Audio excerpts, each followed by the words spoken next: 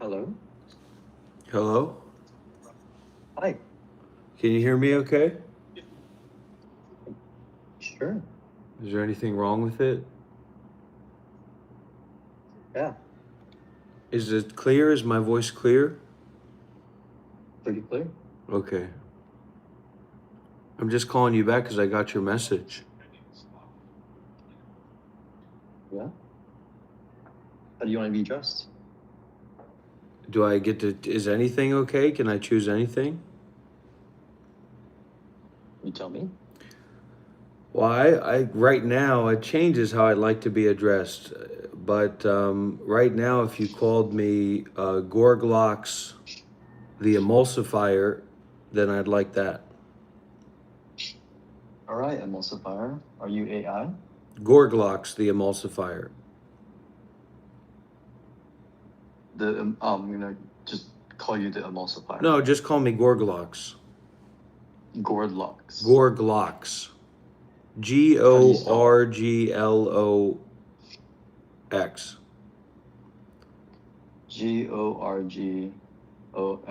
Gorglox. Gorglox. Yeah. Glocks. Anyways, names aren't so important. So yeah, that's right, Gorglox. So what's the deal? Are you think you have some success? You think you have some insight, or what's going on? Uh, well, I was really intrigued by your AMA and where you are on your journey to, I don't know, your journey. I don't think there's a destination, is there? Well, what I can tell you is I'm very intriguing. I have a lot of value to offer. I have a lot of experience, and you have to put yourself out there in a certain kind of way.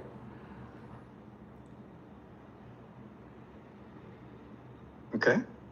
What is that you value upon yourself? What? What is it that you value upon yourself that we can learn, that we can all learn from? What do you mean we What have all? Are you you in? what have you discovered in your journey that we can Well, that you have? first of all, I've done a lot of work to decolonize myself from that language that you're using.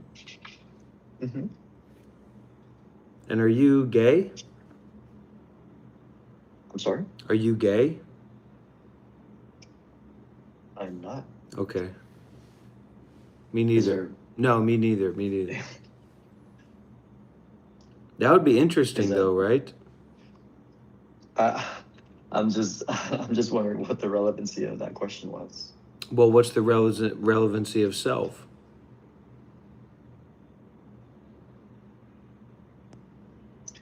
I try not to point to self a lot of times. Yeah, me too. Me too. So what's the deal? I mean, a lot of people they just want to talk to somebody. They don't any. They're just they're a couple steps away from having some Nigerian give them a call and tell them that they won the lottery. You know what I mean? I mean that's most people's reality. I had a guy who called me, and I can't imagine what his wife is going through, but she's got him sleeping on the couch, and he thinks he's enlightened, and you know,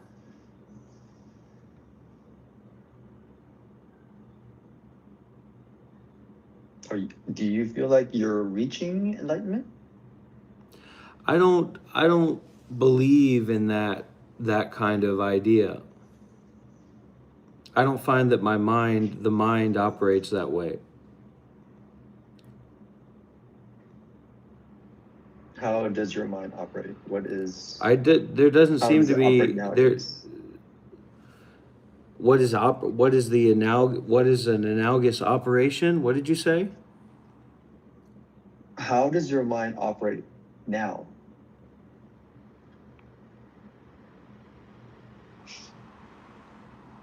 I feel like you're trying to put me into a corner or something. You're trying to I'm corner not. me I'm in some just way. trying to understand. No, I'm just trying to understand your journey, like how you got to where you are. How did it get started? Like from the very beginning. Are Like what you are was? you mixed race? in the human race. But are you full white, or you have Asian in you, or Does it matter in this conversation? I think that our race might have some relevance in this. I'm just curious. I'm just asking.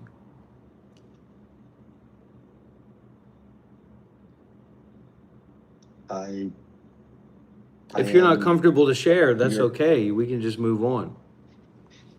I'm I'm just trying to my test my origin psychic is. abilities here. That's why I asked if you're gay. That's why I asked if you're mixed race. I see. No, I'm part European and part Asian. I knew it. A mix. I knew it. I could hear it. I could feel. That's how my mind works. It can sense those dynamics. But you don't talk like, you don't really sound like that. You know, you don't really sound much like that. But I can smell it. I can taste it. You know what I mean? Because the sensitivity of the mind. I knew there was Asian blood there. I could hear it in your throat. But Okay. you don't talk like an Asian guy. Nobody should know. Nobody who's hearing your voice should know that you have any Asian in you at all, right?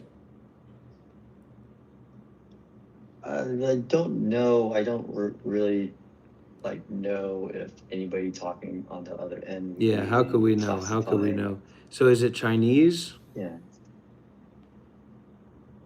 I mean, I honestly don't really know. What Like, do you don't know if your think Asian blood is Chinese? I really don't. I was adopted. For real? Yes. You might be Chinese, who knows? So, Who okay, knows? and so now, and they adopt a lot of kids from China, actually. It's a big thing that they do, because they're supposed to be Yeah. smart. Honestly, I don't even know my birthday. And you seem smart to me.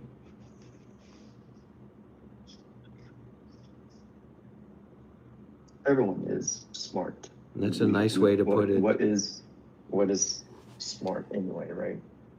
You motherfuckers are not gonna watch this for free. You're gonna start donating some big bucks. So I'm Right? gonna turn off this fucking live stream. You understand that? Yeah, yeah. Everybody's smart. Everybody's cool. Everybody's good. All that stuff. So getting to the enlightenment, what systems are you connected? Are you connected with Buddhism? You connected with meditation? I mean, what's the background there? Just there's no really prescribed method or way. I'm really This is actually just a conversation. Like, I'm intrigued with your journey. And you It's should not be. really about You me. should be. I It's have a not really. very It's not about me. intriguing spiritual journey. Yeah, and I really want to hear about like how you got started, where you came from, what teachers or what temples have you gone through that have given you insight on your journey.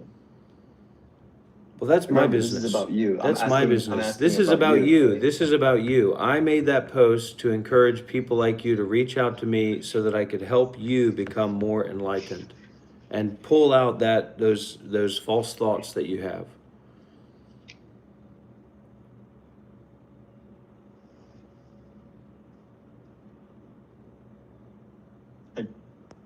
I don't necessarily have false thoughts. What do you mean? A lot of times I don't even have my thoughts. I don't even have thoughts. And you think that makes you special? No, I'm not special at all. I consider myself nothing. There's no self. Who told you that? I feel it. You feel that there's no self? Yeah. What does that even mean, man? What do you mean you feel that there is no self? What does that mean? As in, when I feel like there is nothing, I feel like I'm everything. Not to say that in sort of like a narcissistic point of view, but I feel like there is a sense of non-ego that encompasses the feeling. Like Well, what if I said you're telling a lie, you're lying about that, trying to make some money? No, money through what? I don't know, you're gonna start like a YouTube channel, you're gonna start teaching people or write a Nope. blog or something, I don't Nope. know. Nope. How old are you? Approaching 60. What?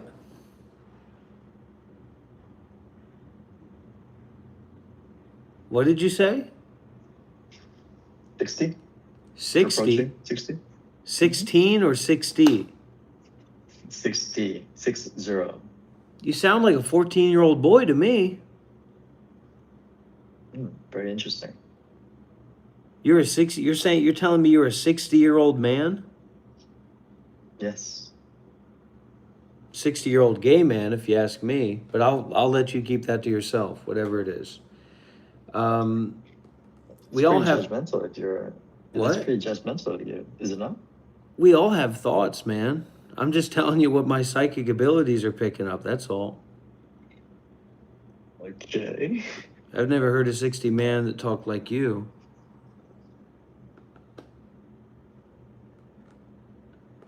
Do you study Buddhism? I was a Buddhist monk for 8 years. Didn't you read the post that I made?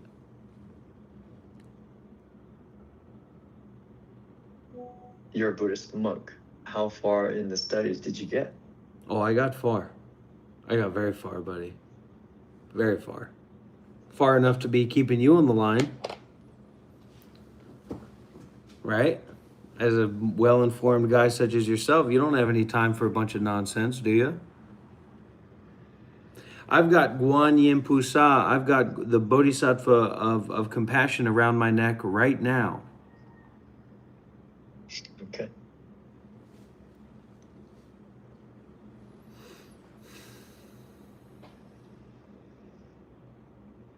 Do you ever feel like time is ever wasted? Is there a sense of time for you? Is there a sense of time? Mm-hmm. There's a sense of how long it takes my wife to bring me my towel after I take a shower, because we just have one towel and she's always washing it. There's a sense of time there. So were you married when you were a monk? Was I married when I was a monk? You're supposed to be a 60-year-old Buddhist guy. What's going on? I'm not Buddhist. I never said I was Buddhist.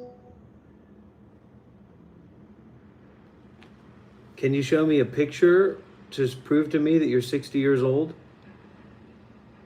I don't need to. I know you don't prove anything need to. Of course you don't need to. I'm just saying it's nice to know who you're talking to. It's okay. I'd rather not. You motherfuckers are gonna send me money during this live stream, or I'm gonna turn it the fuck off. Isn't this a little interesting conversation you wanna listen in on and make your little remarks? You send me some fucking money, or I'll turn this whole fucking thing off. Yeah, man, and so I've been on the journey, and I've gotten out on the other side. So I'm just reaching out to help people. I've developed recently, and I've understood that people don't want to be challenged.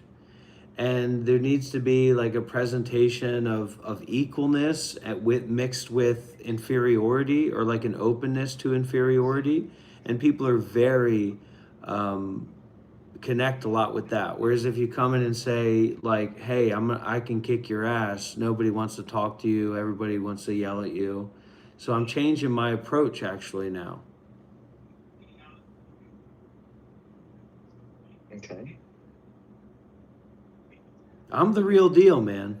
You got lucky here, buddy. You got lucky. I'll tell you what, you're talking to the real deal. All right, Virgo. It was wonderful talking to you, but I actually need to get back to work. Well, look, could you send me a donation or something just for my time? I'm good. Thank you. Okay, goodbye. Bye. I don't know. There was something shifty there. He doesn't sound 60 and he sounds gay to me. So, and he seemed a little bit shifty. But we do what we can with what we're offered. Okay? if you're just coming in here to spread negativity, if you're just coming in to spread lies and nonsense, you will be blocked, you will be shut down, and you will be stopped. And my team of moderators is very well trained, and they can take you out just like that. So the moment that any of my moderators see somebody here who's off kilter, who's clearly acting in an inappropriate way, somebody who's not donating, is somebody we're going to be banning. Everybody who doesn't make a donation in this live stream is going to get banned. Okay, so Gregory, you be on your best behavior, or you're going to get thrown out very quickly. I'm a spiritual teacher. How am I a spiritual teacher? Well, first of all, you don't know anything about spirituality besides the smell of your own ass. Okay? That's the first thing.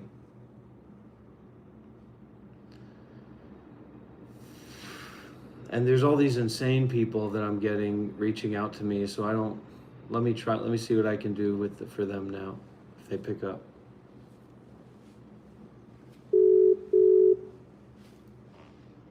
You guys be quiet.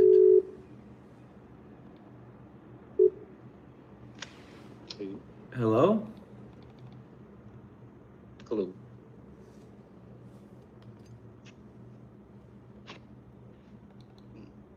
Are you there?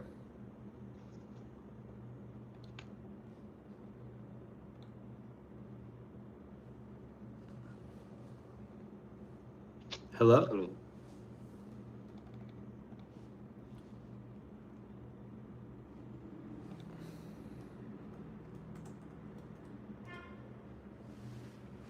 Okay. Hello, can you hear me? Yeah, I can hear you. Okay, so where are you? You're in India. You're Indian. Yeah, that's right. I'm Indian. Where in India are you staying? I'm in Bangalore. Okay, I've done some good work with the Indians back when I was a monk.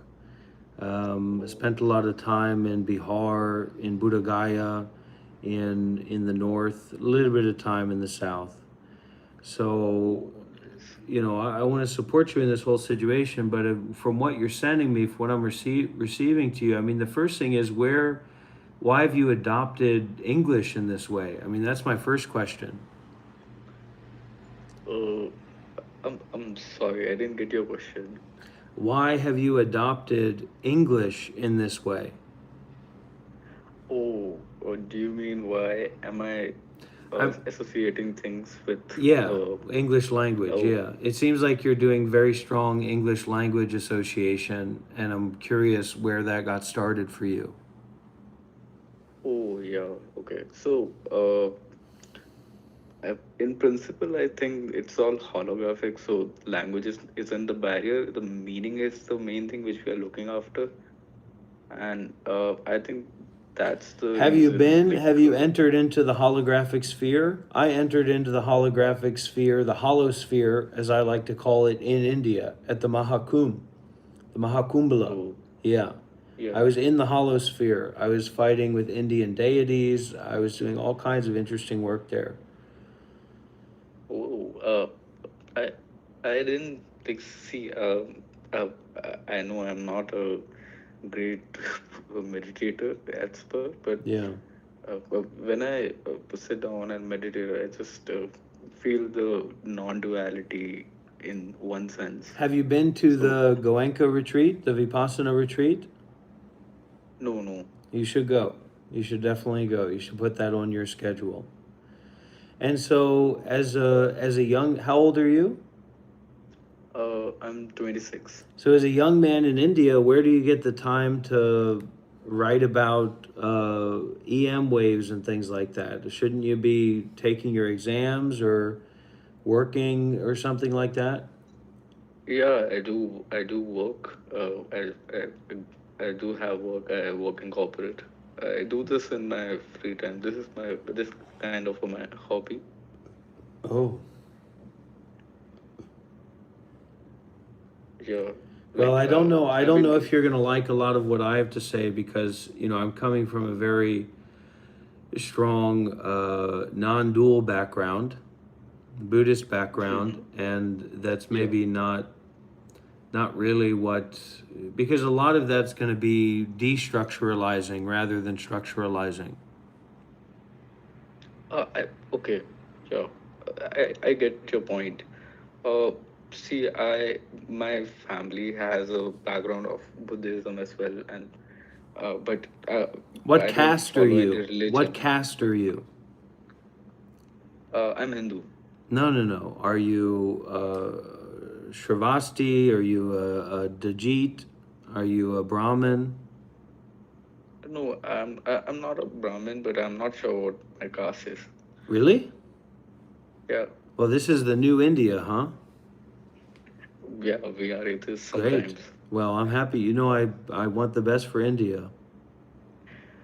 Uh, yeah. Uh, Sorry, it's like 3 a.m. here, so that's why I'm a bit What, did you like not I'm a sleep bit. or did you just wake up? No, I was about to go to sleep. Yeah.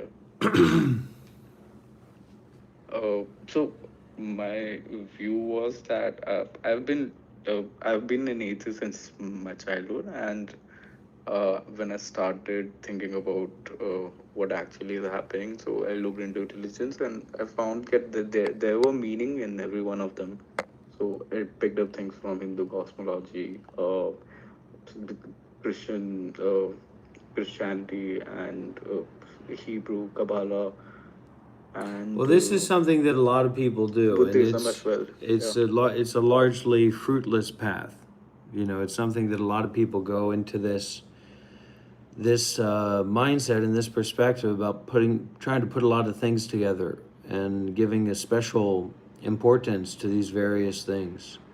So I recommend against that. I give my full importance to mindfulness and detachment and doing good deeds without limits. Mhm. Yeah. So we have about, I think we have two or three temples in India now, and going to be making more. My teacher's organization. Oh, oh, He's a nice. So, Burmese sir, monk. He's a monk from Myanmar. oh, wow. So, sir, what are your views on consciousness? It's just a lot of nonsense mostly. Anything you think about in terms of consciousness is just going to be nonsense actually. So it's very inconvenient to any sense of self or any thoughts.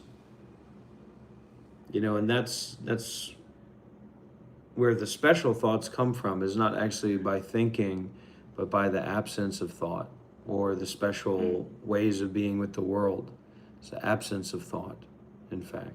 Yeah, definitely. Like the sign and the upper phase of sign and lower base of sign. Like the phases of sign in positive and negative. So just Well, like look, I human want you to beings. get some sleep. I've got to get a drink, and we can talk again if you'd like to after you've had a taste. All right? Yep, sure. Okay. Thank you, sir. What's your name? It's Dheeraj. What is it? Dheeraj, patience. Didich. Okay. Namasakan. Namasakram. Didich. Yeah, the namaskar. Okay. I know all about the Indians. Me and the Indians are like that. We're intertwined. These so many of these people that reached out are pretty much schizophrenic.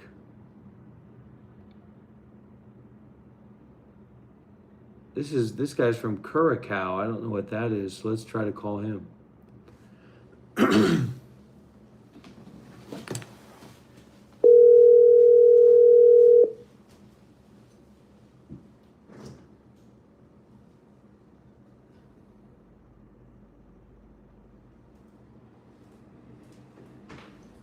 Hello? I didn't pick up. He hung up. He hung up the phone.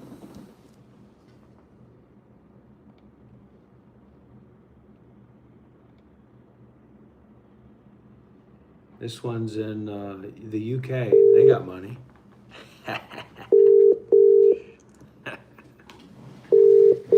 Quiet.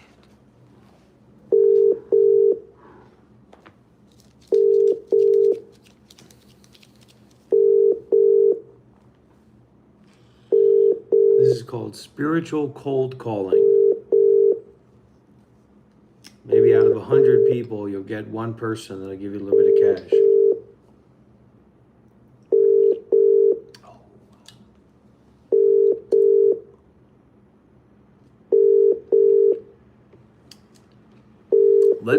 Let's get some W's in the chat here, everybody. It ain't lazy time, is it? What time is it where you are? Let's get some energy here. Let's get some super chats coming in. Let's get some donations coming in.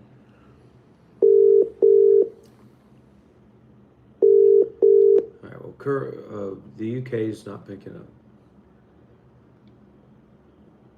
All right, this person says they're not enlightened. So let's see what that's about.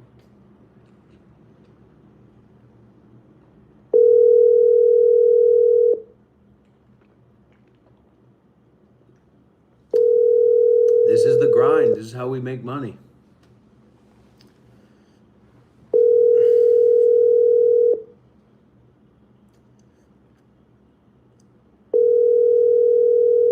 All right. Introduce yourself first here, and then you can call in, okay?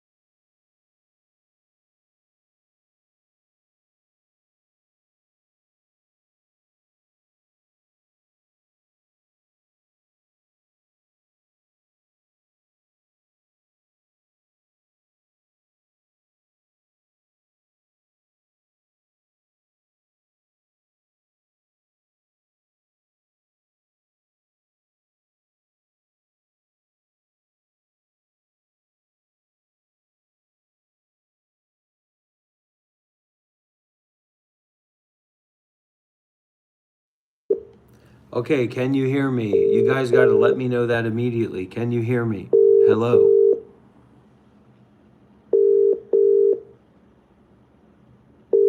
Hello?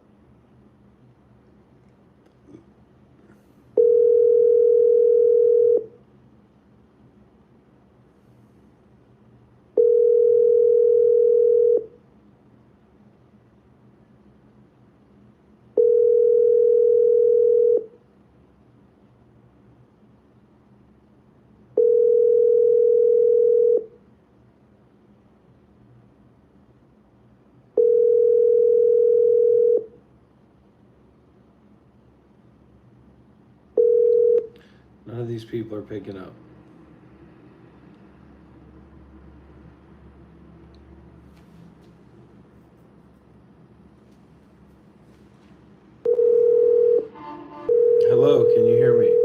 hear me?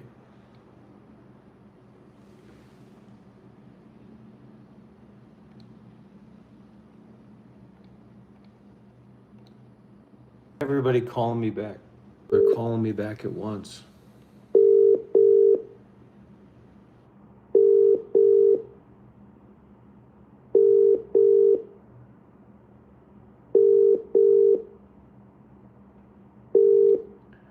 What the hell is going on here? This guy called me back. Okay, here we go. Hello?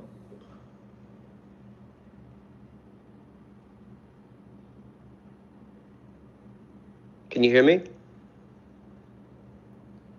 Hello? Yes, I'm here. Can you hear me? Yeah, you were muted. I can hear you now. Yeah. So I just wanted to call in and check in with you about the situation and see what your thoughts were and answer any questions that you might have. Yeah, it's all it's all really unexpected. My name's Austin, by the way. What's your name?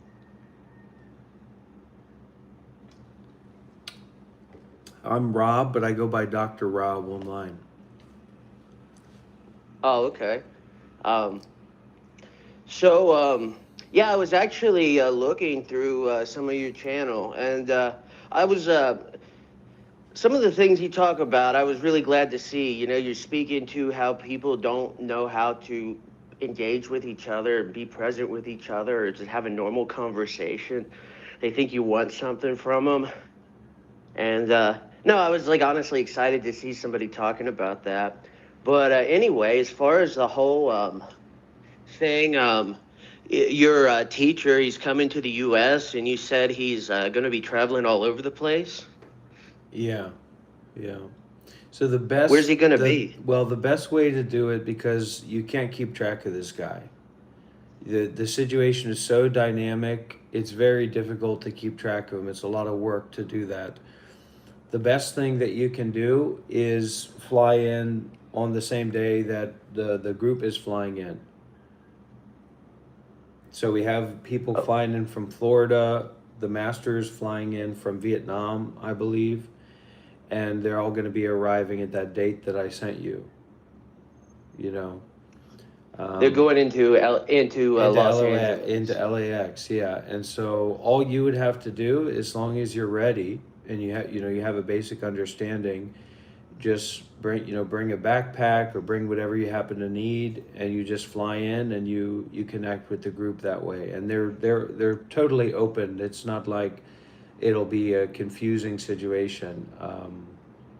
You'll just be able to go into what's going on, and it'll be a very intense and new and vital experience. And yeah, there's a lot of resources that they have as well to offer with these new meditation centers in America that people can live at and volunteer at, and then also in different places around the world.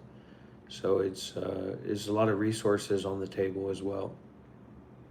I mean, it honestly sounds fantastic, and it sounds like maybe it might just be the perfect thing at this moment in time. As long as you have the cash, right? So you can fly in to LA, and they'll hook you up with a place to stay. They'll take care of you, and then if it happens to not work out or whatever, you just fly out. And it's good to get some experience traveling that way as well. Where being a part of a group, joining a group, but you also have your ticket out whenever you like.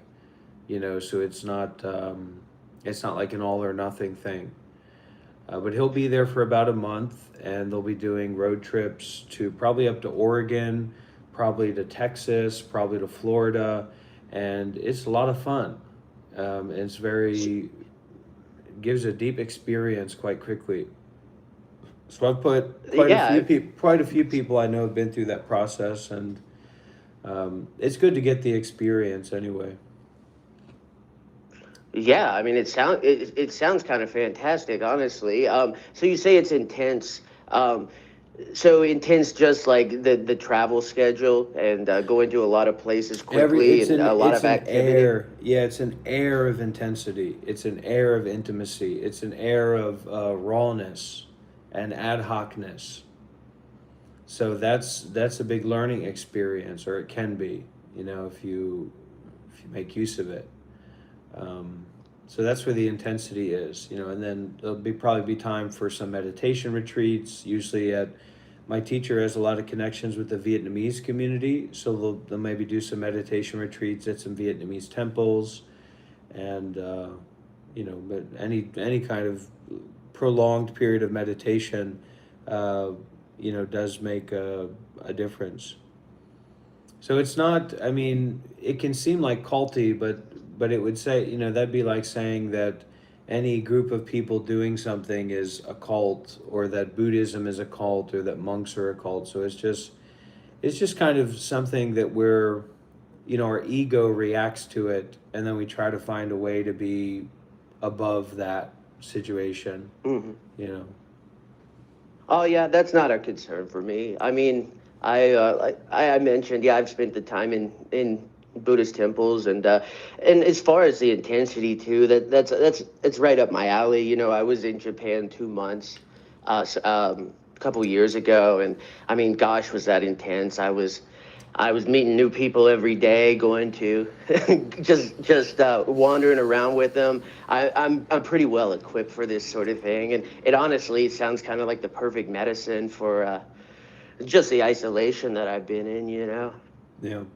Well, if you make a decision, I'll put you in. I'll reach out to this person on the ground, which is Ellie, and she's been following the teacher for even more years than me, maybe more than 10 years, and she's like 30 to 40, and she's very kind, very informed, and but the best way would be to, you know, to arrive at the airport and join the group immediately then, and they stand out because, you know, the Seattle stands out. He's a monk, and then there's a group of monks. It's kind of two different groups. There's a Western group, and then like an Asian monastic group, and then it's a collaborative effort between those two sides. And so yeah, I'll link you up with Ellie, give you her number and stuff after I talk with her, if you make a decision. I mean, yeah, I want to do this. Yeah, you're welcome. So I'll reach out to her. I'll talk with her. I'll get some confirmation, and then, you know, I'll give you that further confirmation. Then you can book a flight. Well, thank you. Like, really, this is all so surprising. I didn't expect any of this to go in this direction. Yeah, well, this is something we've all heard about in the, you know, spiritual scene, about these masters going around, and they're accessible, and you can go and join what they're doing, and it's still kind of on the ground level. But those opportunities now, I mean, this might be, I mean, this guy is a real old school master, very deep master. So it's yeah, it's worthwhile. If I was Yeah, I in mean, America, I'd it, join. It's just a long ways away.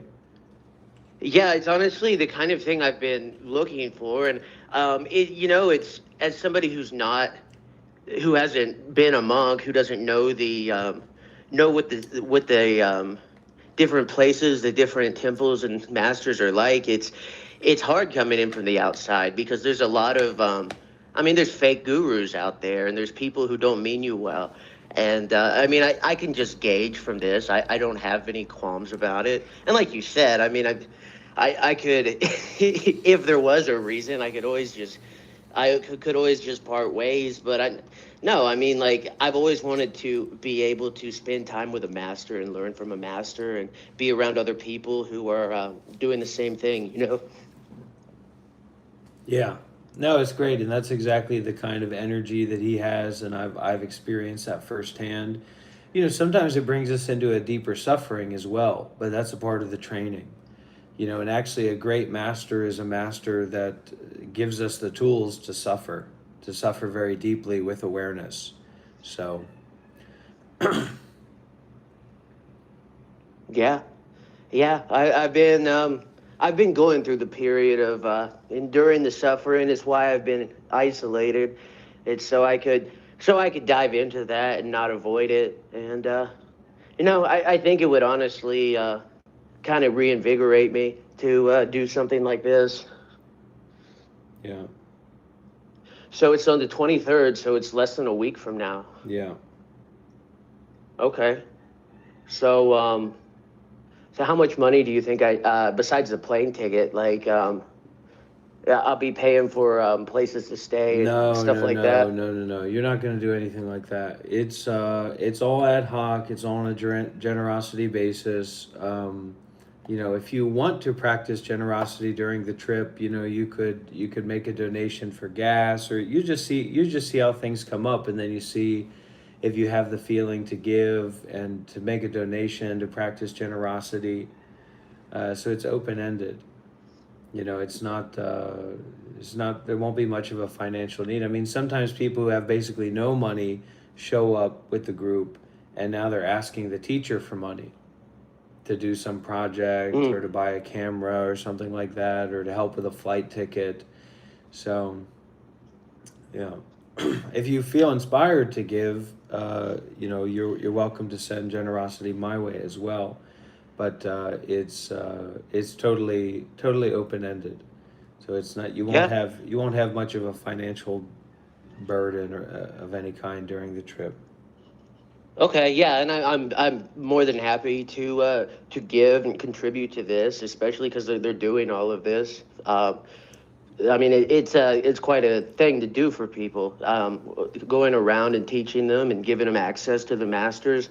So I mean, yes, definitely, I'd give to that.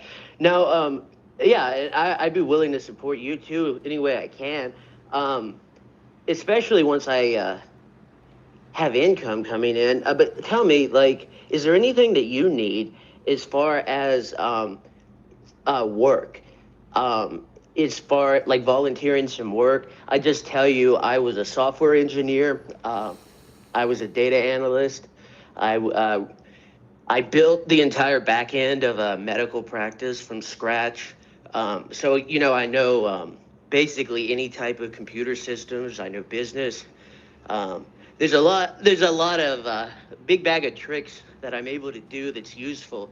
If there's anything that you need help with, based on what I've seen of your channel and what you're doing, I'm all in favor of it, and I'd love to be able to contribute that way too.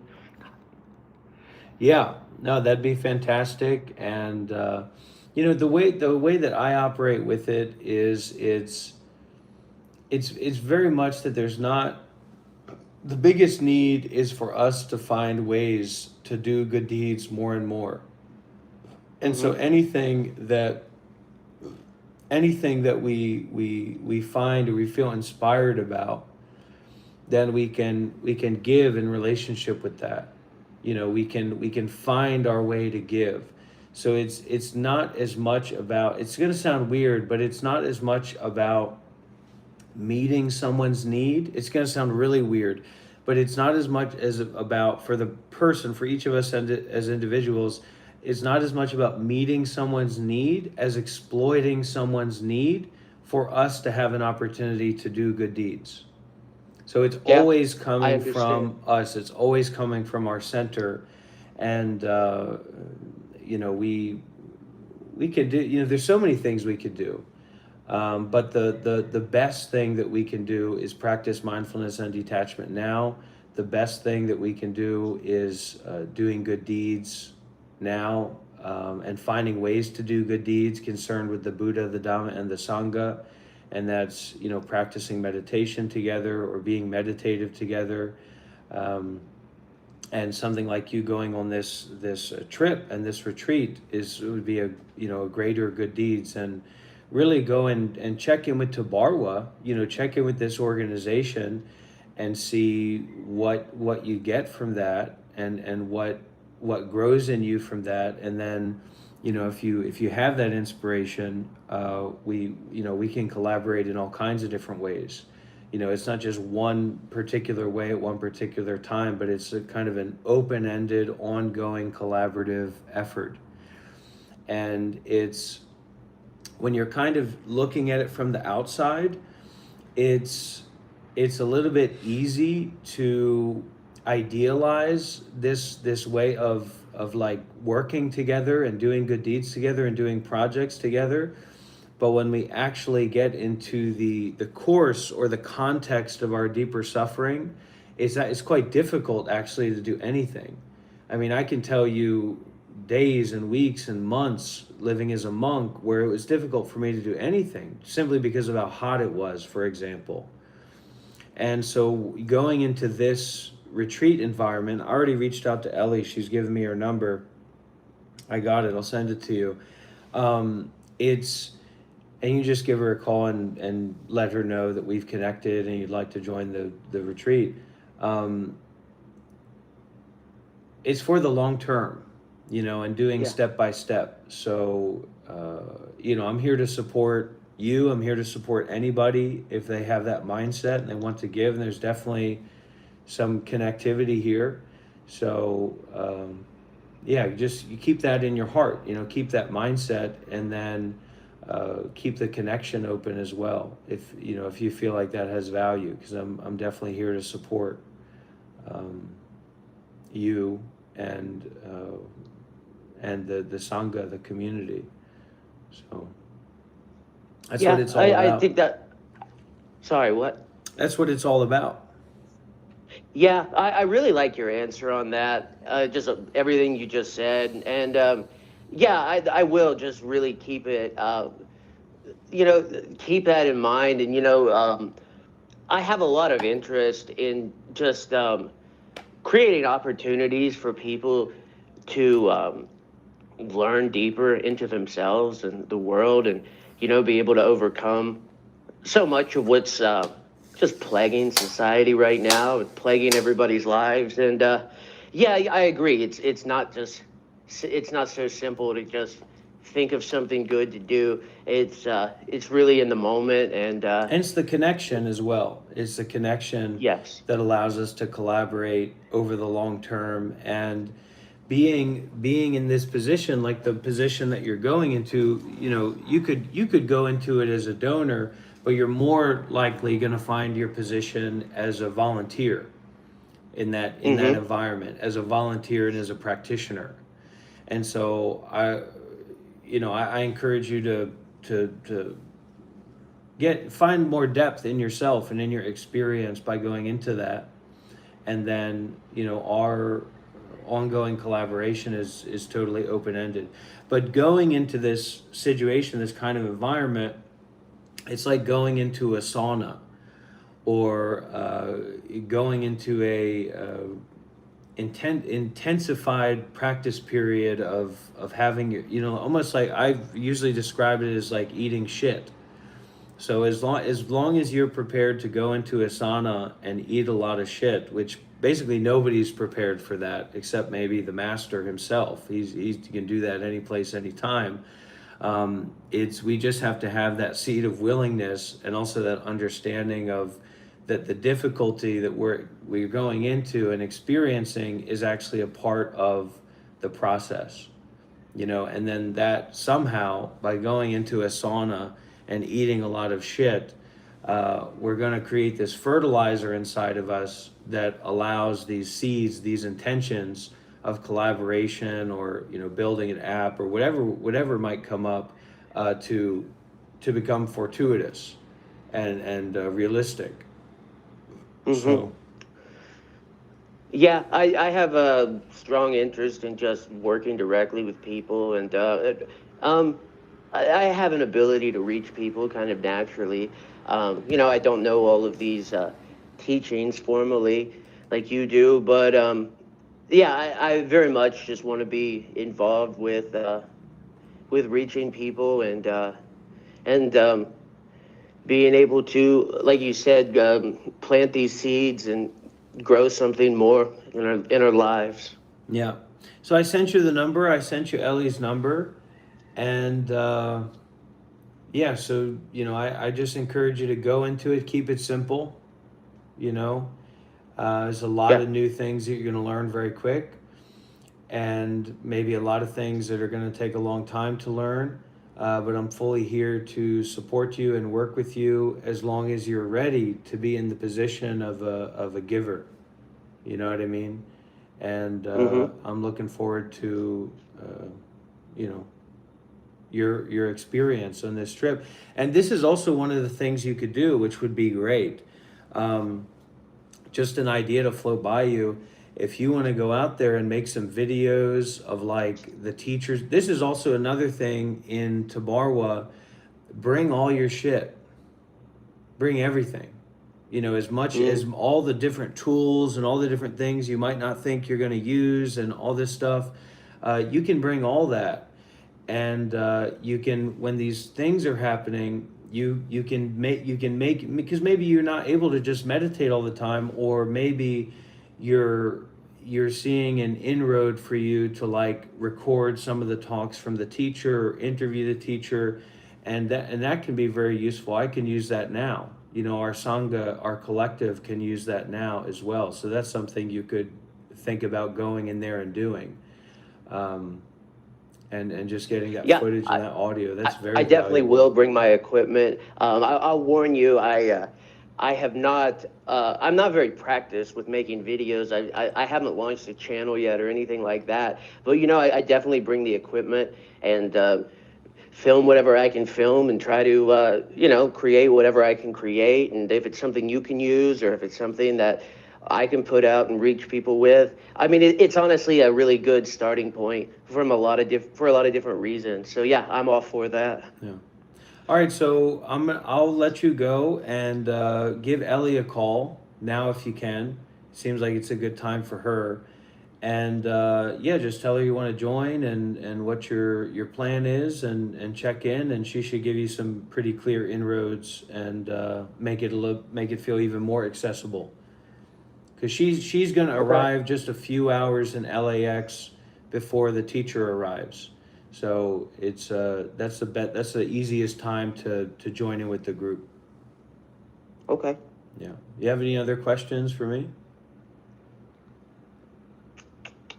Off the top of my head, no. I feel like we went through a lot just now.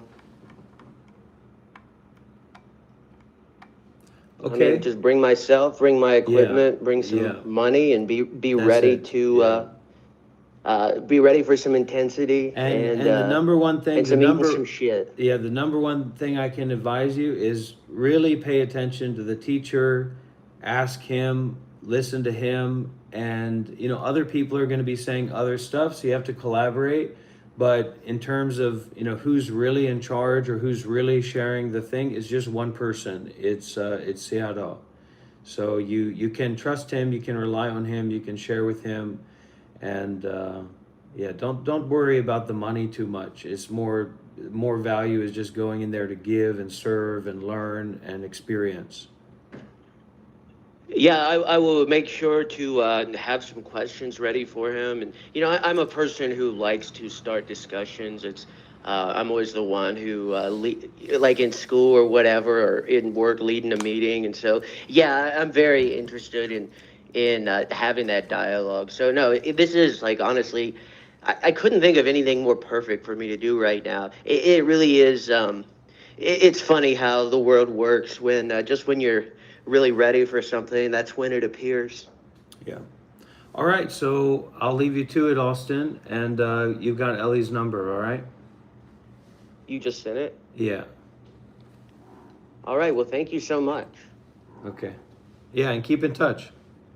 I'll be in touch for sure. Okay. Bye, Austin. Bye-bye.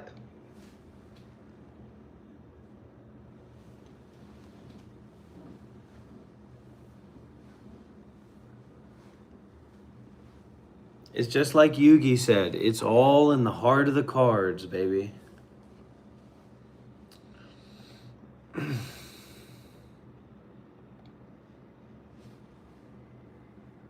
See if Christina is here. Christina's unavailable.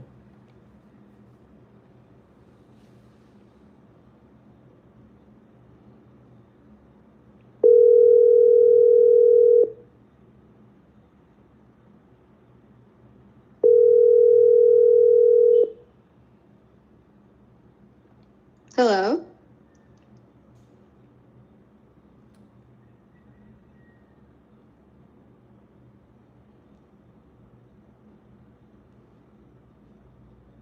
Yes, Christina, are you there? I've got a delay. I've got a delay in my microphone thing because it's on the Bluetooth, so it takes a second to open up. Hello? Hello? Oh.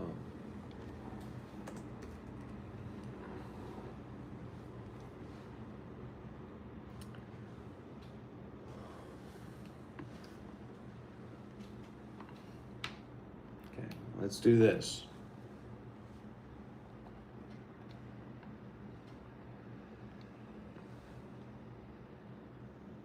Hello? Yeah, can you hear me? Yeah. Okay, so this is Christina, right? Yes. I'm not sure about our history, but I got your message. Okay, wait, give me 1 second. Yeah.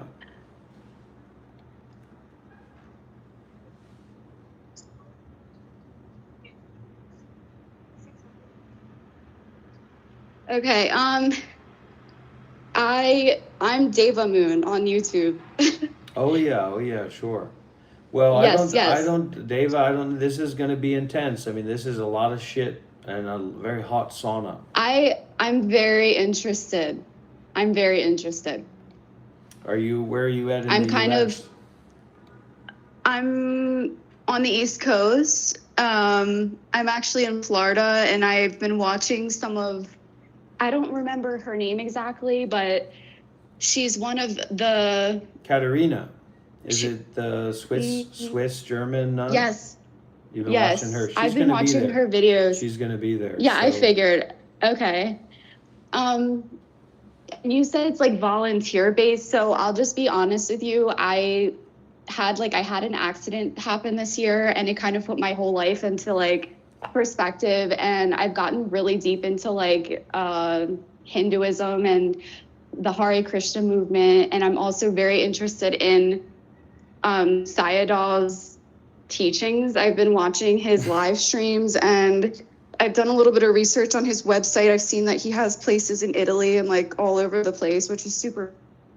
But he also seems like a great teacher. I don't know what you do in that group. You kind of just follow along and volunteer, but what does that entail? Like, what do you do? Well, it's the same. It's the same basic thing that I talk about in our live streams. So we say we're on YouTube, or we say it's this or that, but in a sangha group with someone who we feel is leading, that has dharma experience that we deem to be valuable, we don't just kind of go there and hang out. And it's as well. It's what I'm able to do and what Sayadaw is able to do. We're certainly not equal in any way, sadly, but it's you have a role. You're there you have a few different options, right? See, I don't know, maybe you're a millionaire, right? So if you're a millionaire and you got excited, Maybe, yeah. well, so there's you can go in there. There's people that go in there as donors, so they go there to cover a lot of expenses and offer, that kind of support for all the things, all the costs that are going, just like gas for a big group to be traveling across the country. There's a lot of gas prices, right? And then there's opportunities or chances, like maybe the car's been driving for all these hours, and so now everybody's going to eat. Well, somebody has to pay for that. So it's not like this disassociated, just jumbled up group of people, but it's we're taking on roles, right? So you have the role of a donor, you have the role of a volunteer, somebody who's there looking around to help out and to serve, right? Then you have the role of a meditator or a yogi. You're primarily there to practice and to listen to the master, and nobody else. You're not So interested. there is an option for that, because most likely that's what I'm interested in. And like I mentioned, I was actually planning on getting a visa to go to India. So this is kind of in the midst of a lot of things going on, but I just know that I want to have more real world experience with meditation, and in a way that I can apply it in my life, because I have a very basic degree and I do want to eventually take that somewhere, but I want more real world experience, either in an ashram or a meditation group that has a serious like a, you know, a well-known or a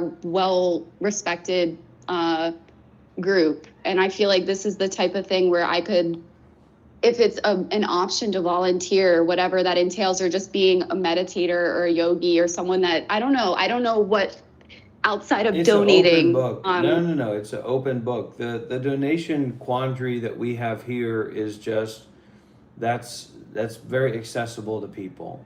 Like if we're talking about somebody making a donation for our group or for the live stream and for Dr. Rob, that's very accessible. Whereas volunteering to do something, there's not necessarily a lot to volunteer to do something in our group. And Right, so people have to come right. up with like their own independent, creative ideas. Even you get a group of people together, you say, well, this is our volunteer group. Nobody really knows what to do because of how disconnected it feels because it's online. When you're Right. in person That's in what that I like. kind of environment, there's all kinds Yeah. of things to do. There's all kinds of ways to help. But it is going to be challenging, but it's also extremely ad hoc.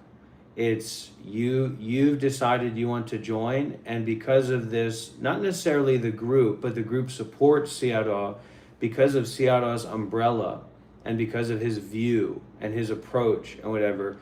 Whoever shows up, That's what I like about it. whoever is- shows yeah. up to join and be a part of the group and be involved, you're gonna be met with you're gonna be met with some guy who's totally out of this world, who's pointing fingers at everybody who follows him and making sure that you're brought along.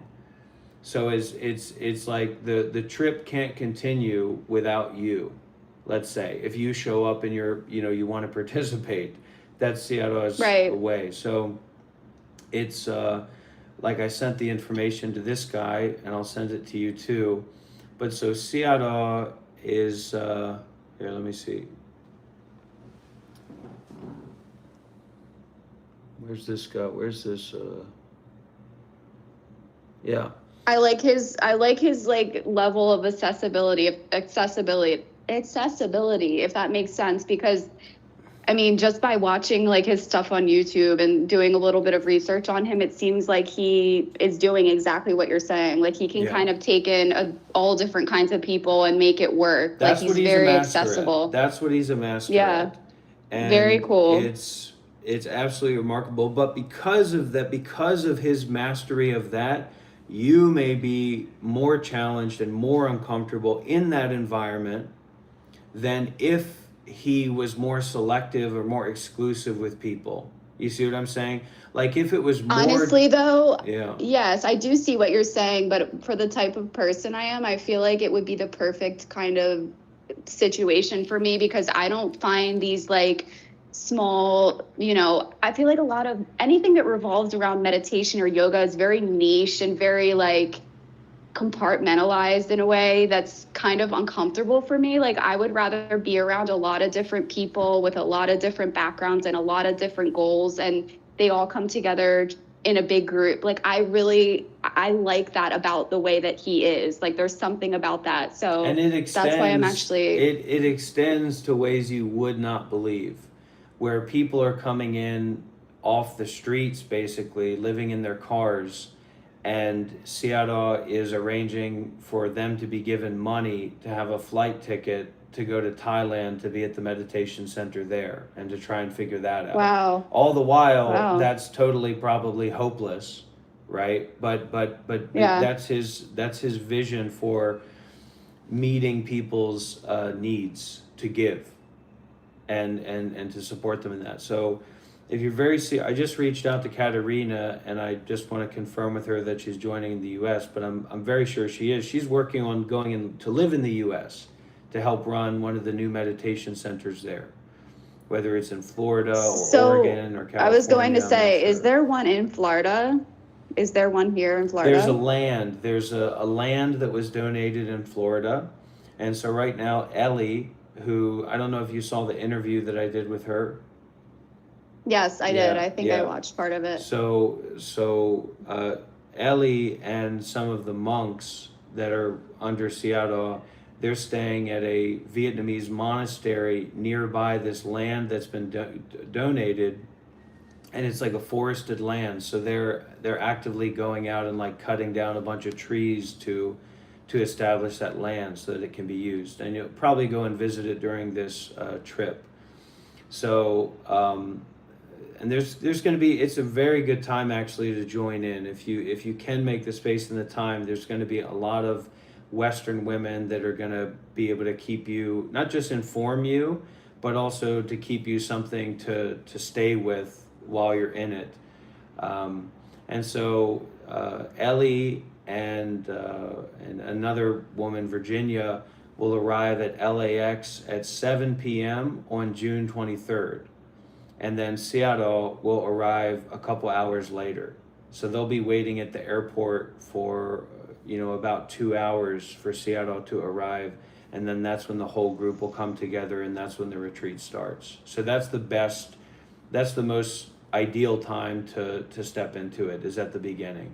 Because once they start moving, it's very hard to keep track of them. Because Seattle works in a very spontaneous way sometimes. So he might just tell the group, we're driving 20 hours to Florida tomorrow because because that's what we're doing.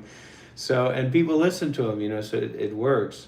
So, Wow. yeah, I'd certainly recommend it for that real life experience. So just out of curiosity, because it's kind of, I didn't realize it was that soon, which I don't know if I could make it happen by then, but for when he returns, I guess he goes back overseas or wherever they end up. Is it hard to do it that way? Like, say if I did pay for the flight to go somewhere outside of America, can you still join as easily or no? So keeping track of him is a little bit difficult, but sometimes he does, because even if he goes to that place and he's staying there for a month or something, he's probably going to be traveling around. And there's the landing points can be a little bit difficult. Even though you'll be welcomed, it's not the same as being on a retreat with him. So it's very possible, but so he's going to be there for a month. So some point in that month, you may be able to catch up with him, and I'm sure they'll be sharing the schedule a little bit more, and I can try to get the schedule, but it's Seattle, how he operates isn't always according to the schedule. So yeah, keep following with Katerina. And I could also try to put you in touch with her if you have a Facebook. She uses Facebook to communicate. So, but there'll be more and more opportunities like this. And then I guess it's a couple months from now, in the Vasa period or the rains retreat period for Theravada monks, he'll be in Myanmar for 3 months in this place called Naypyidaw. Now that's probably going to be very, very intense and very, very difficult.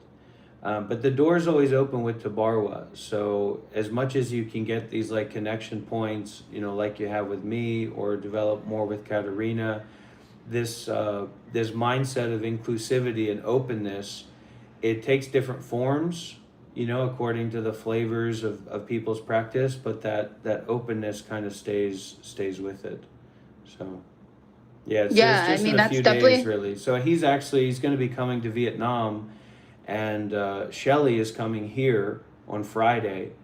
So me and Shelly and Hung will be going to see Seattle. Hopefully, he'll just be here for like one day, like 24 hours before he flies out, to spend a little bit of time with Seattle before he heads to America. That's cool. Yeah, I mean, I really like his style. I don't know how to exactly say what I'm trying to say, but I like his style. Like, there's something about the group, and I don't know, you can just tell it's something it's just a cool thing to be a part of. Yeah, and it's hard to find stuff like this, like especially within practicing monks. Like, you don't really have that accessibility. Like I said, it's not that easy to just hop in with a group of people that, I don't know. Well, this is what, cool. this is what our group is a progeny of, or a branch of. And so, us working to do a meditation center here at Vietnam, which we're going to see how possible it is. I was going to ask about that. But we're working to do this kind of thing everywhere. That's Seattle's vision. That's Seattle's mission. So it's not necessarily about where Seattle is, but these values, these principles, these practices that I find the most refuge in. It seems to be the most practical for me. And so the more that people like me and you and this guy Austin, who just called in, Ellie, Katerina, etc., can form these, Shelley, Hung, can form these collaboration points. It's all a part of this broader vision, and it totally gives this chance to be free from one place, one time. If you're married, not as much one person, but it's that's what it's all about. So that's where I get my inspiration to continue this work. It's not really about making money, because it's so shallow. I mean, even if somebody wanted to give me a bunch of It's money, a lifestyle. well, Yeah. so Yeah. it's a way. Even if somebody wanted to give me a bunch of money, it's not like I'm in a position to receive it, or I'm in Vietnam. It's like, how can I spend a bunch of money in Vietnam? There's limits to that, unless you're in a different stratum of wealth, and I don't want Yeah. to be involved. I'm Yeah. not involved with any of that kind of stuff. I have no idea what to do with a lot of money. So But it's that's more not, like the I mean, vision. honestly, that's not the goal either, because realistically, you can actually do a lot with very little where you are. So I feel like as long as, the right types of people coming together that are, they all have a strong goal to do what you're talking about, I do think it could be very successful because of who you follow. Like, because he's the example. So basically what he's doing, you could do in a smaller way, but it still would be just as impactful. You don't need a ton of money. That's not necessarily what you need. And that could be the outcome of that. Like, just you start small and you never know what can happen, Well, it's also, this is the thing, right? This lifestyle, it's a delocalization of resources. So it's not just like choosing, well, maybe I would become wealthy, or I want to become wealthy or not. It's my resources are just a couple bucks in my pocket to be able to fly over there, or fly over here, or take care of what needs to be taken care of. But the broadness of resources that a group like Tabarwa offers is so much more than what I'd be able to make myself, because it's not actually monetary based, but merit based. So when you're focusing just on making money, well, you'll stay the same person and you'll make who knows how much money. That's why I've kind of stepped back a little bit from Shiva, because until he can get over this money thing, I don't really want to. There's nothing really for I us do to think a talk lot about or that's spend time with. It's just Yeah, I think it's a a lot of dead that's end. an act. I don't think he means as much as, I don't know. I don't Well, really know. I don't know him. I don't. I do know him, and you'd be surprised, because the broadness of the vision that he has is so limited right now, that there's nothing really to fill that vision in besides money.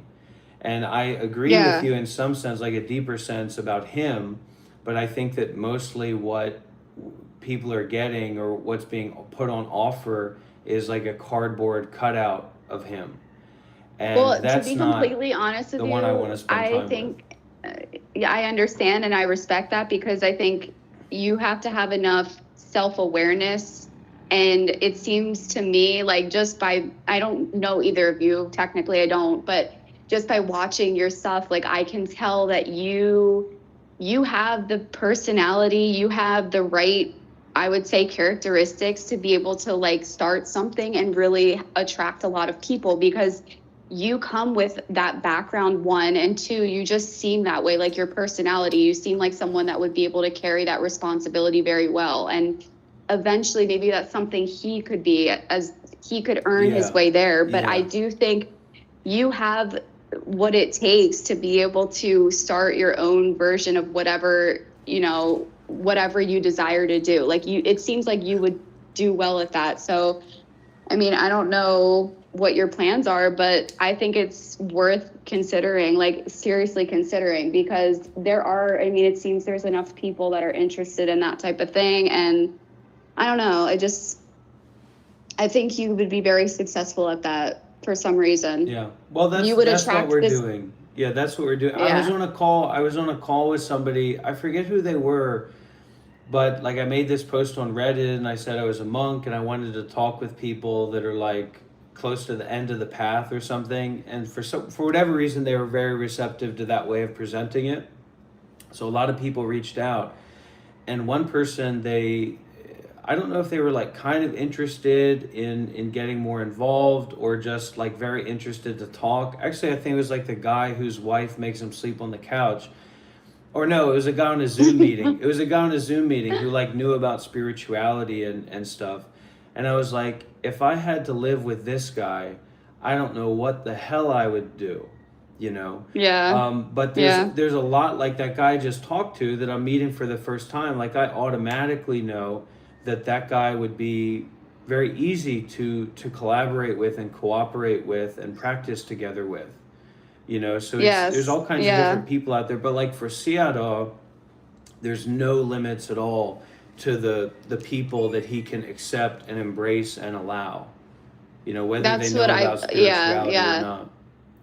Right. That's what makes it so attractive, because it's not in my mind, Buddhism is a little bit different than spirituality in the way that it's kind of more like fundamental. Like it's actually like the science of like not thinking. Like there's a different approach to meditation than like I would say like Hinduism or whatever, like the other areas you can explore with that. And I feel like it attracts many types of people for that reason. Like it's not necessarily some thing you're praying to. Like, yes, you do pray to deities and stuff, but it's not centered around that, I would say. And I feel like that's why so many types of people, as long as you're open-minded and you understand the fundamentals of meditation, it's a very good group to be a part of. I don't know. I mean, this is all going off my senses, but I tend to be good with that sort of thing. So I don't know. Well, it's just step by step, and to do it properly, you have to not have attachment to the end goal. You have to just be Right. open. And Yeah. that's what I'm good at. Maybe just because I don't think so much about time, or I don't put so much weight in my goals, which, you know, maybe doesn't allow me to lose much weight, but I think it does allow me to be in a better position for sharing about the Mentally. vision. Yeah, Yeah. definitely mentally, but Mhm. also sharing about the vision, and then just not being in a hurry to get there, because then the whole thing becomes polluted. You know, it becomes in reference to like desire. And I just see Right. how hopeless it is to interact with the world like that. But and so instead of desire, it's like this freedom. And so it's not the freedom to do whatever I want to do, because actually that's quite miserable. You know, where I could like leave my wife and be some kind of backpacking pickup artist or something like that. I'm sure I could do very well with that, you know. But it's not about just me doing whatever I want.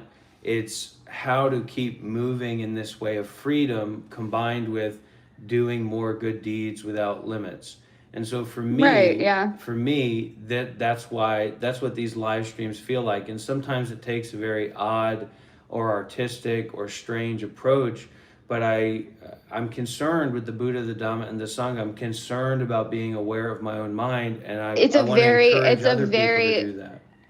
It's a very authentic approach. Like you can tell that is more attractive to most people that are being real with themselves. That type of presentation of these ideas is a lot more attractive to the general population or people that are interested in these things, and not approaching it in a way that's really cold or bland and uncomfortable, because that is how a lot of these types of things are approached. And that's why I'm so drawn to like the Hare Krishna movement, for example, because of the way that it's just easy for so many different types of people to understand it or celebrate or be a part of something that's bigger than themselves. So I think having that type of approach is what makes you stand out and makes you capable of being a part of something like this. So I don't know, it's a good thing, but Yeah, well, overall, I'm definitely really interested. I'm So slowly just trying to take my ego more and more out of it, and that kind of masculinity that comes up at this age, you know, that testosterone that comes up in this age, which is control or to show your power, right? Like there's a lot Right. of there's a Yeah. lot of ego in me to like show my power, and in some cases that might be fine, but in other cases it really disenfranchises people before giving them an opportunity to reach out, you know, and that, you know, then a lot of people who could maybe find out about this and be interested in it aren't able to.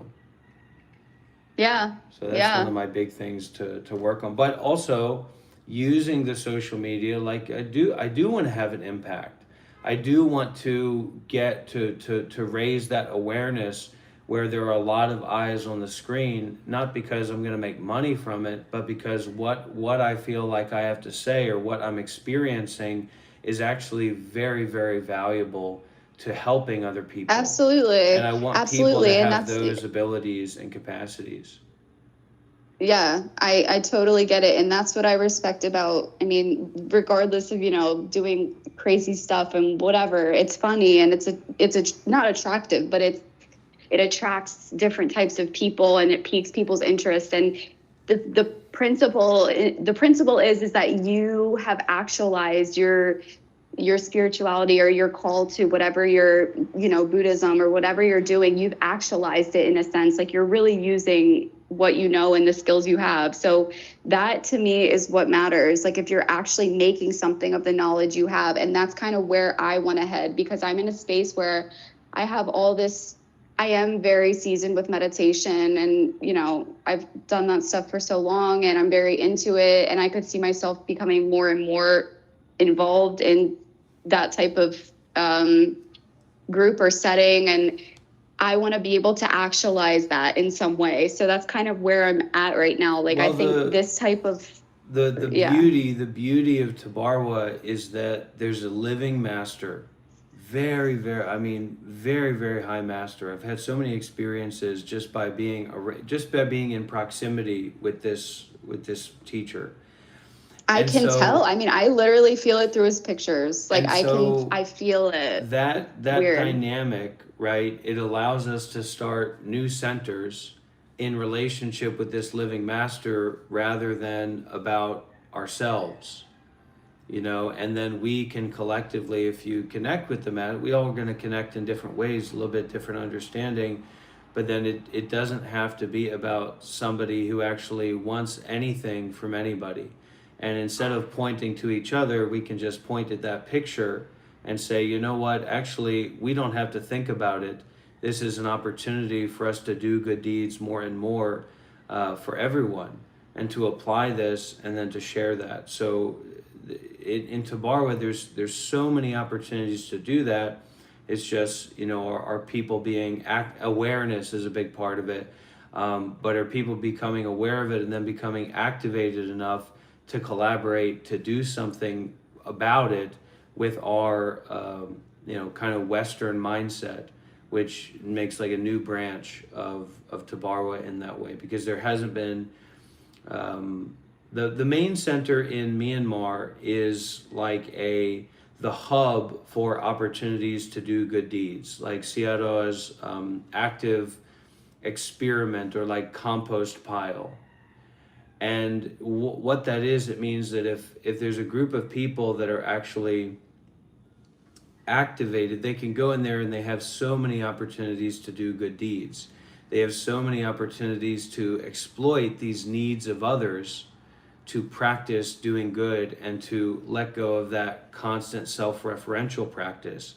And what I've seen, and what I've seen very clearly, is that there's people who spend hundreds and thousands, all these hours in these closed off kind of meditation circles or communities that are hyper westernized, and the result of that is just not particularly impressive, because there's a difference between just sitting and just sitting with yourself. And when all you have Right. access to is like this easily understandable and workable model of form and schedule, eventually you're just sitting with yourself. You're not just sitting anymore, because all these layers of contrivance and form. And I actually got a lot of value from being kind of extricated from those systems and then being put into something that was so unbounded and so resource rich that I really didn't know what to do with it. And that's how I got to have more experiences of, sitting by myself and then having these experiences of being totally free from myself. And a lot of those experiences, most of those experiences was when I was in proximity to this master in particular, actually. So it's not a grift. It's not a kind of a game or like an advertising No, I mean, being model. around, It's something that I've just aligned with, and I can't I think it's disalign myself important. from it. I mean, he just seems like a really good teacher, and I'm at this point in my I don't know what to call it. Spiritual journey sounds so like cliche, but I do have a natural want to follow a guru or like a respected lineage of some sort in like the spiritual communities that there are. And I feel like just devotion and service, like mindless service or selfless service, whatever it is, I feel like that is such a core thing in like if you meditate enough, you understand that is the easiest way to access not God, but like the higher power. And I want to find the right way to express that devotion, if that makes sense. Like I want to find the right group. And I think, like you said, I don't know, there's something about this that just seems so approachable and so respectable. I think it could be, I don't know if that's a word, but it could be a really good experience. So I just don't know. I mean, I didn't realize this retreat was so soon. I was thinking maybe it was in like a month or two because, like I said, I got in an accident this year. There's a lot of complications with that. And I don't know if I can just pick up and leave where I'm at right now because of it. But if I could, and I mean, I just don't know if it's a potential. But yeah, if you can feel it, if it comes up, just know that you'll be welcomed and you can go into the flow. And there's elderly women. I mean, there's all kinds of different people that join. There's not much of a workload that's put on anybody in particular. You'll have a lot of space and a lot of opportunity to just be immersed and just go with the flow of what's happening. There won't be much asked of you. And that's what I like about it. It's not very structured. Nothing will be asked of you, actually. Just you showing up and being there. No, but that's great. That's like the experience. I mean, that's the experience I want because, like I said, I plan on I'm probably going to solo travel for a whole year after all this. So I feel like this could be a good introduction to that. Like a good, I don't know. It's all speculation right now because of where I'm at, but just knowing that it's that accessible is very, I've felt that. Like, I just know that it's that kind of thing where you can join and fit in where you fit in, which is pretty cool. So it's definitely, I'm going to keep it in mind, but I don't think I'll be able to make it I didn't realize that's in like a week. So yeah. I don't think I'd be able to go, but if it is that accessible and you can just, reach out, I'm definitely keeping that, Well, I'm glad you keep called, that in mind. Christine. And I had a girlfriend at one point named Christine way back when, and I don't want to get into the details, but it was quite a interesting experience. And I'm gonna let Katerina know about not necessarily about you, but let her know a little bit that you've come across and you're following and you're listening, and I'm sure that will inspire her to keep sharing and share more. So, and thank you for calling, Christine. I'm really happy to have a little bit of a deeper connection because I know you've been following, and I thank you for your support and your generosity over this period of time. And I'll do my best to stay alive, and let's wish for Seattle's long life as well, as long as possible. Agreed. And hopefully at some point you can start your own thing, because I do think I'm not trying to have this, parasocial relationship. Like I said, I don't know you, but there is a reason that you're attracted to certain personalities wherever online. And I do think that you have a very strong potential for something to branch off because of the experience you have, and there's people, you know, like I've seen your conversations with certain people on YouTube, and I'm like, you could totally start something that could be very successful. So you should really, I mean, continue to think about it and actualize that in some way. Yeah, well, But it's you know, we'd like to have a place. The ideal is really simple. We'd like to have a place here in Vietnam where I can continue doing the work that I'm doing, and you know, me and Hung, because Hung's supporting a lot of this, and me being able to do it in this way and do so much, and a place where people can easily come and stay. They can have a little bit of space and they can come and go. But in the broader picture, it's more mental. So a lot of that work we can do here as we release our boundaries and open our minds to that mind-to-mind connection, which is not something that we're used to as Westerners, you know, because there's so much nonsense out there. But in that, it's also not just about like going and staying there and living there together or something.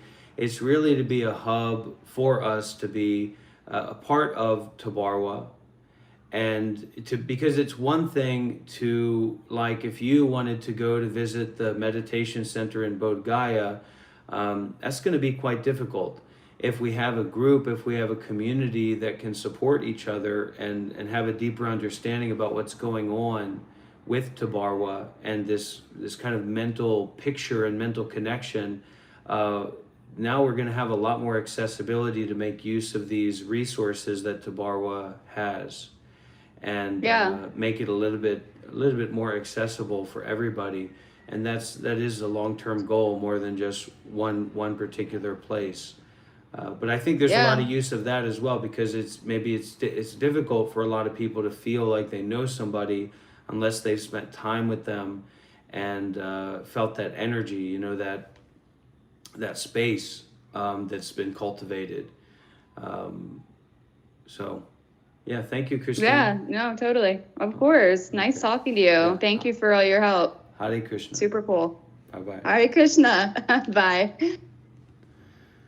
Okay, wonderful. Well, look, we're making a lot of progress here, and we're certainly putting the haters to shame. The trolls and those kinds of things, they're getting a little bit of a wake-up call. So let's get some W's in the chat for Christine, everybody.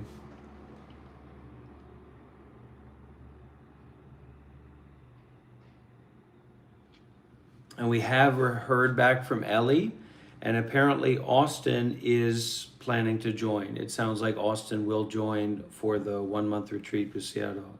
So there you go.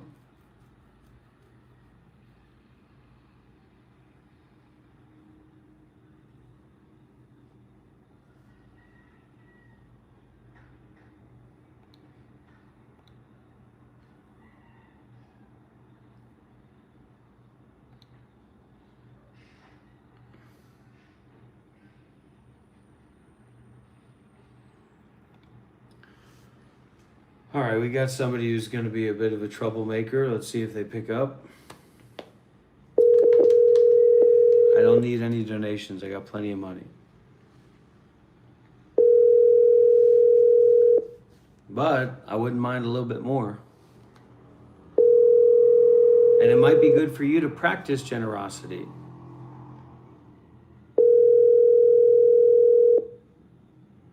Hello? Hello. Yeah, how are you doing? I'm good. I'm doing good. Yeah, I'm just calling you because I got your message, so I wanted to reach out and open up a little bit of a bridge for us to share and hopefully be able to help. Oh, thanks so much. How are you? Oh, I'm good. I'm very good. You're very good. You said you were retired from, I don't know, being a monk. I'm retired from monasticism. So I'm retired from being a monk, but I'm still a spiritual teacher and spiritual community leader. And I'm still actively working with my teacher in our organization as a Buddhist organization. So I've stepped down from being a monastic to a Dharma teacher. That's really awesome. What made you step down from doing that? Did you were just wanting to go a different way with, I don't know, your beliefs? Well, it's like the sky clearing up, basically. So just something that I let go of, and Mhm. you know, took a next step. So now I'm married. My wife was also a nun before, and we lived together in Vietnam. Oh, really? That's awesome. Was she a Catholic nun or? She was a I know there's other. Buddhist nun. She's Vietnamese. Oh, I didn't know that. Yeah. I didn't know Buddhists had nuns. Yeah. Okay, that's really awesome.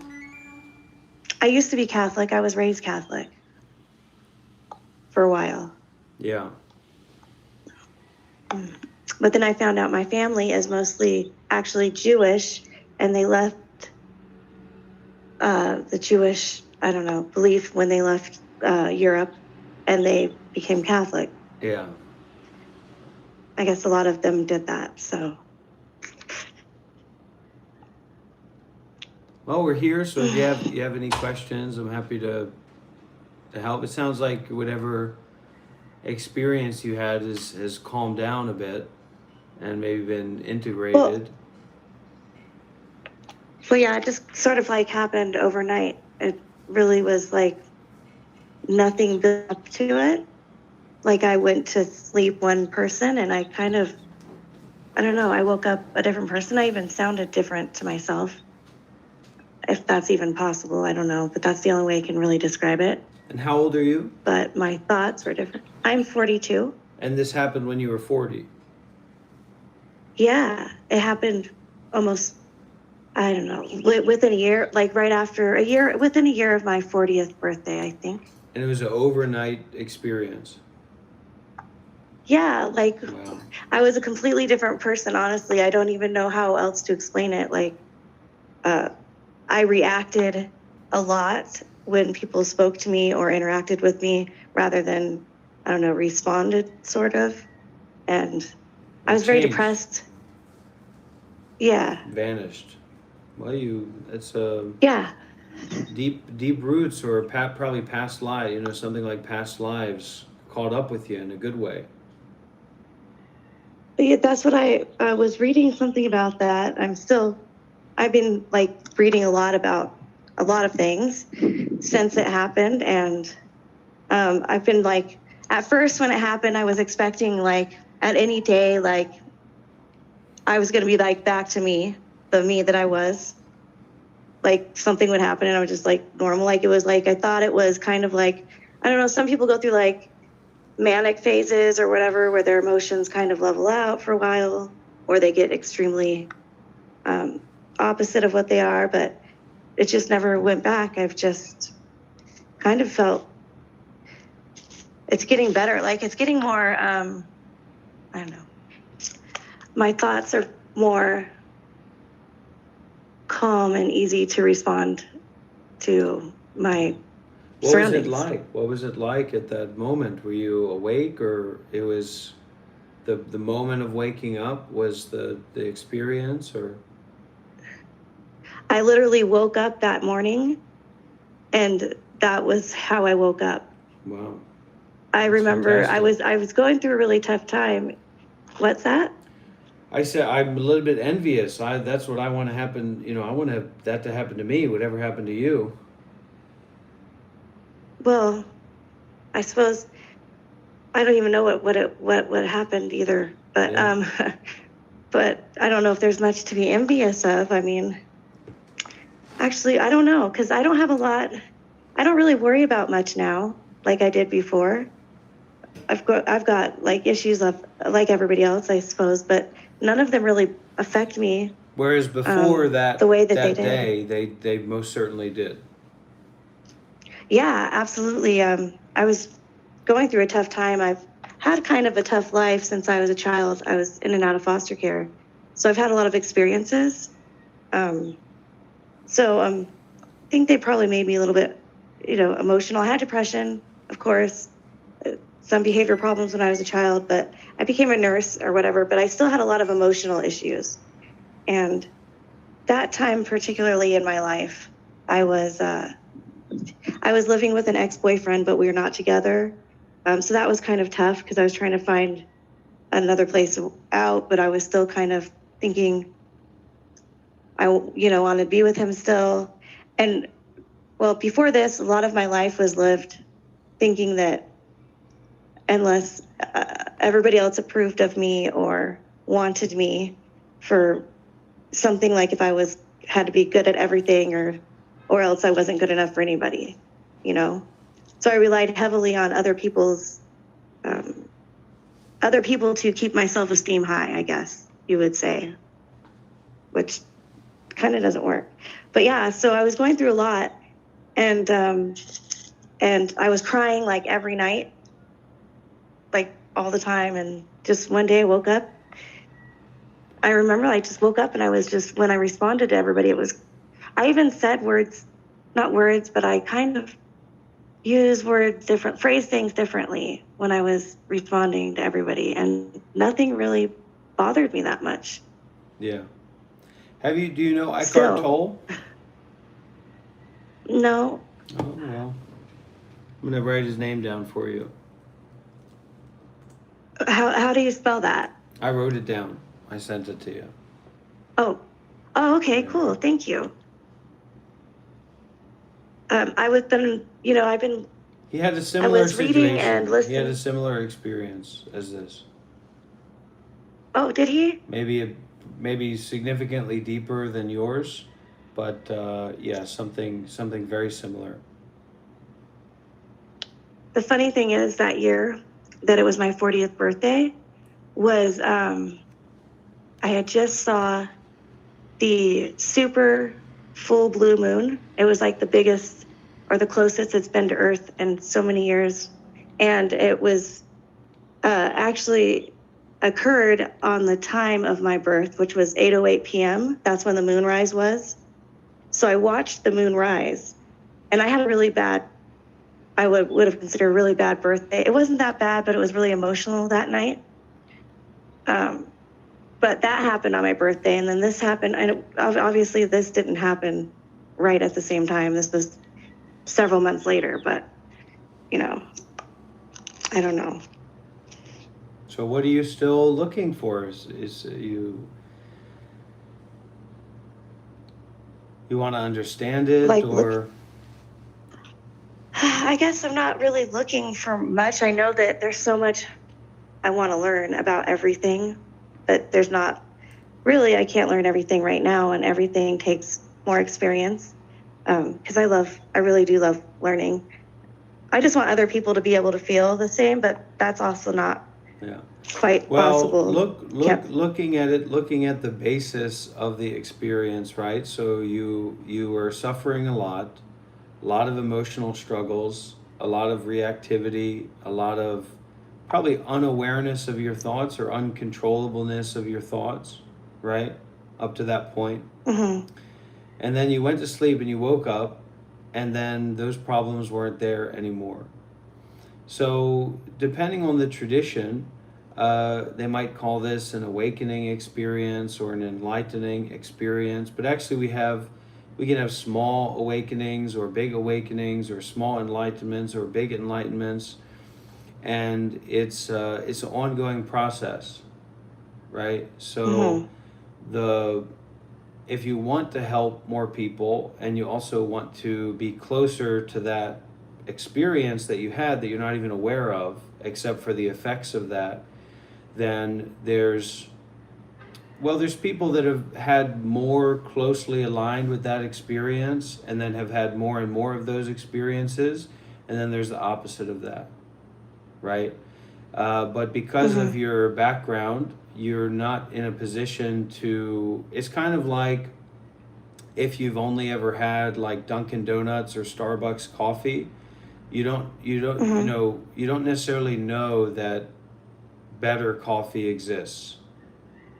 Another way to see it would be like if you lived in a society where silver was the most precious metal, because you didn't know that gold exists. Gold didn't exist in that society, right? So that's probably the simplest thing that I can offer to share with you and to support you, is just to share with you some, I'm happy to share myself and my practice with you, but share some of these people who, because spent these years as a Buddhist monk.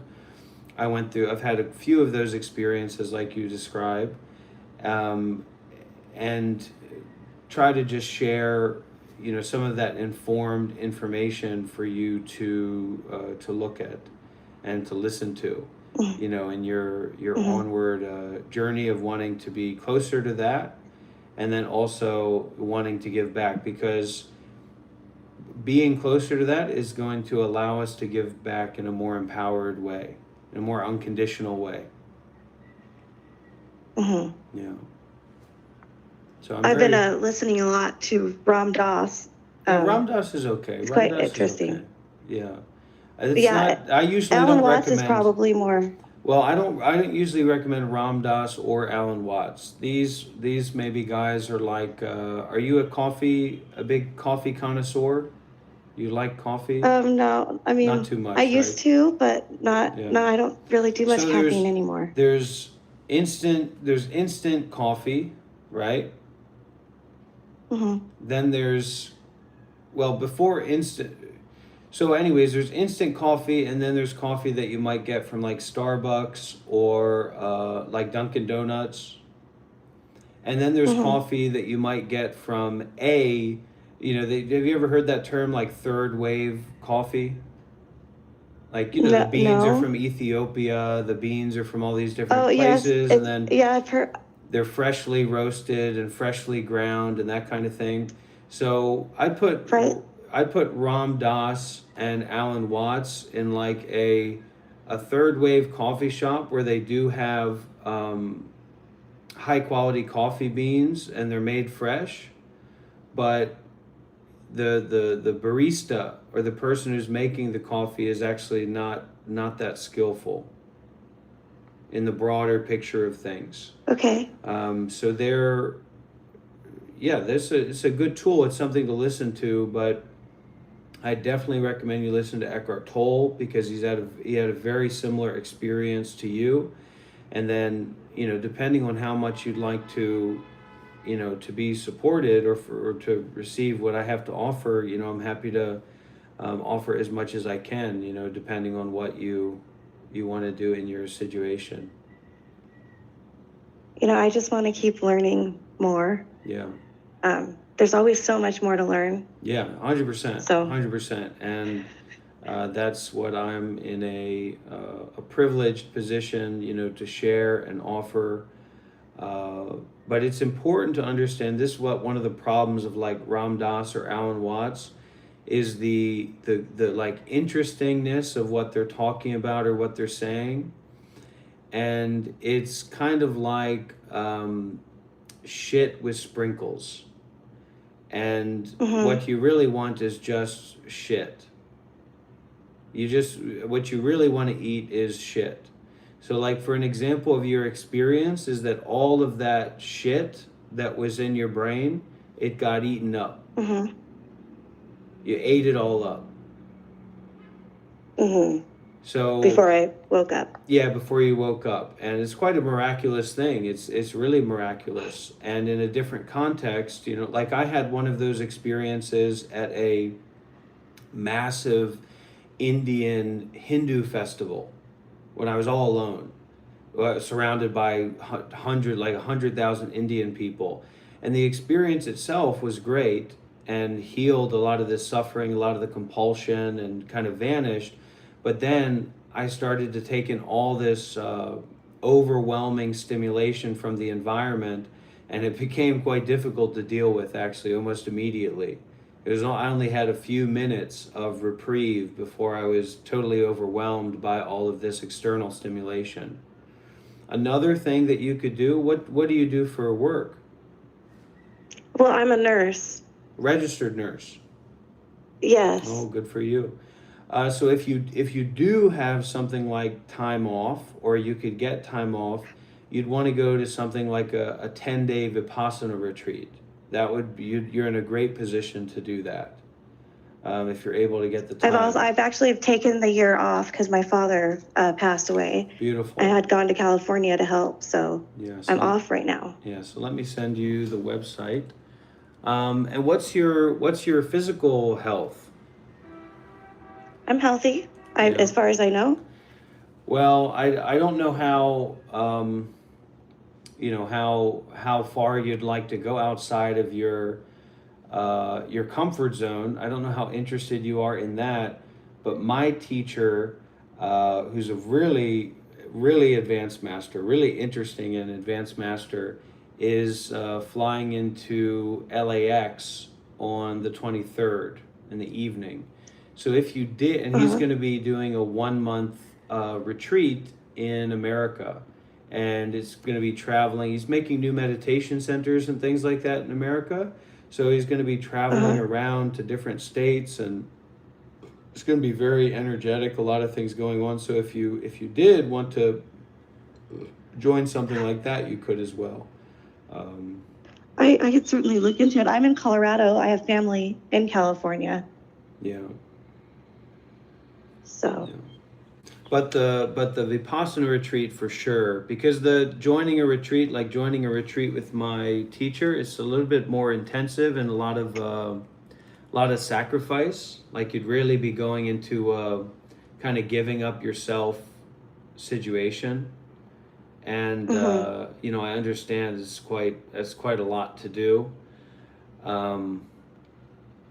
But this is a 10-day Vipassana retreat, and this is also, you get a very deep practice, because I understand it's a lot to take in from someone, seemingly someone you're just meeting, but actually that experience that you had showed you a dissolution of a solid self, like how you're describing it as you had a new self afterward. That was actually the absence or the dissolution of a lot of those things that you thought were yourself.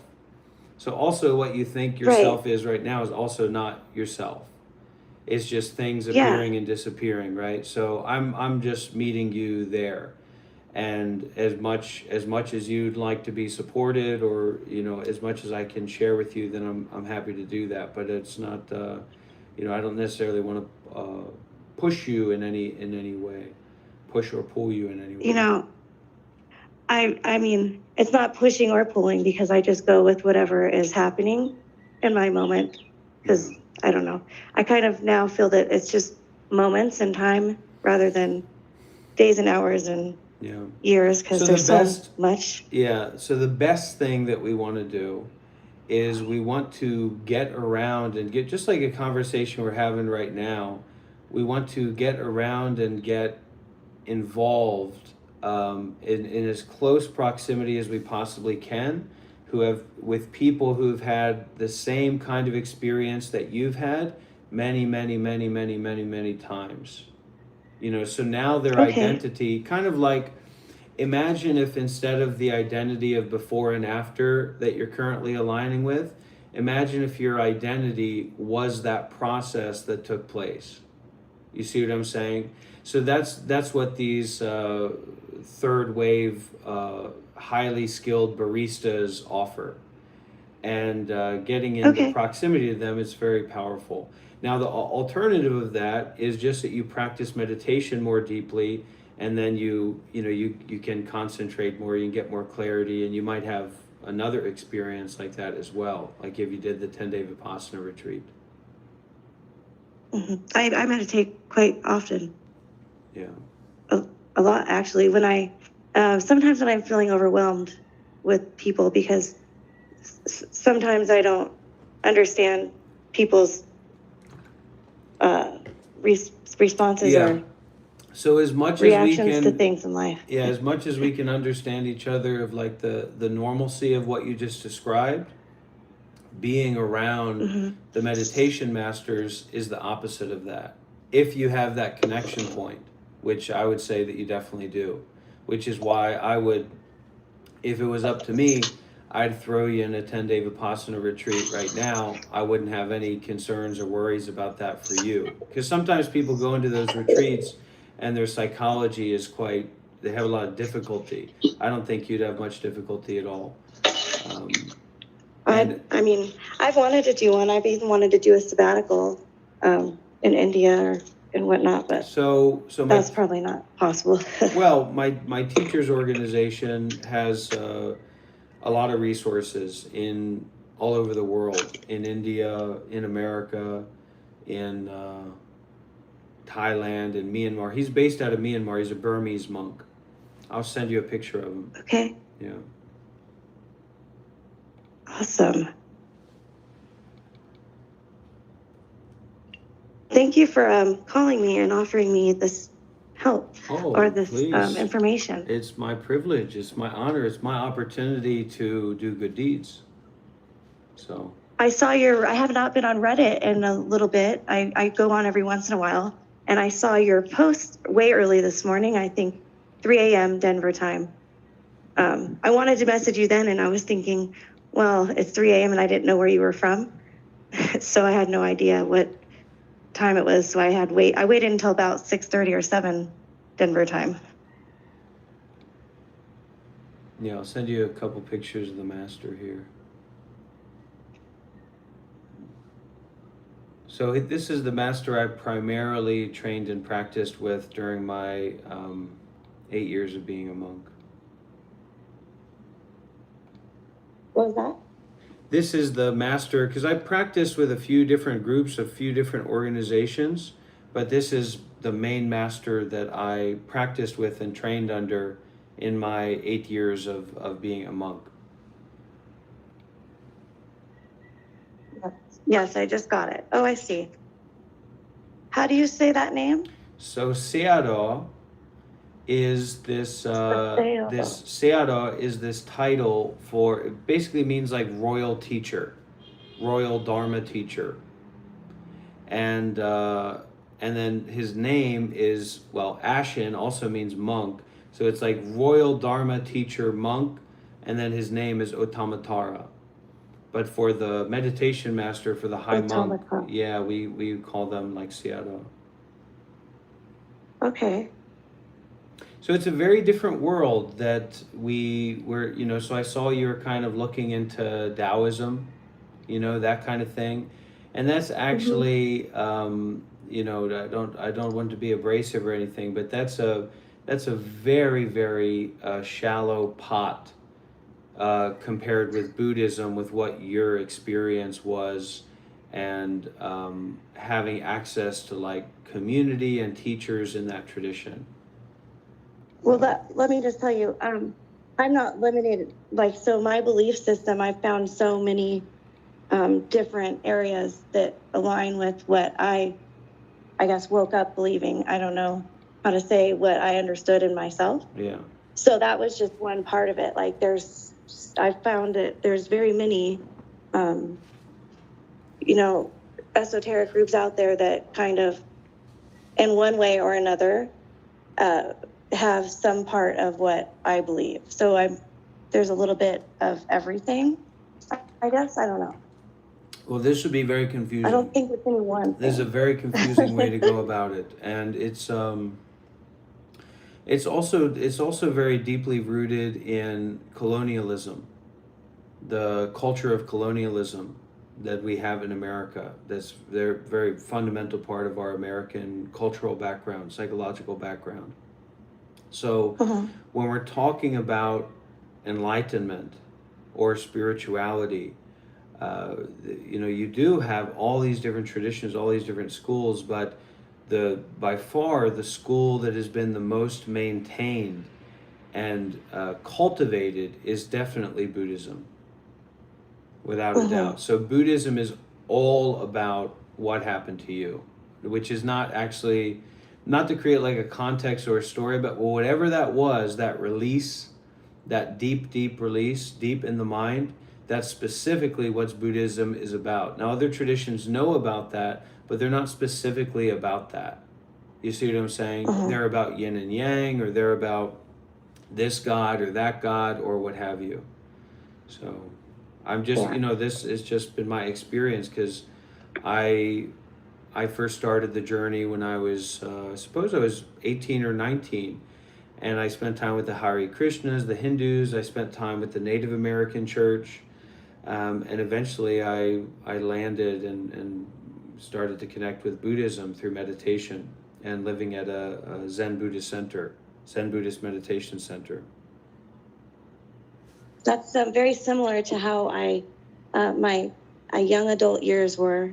I've tried out, I even took religious studies. I've gone to very many different, churches and learned different religions, trying to find what I felt was right. But then I went away from that later in life when I started letting myself get very close to, I don't know, my emotions and thinking that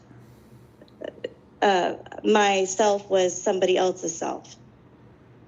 And so I left all of that things, I walked away from all of that.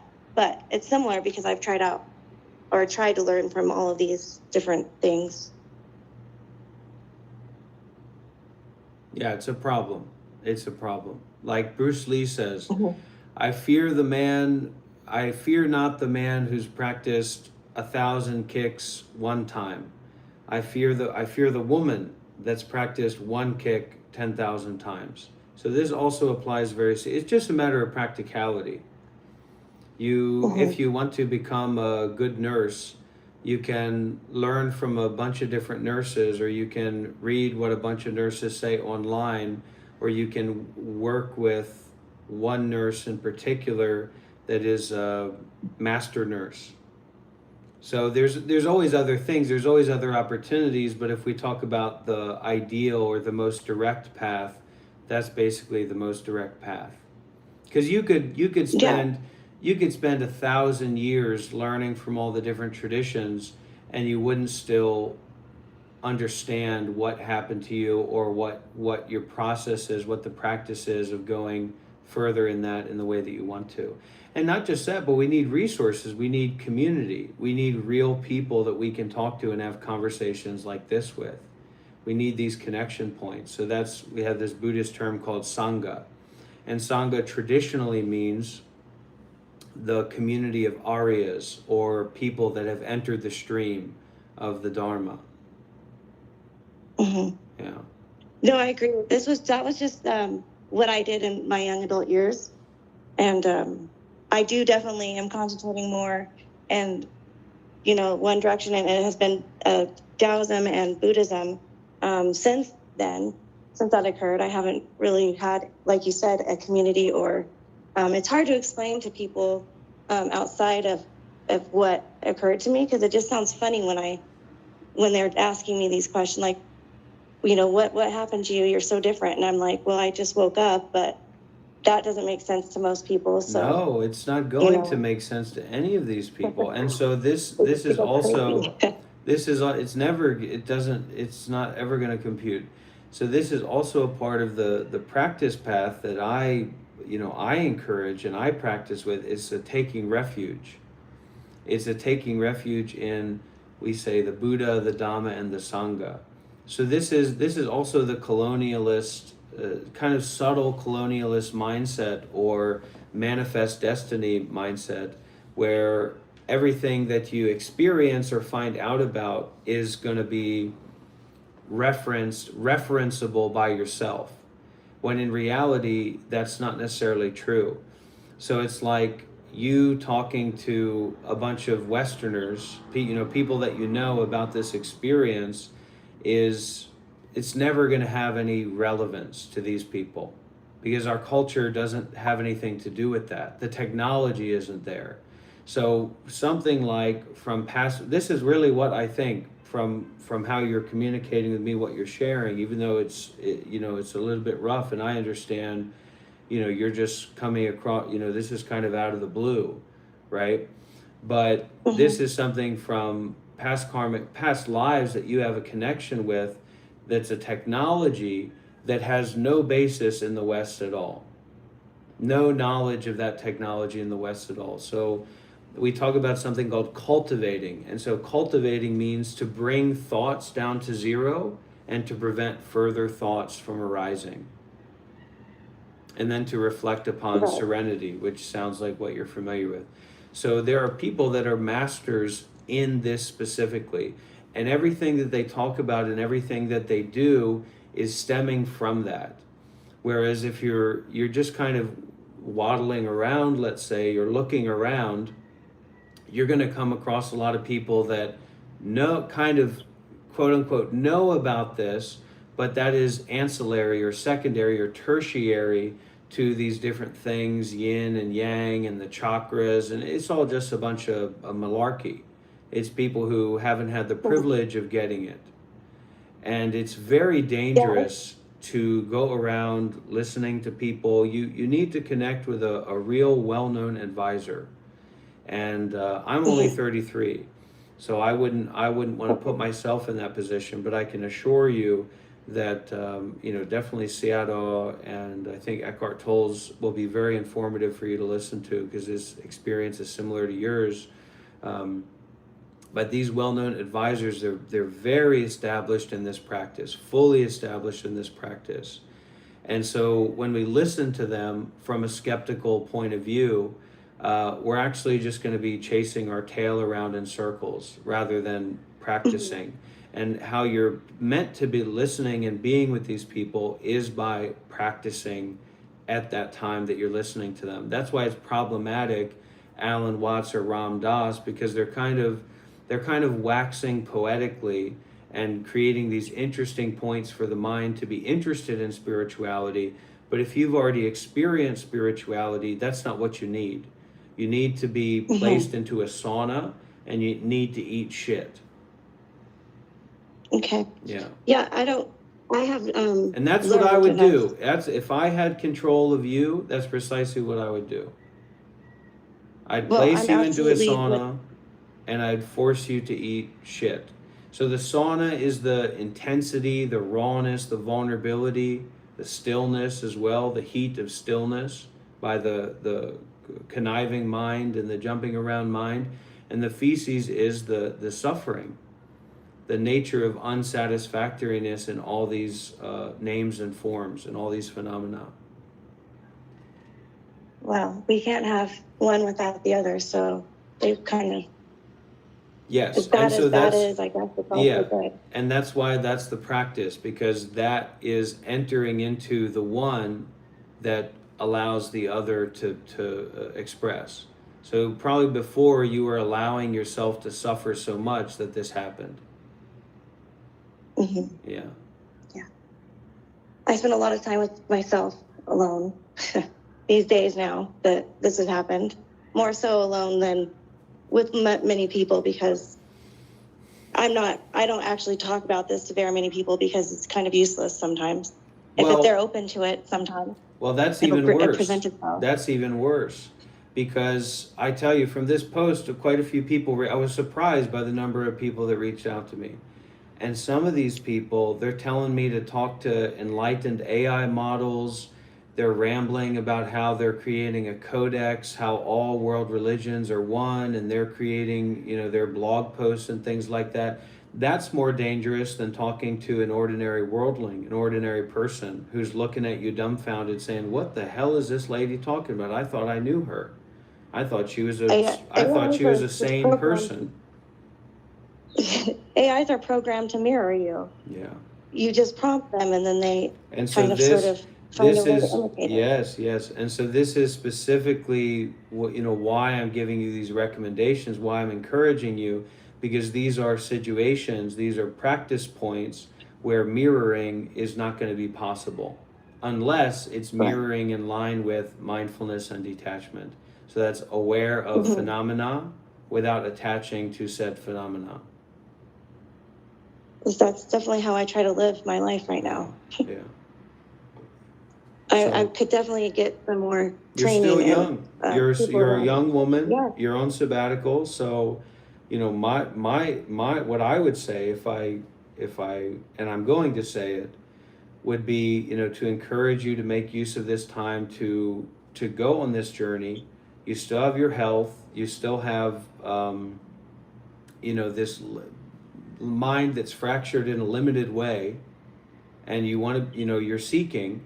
And so you know, my support is just, I want to let you know that I've also followed some of these pathways, and I can say that this is where the juice is.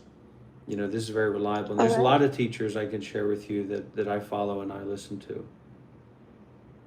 Okay.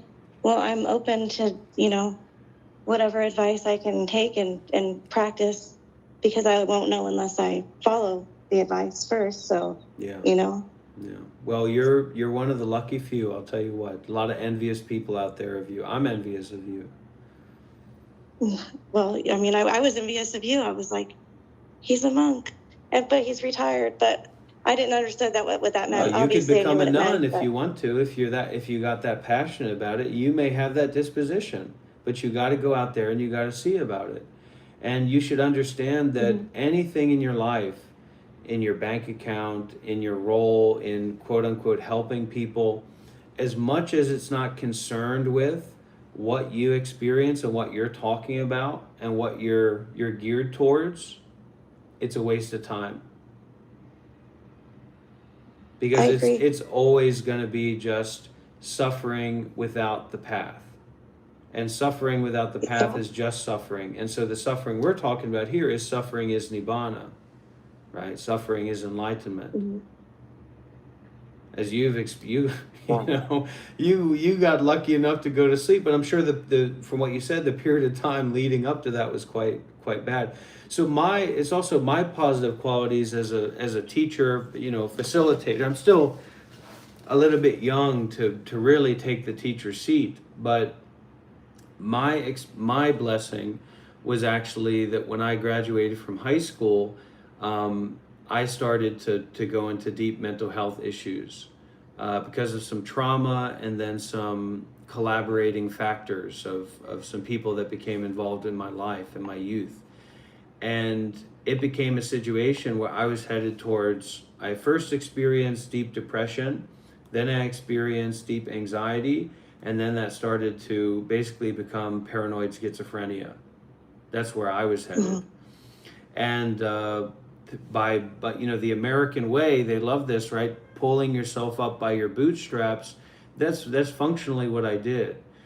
And it's been such a tumultuous journey, you know, and I've had a few of those experiences like you're described. There's different ways that you can have that experience. So maybe you can give me some information about this. But sitting very seriously in meditation, having very intense pain, and everything in yourself, everything in your ego, everything in you is just this intense pain that you're sitting with, and you're very concentrated, right? And then snap, no more pain, no more suffering. So these kinds of things, they restructure the psychological system, you know, and it can happen in some. I've got kind of a voracious mind, you know, this paranoid schizophrenic you know, fire, right, that's burning underneath the surface. So I haven't been as lucky to have such a relief as it seems like you had, but I've had that kind of experience many times, and that's you know, that's the work to continue doing. well, I certainly am not. I mean, I have moments. I'm still human. You know, but like you were just saying, what you described, where you're sitting in this pain, and then you're just sitting with this pain, and then all of a sudden it's gone.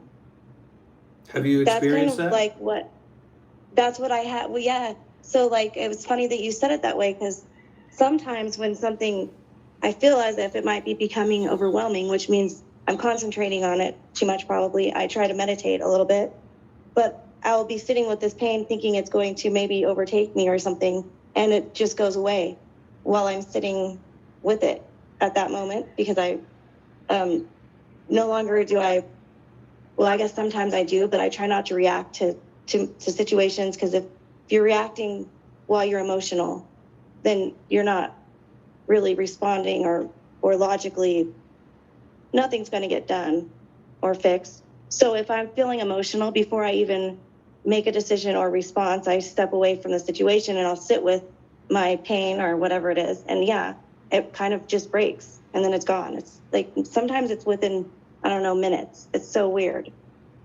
Yeah. Well, you're a beautiful soul. You're a blessed soul. I'll tell you that. You're very lucky or fortunate.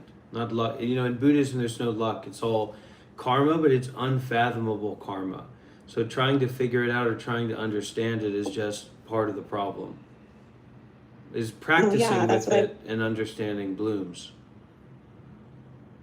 Yeah, I sometimes I think to myself, it took me till I was, I guess, 41, we'll say, to kind of wake up to that reality. And then I wonder maybe, how long will it take me next time? I think, but then that's thinking about it too much. But, you know, I will do it all over again, all of it. The same suffering that if I had to repeat the same exact things that I did in this life to get to this point again, I would do it.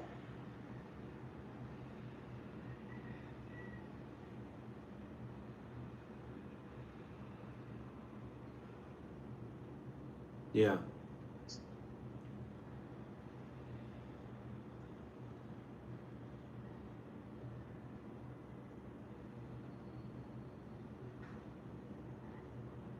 Oh, I just think I got all of your photos now.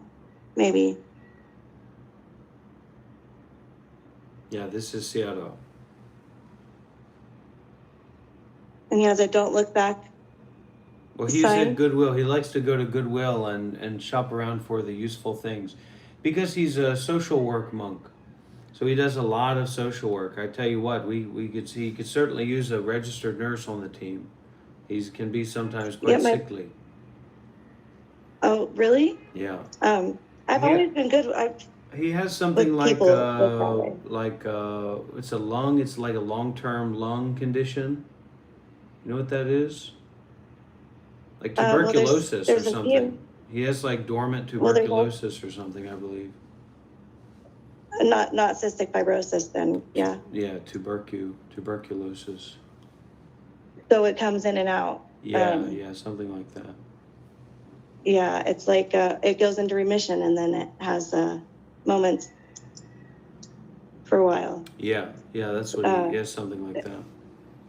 Especially if you're around, if your immune system gets weakened and you're around too many people who have lung issues like a cold or things like that, Yeah. COVID especially.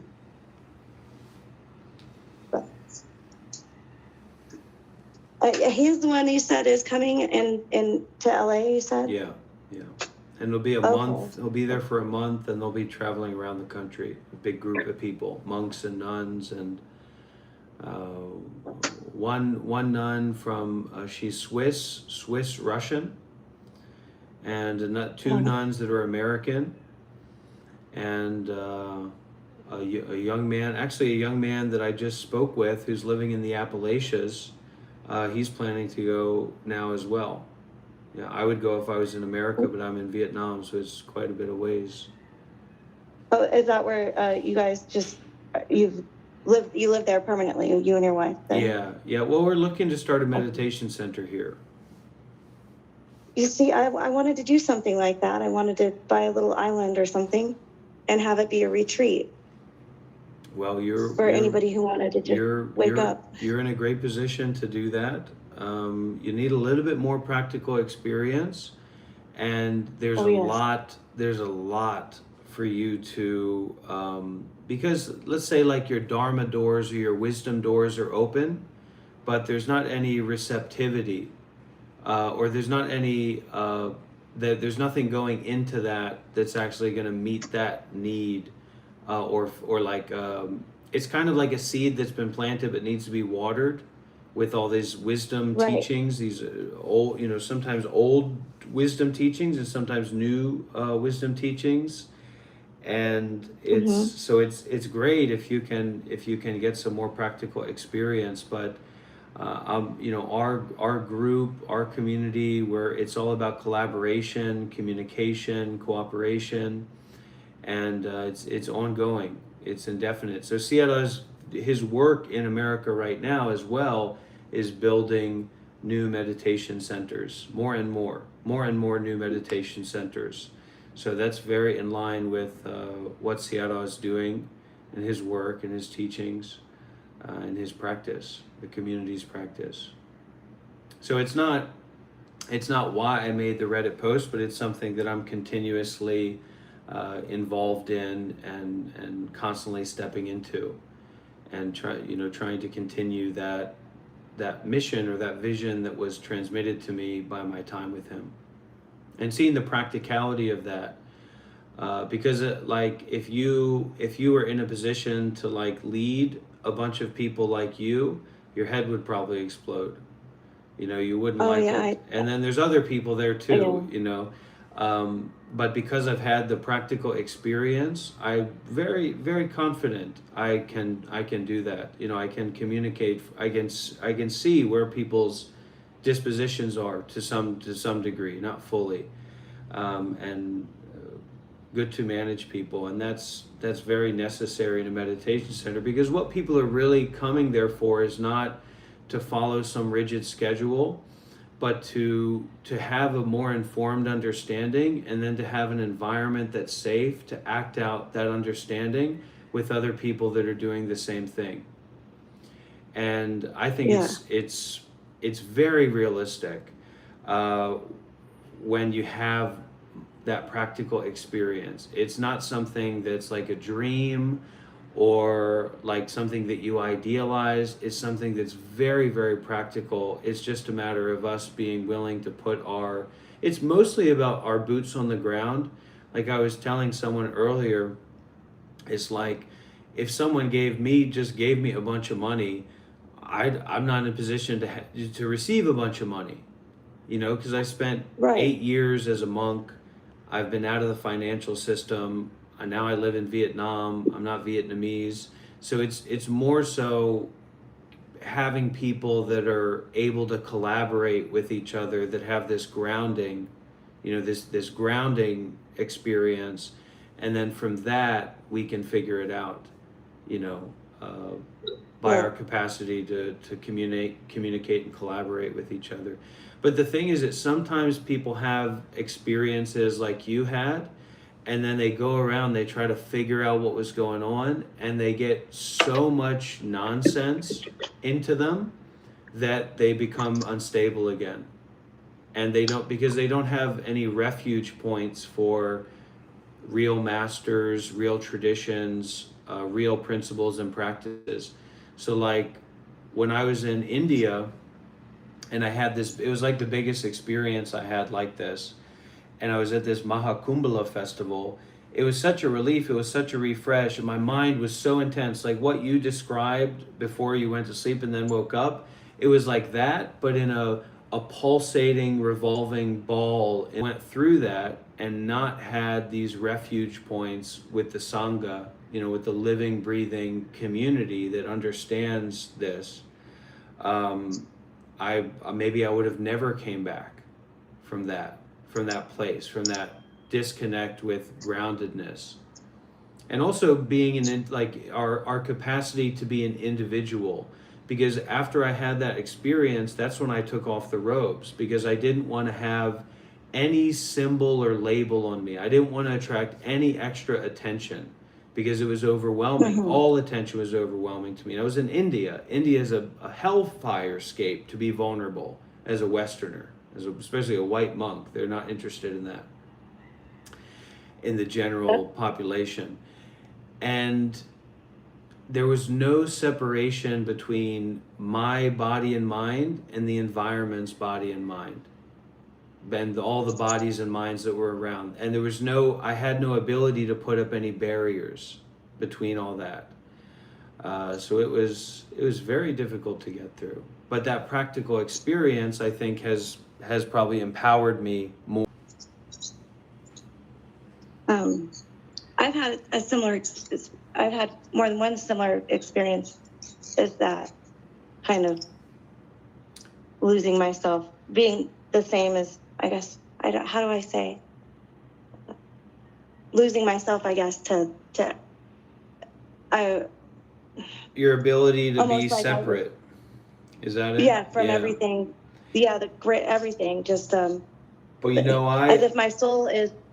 pulled out, Yeah, sorta. well, that was what I was going to tell you.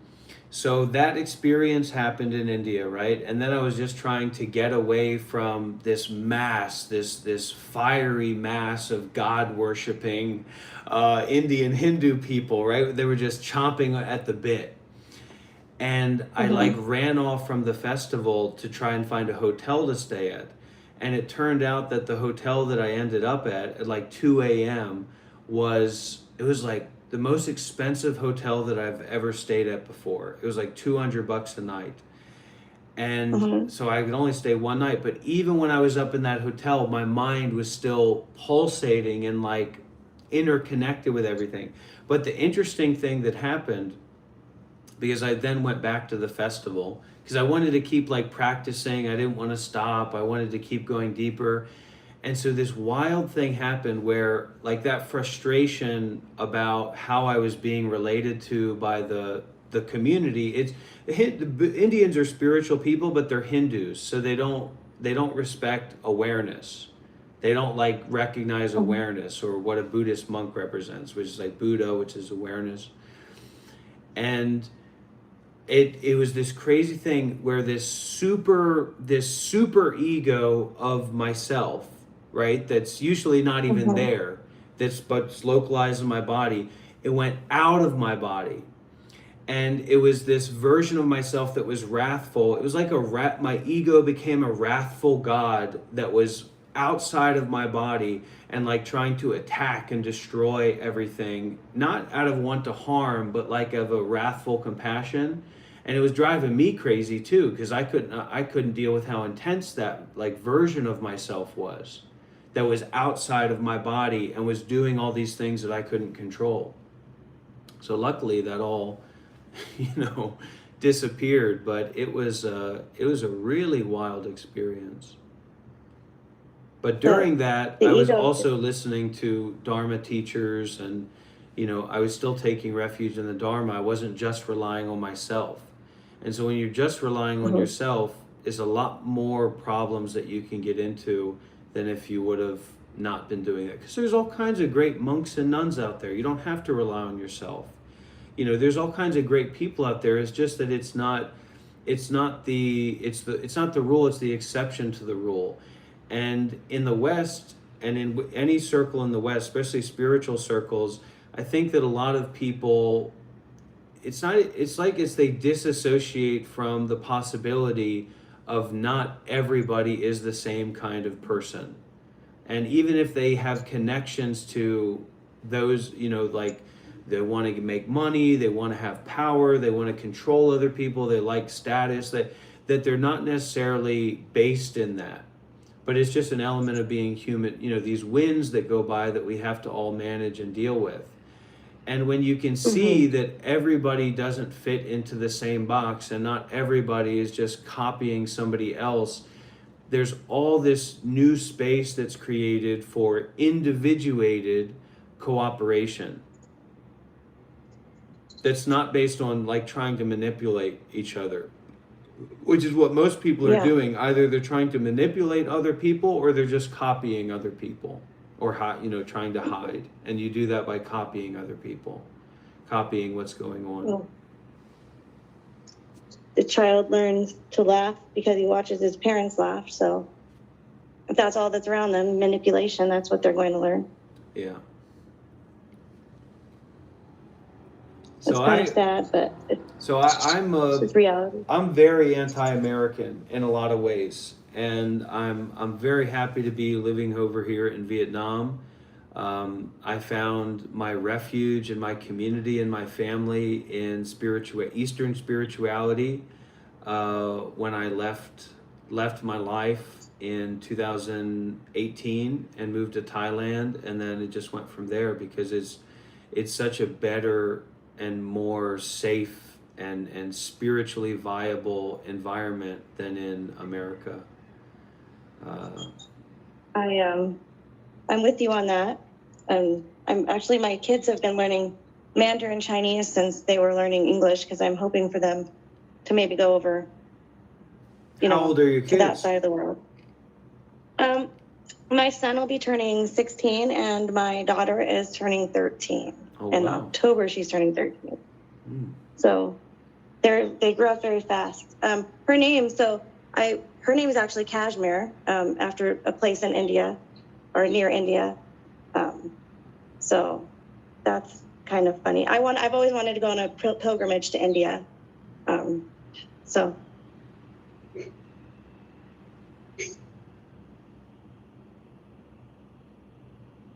do you have kids with your wife over there or no? No, we just got married maybe like 6 months ago, and Okay. we're more we're because she was a nun as well, like I said, so we're more geared towards uh, definitely. I think maybe Hung is puts a little bit. My wife's name is Hung. She puts a little bit more value in the stability. She values stability a lot, and she'd like to have more of that. She probably feels that it's good for me as well. But I'm more kind of, I mean, my 8 years as a monk, I traveled all over the place. You know, I was constantly Mhm. traveling different monasteries and temples, sometimes following my teacher, sometimes running away from my teacher because it just got so intense, difficult. Um, so we're more looking towards the path work and bringing other people in and building on what we've already established, you know, internally, and now we're working on establishing externally with each other and in the space that we're in, and we really believe in it, and we're the reason that I'm able to be with a partner like this is because it's so open to self-sacrifice in the like stepping forward in this vision, whatever form that it takes. So I do a lot of teaching, I do a lot of sharing, I do a lot of experimentation with ways of teaching. So I'll share my channel with you after our call, but you know, you might see me sitting there and screaming and yelling or wearing face paint or wearing wigs and doing all kinds of ridiculous things, kind of to point to the absurdity of the ego, and maybe sometimes there's a little bit of wrath in that. But I'm very experimental and open, and I totally believe in our capacity to collaborate and communicate with each other in a way to deepen our practice. So it's like me working with people like this, like you or anybody, it's a chance for me to deprioritize myself and my activities. And so one of my students, Shelly, is flying in on Friday, and we're also going to be talking about, you know, this meditation center in Vietnam and seeing what's possible in the next year. It's really, really possible, and you don't want to say it's easy, because the more that it's easy, the more potential there is to give more. And that's how you get more of this freedom from yourself. And so we don't, not everybody wants to take it that far. Like I've had these periods of time, and when I was in India, that was one of these periods of times where it's like a dog that gets a hold of a bone.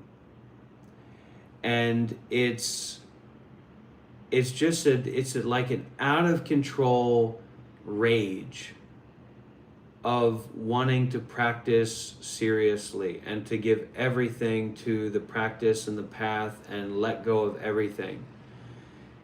And by going through that, I see that there's not a lot of difficulties in creating something that's simple, stable, and conducive to practice, and that actually gives a platform for more people to come into that and practice deeply, and then a platform for me as well to practice more deeply. And maybe in a way where I can do that through my online work as well, or local community work, like what's going on in our community, rather than needing to like go and walk in the streets in India or something like that.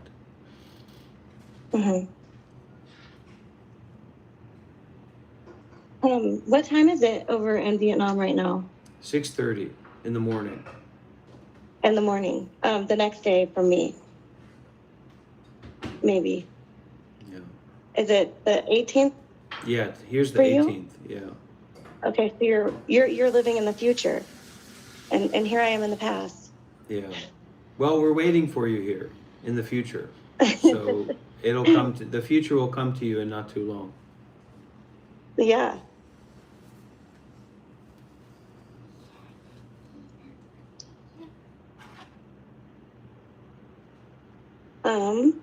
Well, I need to get back to my daughter. Yeah. I stepped away to take the phone call. They just ate dinner. Yeah. Well, actually, I don't really have to get back to her. What I have to do is clean the kitchen. Oh, that's Hung's Which should always be her cleaning. job. My wife's always here. Maybe you say hello to my wife Hung. Here, say hello. This woman, she had the awakening, the enlightenment, very deep power experience when she sleep, and she wake up and knew. Yeah, you say hello. Yeah. Hello. Hello. Here. Hi. Hi. Nice to meet you. Hello. Nice to meet you. Yeah. Here you can see. Oh, You hello. can see her. Yeah. Yeah. How do you do that? You can I'm make sorry. the It's a camera camera go- button. There's a button should be on your screen somewhere. It's a little camera icon next to the microphone. Okay. I think did I do it or Susanna, let's see. I finished roasted and get to. She just wake up and meditate and now coming out. So I think I pressed it, but I don't see myself. yeah, Do you yeah. see me? Okay, we can see you now. Yeah. Hi. Hi. Hello. All right. Well, Yeah, enjoy. it's very hot. It's 90 degrees here. Yeah, it's hot here too. So enjoy the kitchen, and I hope we'll stay in touch. I'll share my channel with you so you can peruse and see some of my crazy stuff and check it out. Okay. Oh, thank you so much for getting in touch with me and being able to share that you're with very me. welcome. Bye. You're very welcome. Bye bye. Bye bye. Bye. Welcome you come my room. Okay. Oh my god.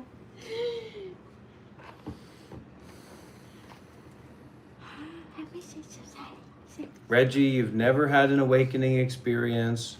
You don't know what you're talking about. You're just pushing your ego out. It's nonsense, okay? Just be quiet. Or ask questions or donate. But this is not a donation. This is just you reifying your ego and pretending to be informed or something like that, telling other people what to do, teaching people, trying to copy me, right? Because you see me teaching people and now you're copying that position. You're not in that position and you can't copy me.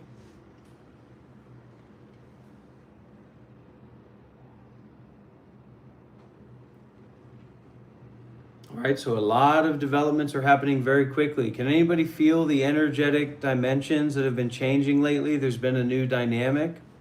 Has anyone felt a new dynamic lately? Something's starting to reach people. Something's starting to activate people. People are reaching out. People are calling out and saying, I want to share about my experience. I want to connect with this. I believe in this. Have you felt that lately? So there's a real dynamics going on here. Okay.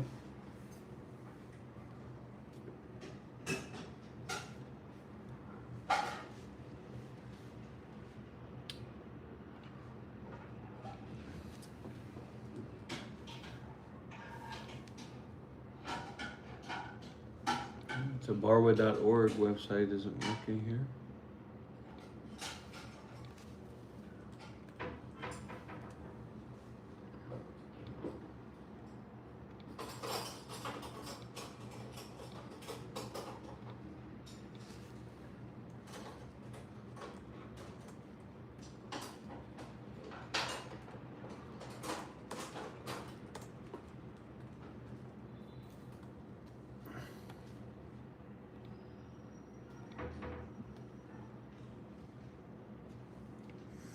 Is that so, Super Chris? Is that so? It's gonna happen fast, everybody.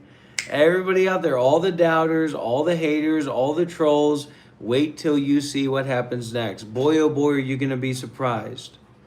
Boy, oh boy, are you gonna be surprised at how the dynamics shift, how the energy shift, how all this changes very, very soon. You're gonna be very, very surprised. You're going to be putting your hands together and saying, huh.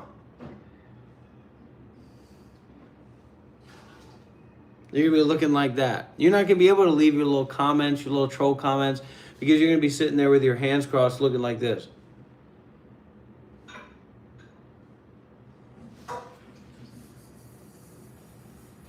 Okay. Yes, please, honey. Please make the coffee, please. So if you want to say something, you send that on the back of a $50 bill, okay? You don't just yap around here, okay? You don't have a right to yap here, okay?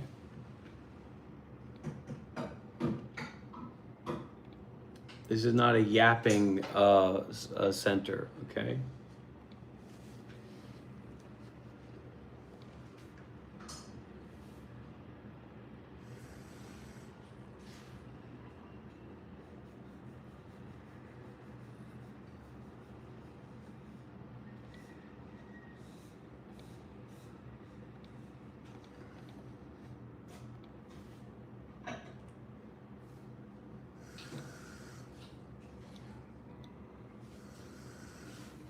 Oh, you're not going to be yapping on here, Reggie Red Noble. I know that for a fact, buddy. And if you want to say something, you're going to be putting that on the back of a donation or a volunteering slip. When we start the meditation center, we're going to develop a new form of currency. That's these volunteering slips. So every time that you take out the trash, every time that you help clean up, every time that you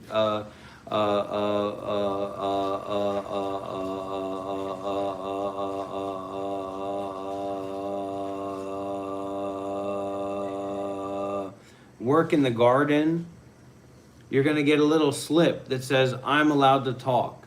And that's going to give you a few sentences for every single time that you make a little comment. Okay? Yeah. Keep whining. Keep yapping. Ain't going to happen on my watch.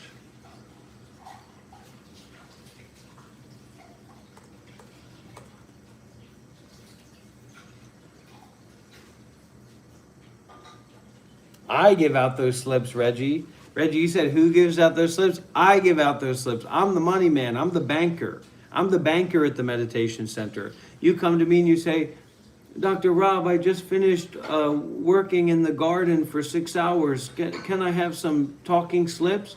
And I'm going to say, you can, but you already used one of them. Oh, yeah, me. You better believe me, Reggie. I'm the banker. I'm the money man.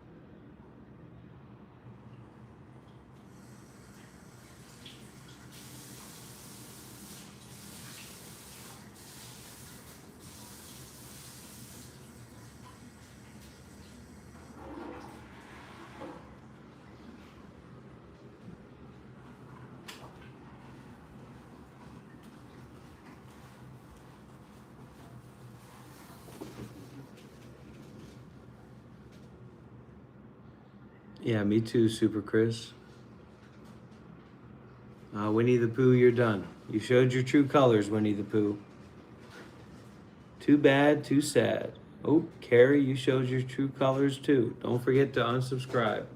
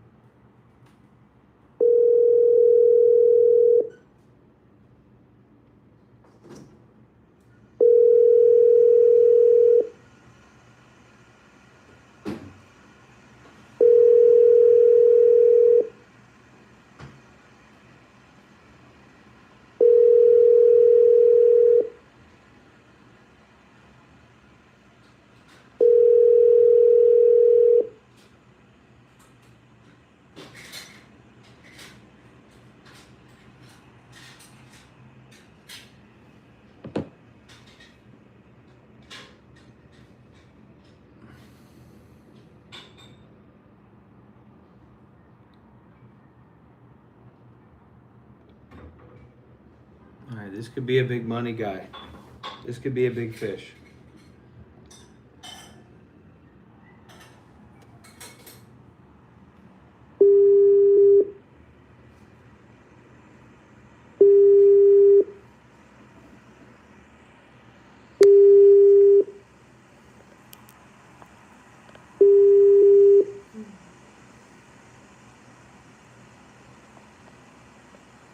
Red color. Ôi.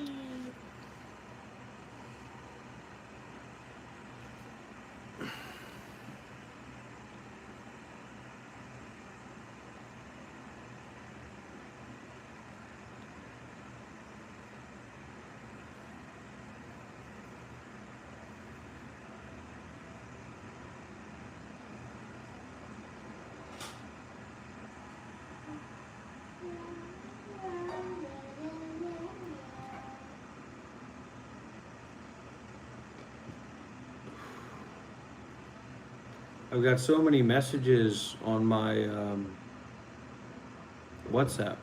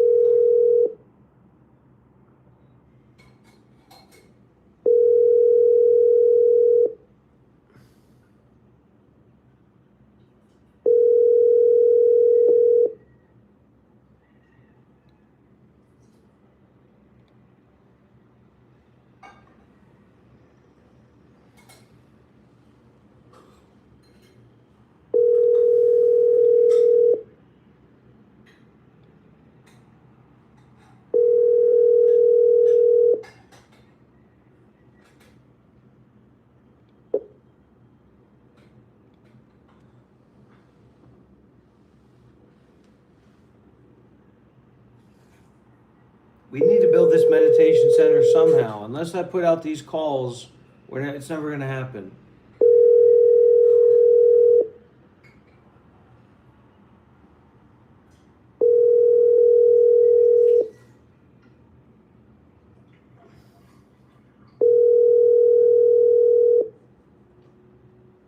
All these $5 and $2 donations, they don't fly around here. I'll tell you that. You ain't gonna see me doing jumping jacks for $2. I'll do jumping jacks for $200 at some point in time in my life.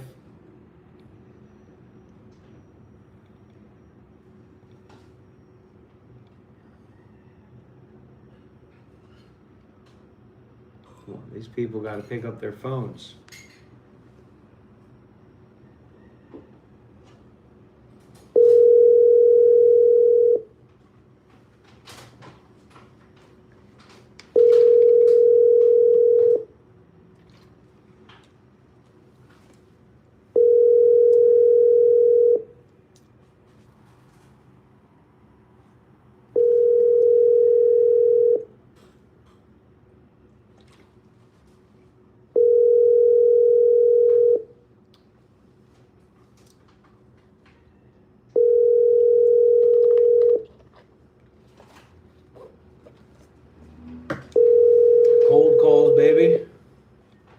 What do they say? They say 1 out of 100. 1 out of 100, you'll get somebody who's ready to bite.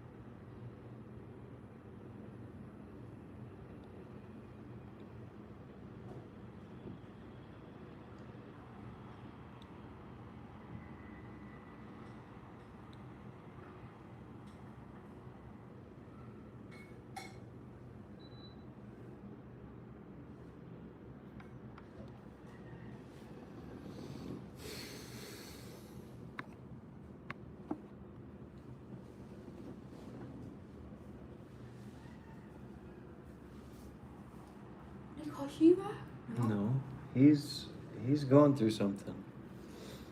He's a businessman. Only thing he wants to talk about is making money. I told him I'm not in this for the money, I'm in this for the love of the game.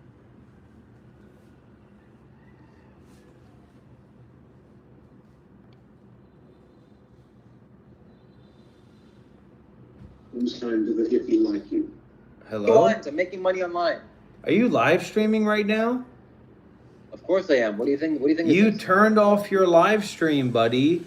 And that's when I started live streaming. You don't turn on your live stream again when I'm live streaming. You take my viewers and you take my audience with you.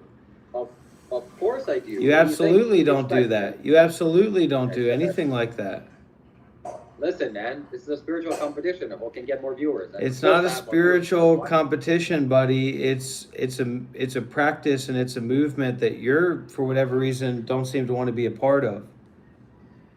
Listen, pal, you're losing followers right this moment. I've seen the people donating to you. I've seen all the $2 donations that you're doing jumping jacks for. I've seen exactly what you've been doing, buddy.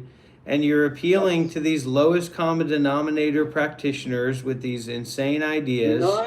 You're not offering anything of value. You're not offering any direction. You're just... Swear to God, I will rain fire upon you. Do not insult my subscribers.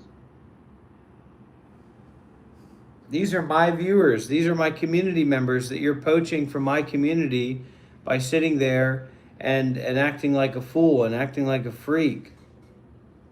Okay. Let's open up our computers. Let's get into Twitch and let's get into a dynamic on PUBG. Okay, the dynamic will be open a little bit later, but you could. There's no later, man. This is a ticking time clock. Listen, stop interrupting me. Bribes are available on my live stream. If you want to bribe me to maybe lower down my viewer count or be more boring a little bit or be less charismatic, I can definitely do that for a bribe. Look at these people. Sound on sound.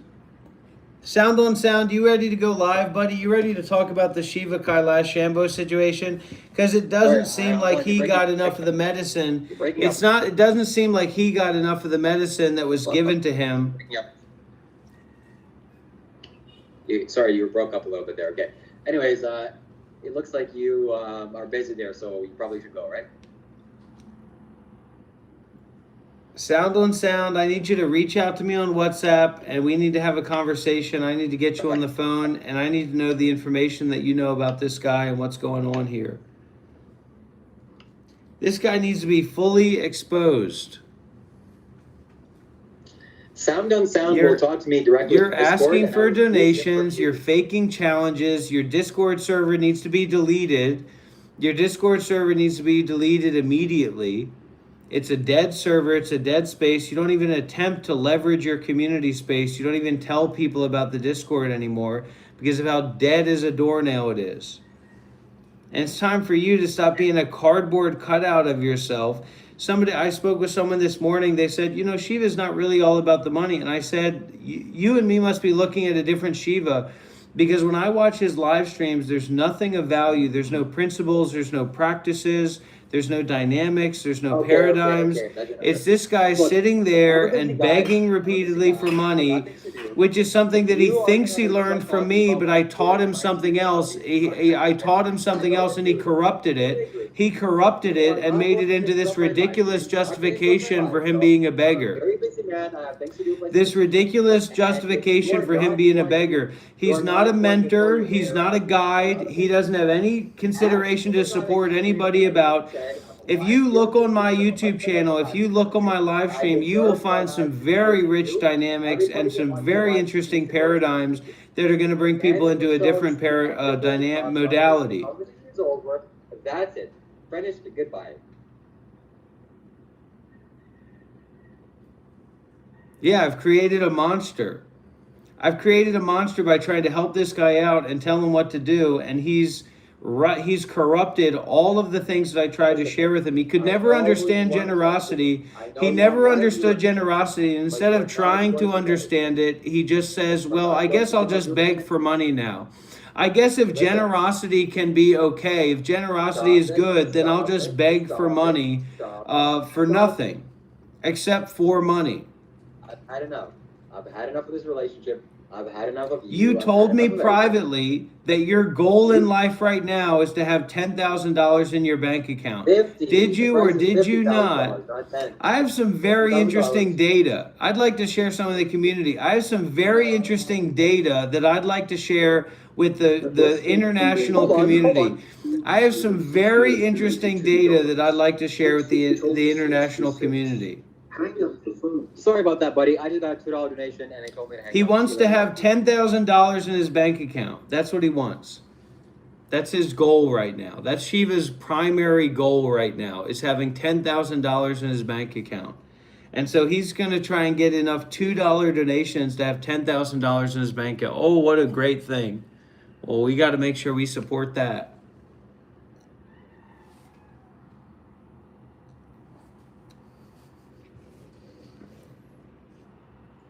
I don't know why people like this guy. That's what I don't understand. What's there to like? But let's hear what this parasocial individual has to say.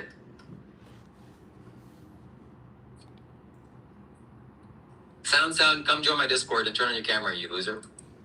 I don't know why people like this guy. That's what I don't understand.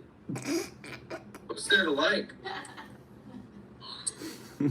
Let's hear what this parasocial individual has to say. Here he is, spying on me. I knew he was gonna spy on me. He just went on my live stream to check what I'm saying. You should see the private messages that this guy has sent me. You should see the private messages that this guy has sent me about his financial earnings, about his goals, and about his frustration. He wanted that live stream to be deleted.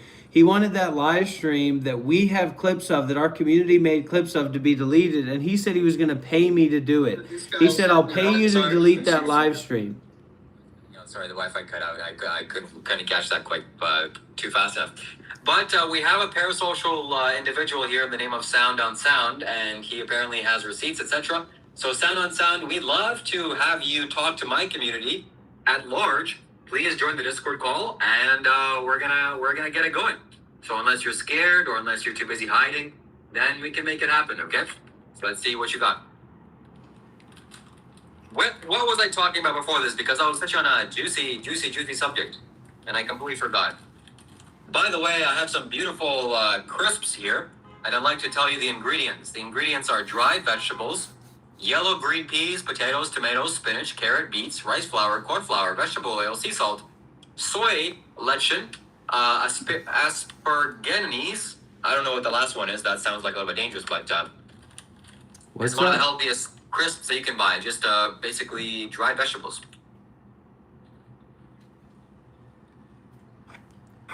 Hey, what's up, man?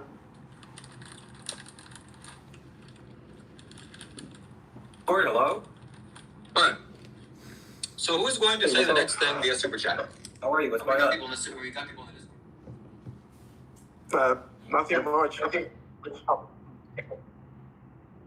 cool. Nice to have a conversation with you.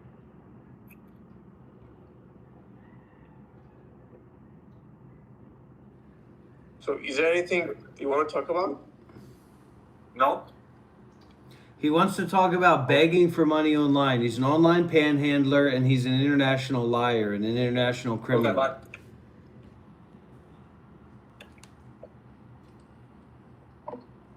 Who, me?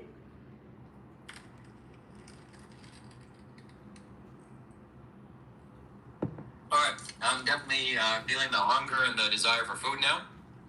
So things have definitely set in nicely. And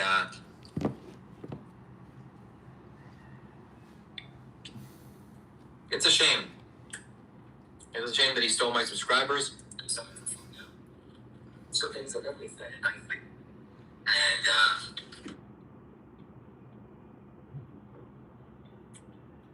He's an online panhandler.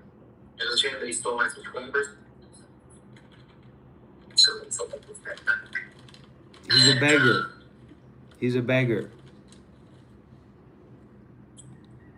He's an online panhandler. Alright, who wants to see me do a live stream of Dr. Rob? Shiva Kailash Shambho is an online beggar and an online panhandler. He's an online panhandler. Who wants to see me do a live stream of Dr. Rob? Shiva Kailash Shambho is an online beggar and an online panhandler. He told me in private messages, he said, my goal right now. Oh my god, I'm very hungry. Alright, I'm going to think about the next thing that I should do. Maybe I should go make some food. But we will be live streaming for a long time today, my friend. And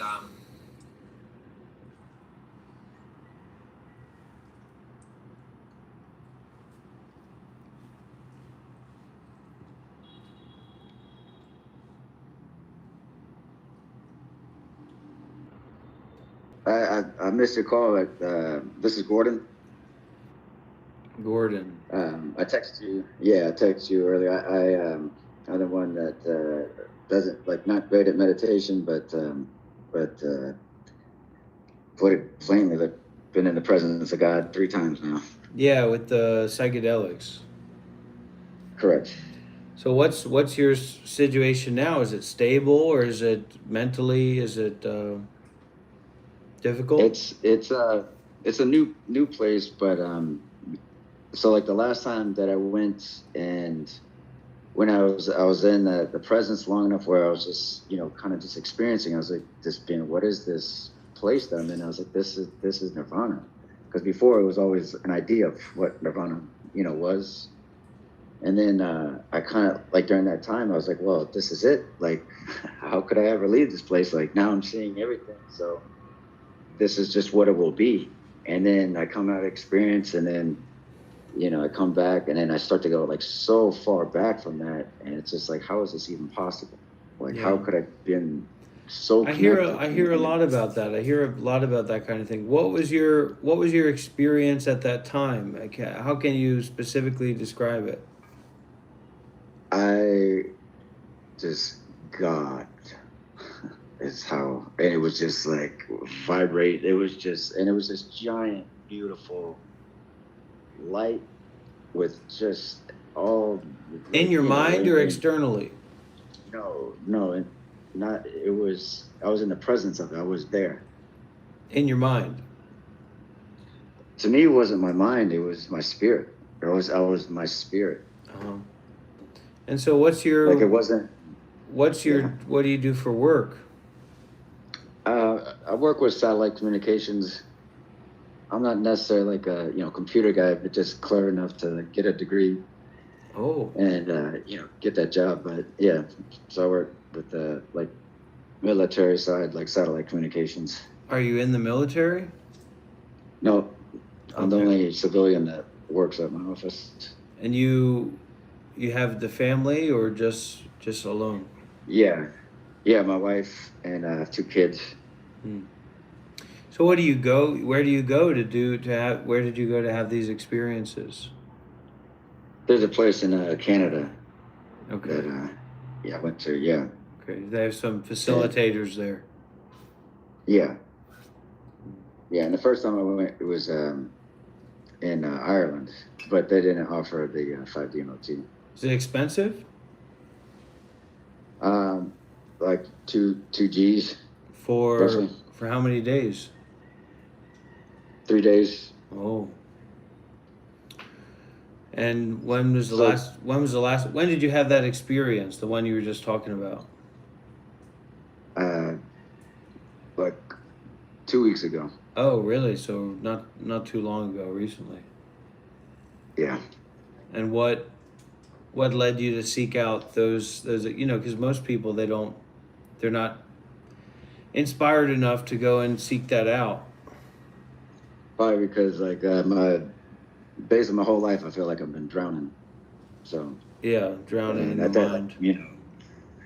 Yeah, well, yeah, I feel like the way I would describe it is like just sitting at the bottom of the ocean, but the weight of the ocean just keeping you down there. Yeah.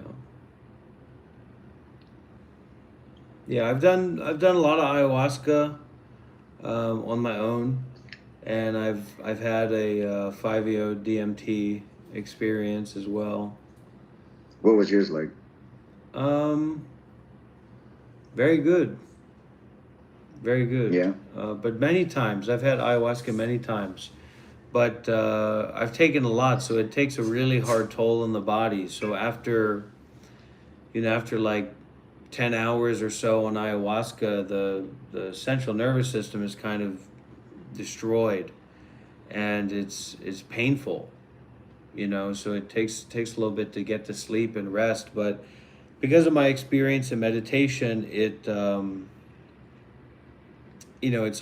kind of like more easy to integrate, doesn't stand out that much.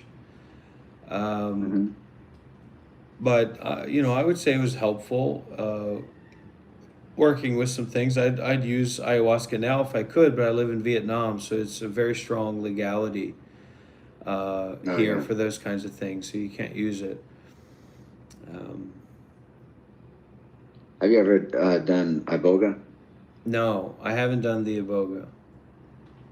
Okay, yeah, because I did ayahuasca once, and ayahuasca, it was definitely an interesting experience. It was pretty beautiful, and it was intense. But like iboga is the thing that changed me, because there was one story in particular. I don't know if you want to hear it real quick, but that drew me to it. That I always had it in my back pocket, which was. It was like I think came out 2013. It was a documentary about iboga, and there was a guy from New Jersey, heroin addict, that like, he's like, you could see that he's just like, I screwed up. Like he had a family. He's like, I just ruined everything. Like he just despised himself.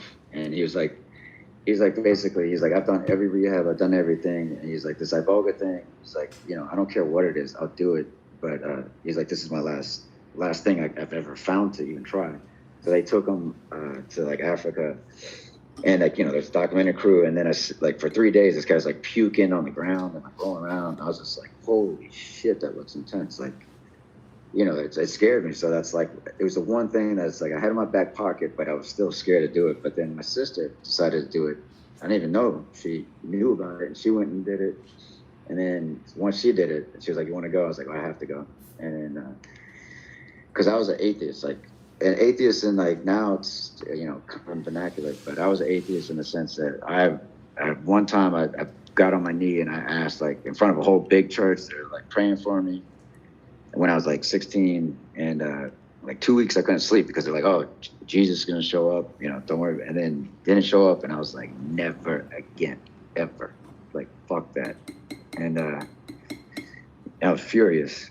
And so then when I went the first time, I was not, looking for God or anything. That's who showed up. So then like the first time I was like, okay, God exists. And then these last 3 times I got to be in the presence of him. And it's like, when I'm fresh in it, or like fresh out of it, it's like I can see everybody is about to, like there's this huge shift that's coming, that there is something that's about to happen. And I think it's like collectively happening. Like I think there's more and more people that are getting closer to, what, like they say, like, it's not really even waking up, it's just seeing all of it, in my opinion. Yeah. Well, if you know, if the best thing that these medicines, you know, can offer societally is that, you know, people won't be addicts, that's not a very high bar. You know, so these can be very powerful medicines, but the capacity for these facilitators to create a retreat environment that's going to give you the tools and the technology to make use of these experiences is very lacking in most of these centers. You know, it's people that are in some degree advanced hippies, and and also are, you know, kind of not addicts. You know, right? And these medicines can be powerful. You know, I'd be willing to work with these medicines and work with people with these medicines, but it's really, it's also about this technology that we have access to in our minds. You know, so some people might see God, some people might see the devil, and we'd think that one would be better than the other, one would be more important or special than the other. But actually, both of these experiences are equal in terms of you seeing a form, seeing something, you know, seeing some kind of large being, special being, or having a special experience. And to walk ourselves down from attachment to our experiences, walking away from that, is more what the spiritual technology, the Buddhist technology, helps us with. Yeah, and I get that too. So, because the thing is, like, not only did I was in the presence of God, like, to tell you, like, the 3 times that I went, the first time I went, I was in the presence of God, that whole thing, and I saw something, and I was like, oh, if I can understand this is going to make my life way easier. And I reached for it, and everything went pitch black. And it was like all of a sudden the coldest, worst possible feeling of just desolation and death and emptiness and just darkness. And I sat up and I was like, I'm sorry. Like, I'm sorry. I shouldn't have done it. I'm sorry. And it was just like, oh, I just fucked up. I just, like, destroyed my entire universe. Like, I'm fucked here. I'm going to be like, it was the worst feeling I've ever had. It was complete terror, which I had, like, when I was like 7 at one point, but, like, it came back. And you know, I was freaking out, and then they're saying, like, you know, God is with you. And at that time, I was just grasping for anything. I said, okay, yeah, God is with me. God is with me. And I just kept saying that. And then I went back into that black place. I saw this, like, little box. Didn't want to open it. And his word alone, you know, floated out of it. And I was bawling like a kid. Yeah, so that was the first. The real deal, which probably a lot of these guys don't know about, is that none of this is important. It's maybe important to share it and feel it be heard and to get it out. I hear you, but it's so what it's I'm leading all, to is what you said, though, because, like, about the seeing, like, the devil, like, the balance of the two. So, like, the second time, I didn't think it would happen. Same thing happened. I was like, okay, I've been here before. So this third time, I was like, shit, I'm gonna go back to this dark place. So I was like, all right, what is that? I got to be ready to go in with the fight. And so I was in the presence, like, that. I was in Nirvana, and then I was like, oh shit, here it comes. And this time, like, I sat up and I saw this, like, you know, basically it was like, you could say the devil, but it was like all of my own fear, like my entire, like, the completeness of my terror was facing me. And I just, like, faced off with it, screamed with it, and then I came out of that and then went back into the presence of God. And then I was just like, what is this? What, like, how is this possible? Like, I'm going from empty, like, complete nothing to, and then I was looking up and I was like, oh, because both are true. This is the yin yang. And then I started to find balance. Like, and then I just, you know, came out of it. It's like, I know, like, at least I know that they both have to exist with. It's not like just like the pursuit of happiness. It's the pursuit of balance of these two things, like my fear and God. For me, this is as far as I've gotten. Conqueror, you don't know what you're talking about. Yeah. Well, it's good that And, you're able to. And I get like the idea of this, like, do a drug, have a spiritual thing, blah, blah, blah. But like, for you're saying for like the real practice of like spirituality, that it's in line with like the Buddhism of like practice, Buddhist practice, right? If I understand. Well, you need sangha, you need community, and you need for your situation, you need a boss, you need a manager, you need somebody who's giving guidance. And it's like if you're sitting around talking with a bunch of people who are going through something or have gone through something similar to this, it's great to share, but sharing with your boss or your manager or the person who's giving direction for you, all of this is irrelevant. And you, as a spiritual practice, you have to be willing to give irrelevance to these special experiences actively. Mm-hmm. And this is what we do with any experience is special, and that it stands out and that it appears. So knowing how to give irrelevance to that, even though it seems to be important, it allows us to not be attached to that. And this is what the real path forward is. It's a path of mindfulness and detachment, replacing ignorance and attachment. So what these experiences that you're describing are actually experiences of ignorance. They're more intense ignorance, and you get a shorter burst of that intense suffering, so then you get the relief from that, right? But that attachment to that is wrong, and that experience itself is wrong. It's invalid, it's irrelevant. Now, you sharing it or you having that experience isn't irrelevant for you, but in terms of the practice or stepping up to the plate to hopefully hit a good ball and make a couple good runs, it's totally irrelevant. And this is also like the manager or the mentor or the director's role is not to lead you on and kind of hold you while you're having a simulated schizophrenic break, spiritual schizophrenic, a simulated spiritual psychotic episode, and tell you, God's with you, God's with you. That's just nonsense, or it's just cope.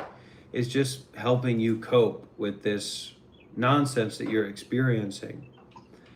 And it's the same with anything that you tell yourself, whether it's encouraging yourself or discouraging yourself.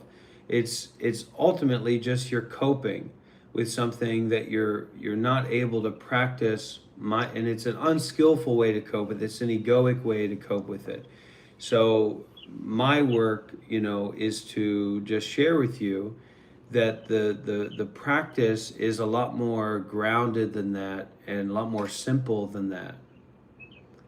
So it's like you go through an experience, because I can still hear that receptivity that you have in you that's meant, like you said, right? It's like largely related to those experiences.